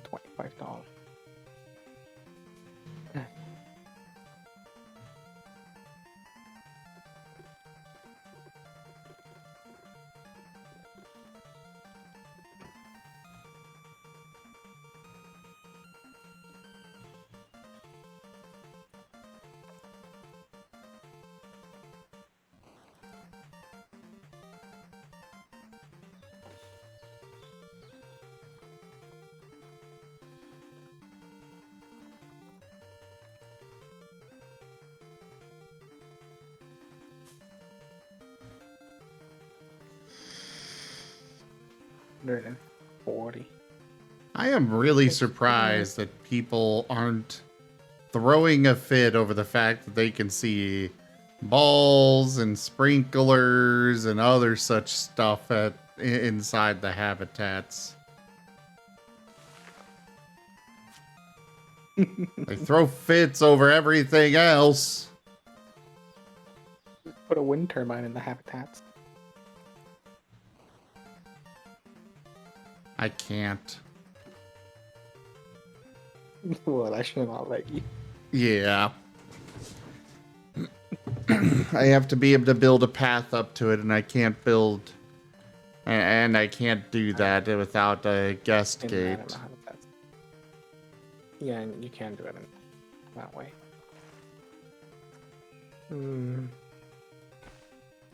What is the most annoying thing they've complained about? The wind turbines. Okay. The second most annoying thing. Not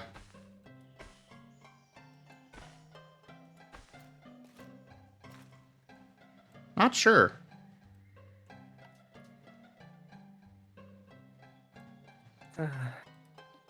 Fair. Okay, yeah.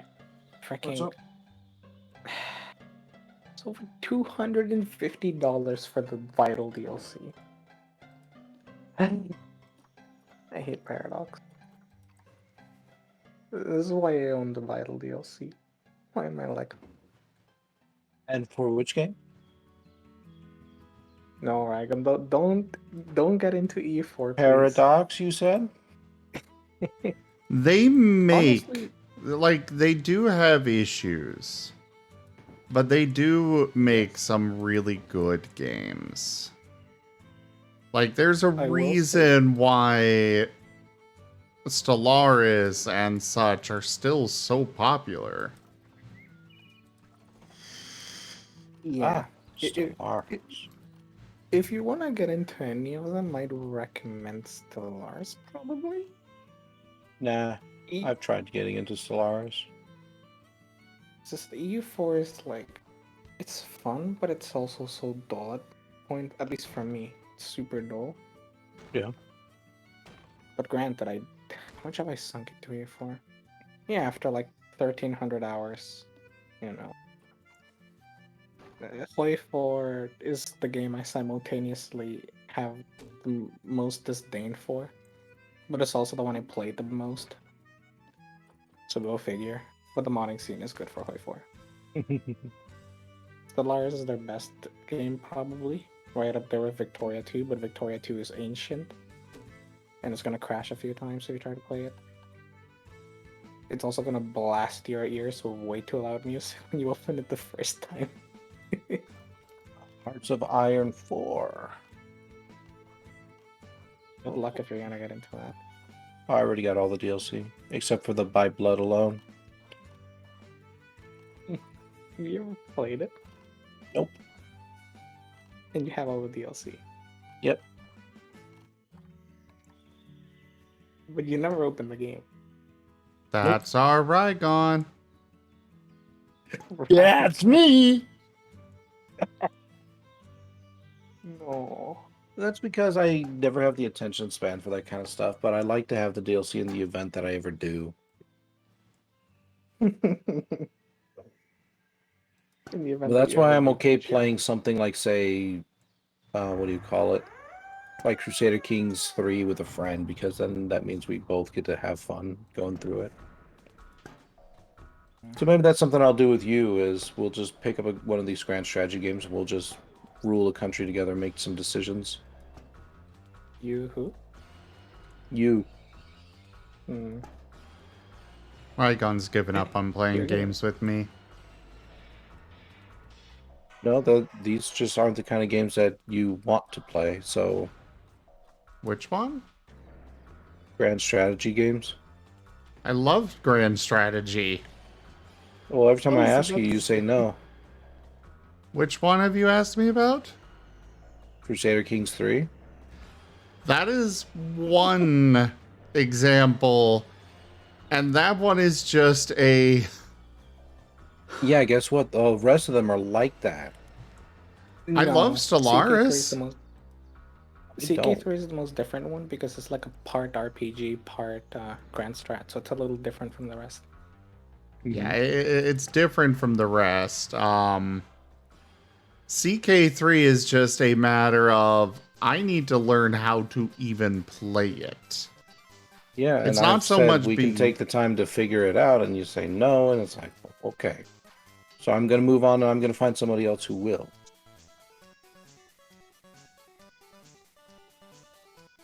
You too should figure CK3 out on stream. I feel like it'd be amazing when you're playing and then you suddenly get assassinated.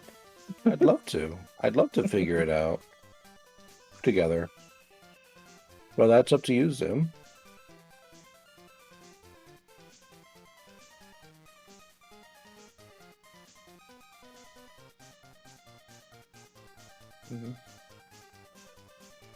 But yeah, honestly, though, I can understand why When you it said assassinate comes CK3.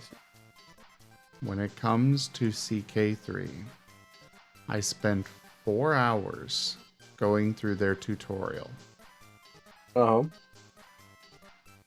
And then I went into the main game and they threw something at me that I was not at all covered in the tutorial.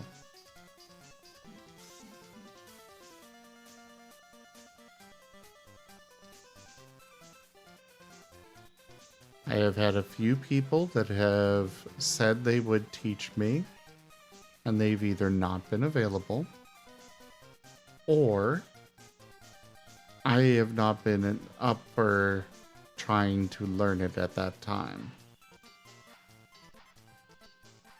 I don't know how I can help you then, Zim. I don't know the game myself, so I can't exactly teach you. I can only learn with you. And if you're not up for playing it, that's fine, but when I am, I kind of want to play it.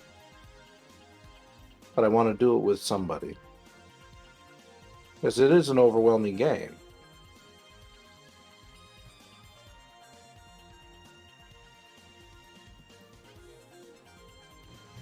We can attempt it. Alright. Well, I'm thinking of swapping over to it right now. You want to give it a shot? It's 7 a.m. Yeah. I'm not saying like we do. I'm not saying we do a serious playthrough. I'm just saying like, hey, we choose a little country. We maybe have fun figuring out like finding some shit character or whatever, and we just save and end right there, and then we pick it up later.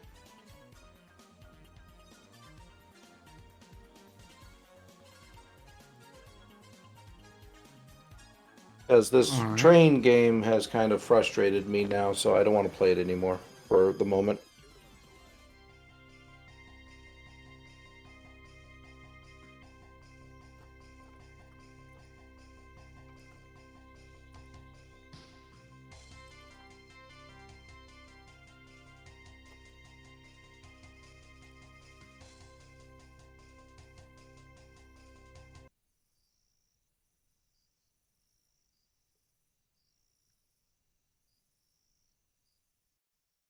All right, everyone. Thank you for joining us for Planet Zoo. Check out our website, zgfgaming.com. We've got links for our Discord, Telegram, Twitter, Patreon, and more. There on the website, as well as down in the description below through our link tree. Thank you to my patrons, donators, and subscribers. It is because of your support that I'm able to continue bringing these streams to you all. I really cannot do this without your guys' help and support, so thank you. Consider becoming a patron over at patreon.com/zgfgaming. It is one of the best ways to support the channel, though you can also do so by simply sharing the stream around, as well as using our Humble Bundle partner link. But for now, thank you all so much for joining, and I bid you the most fondest adieu.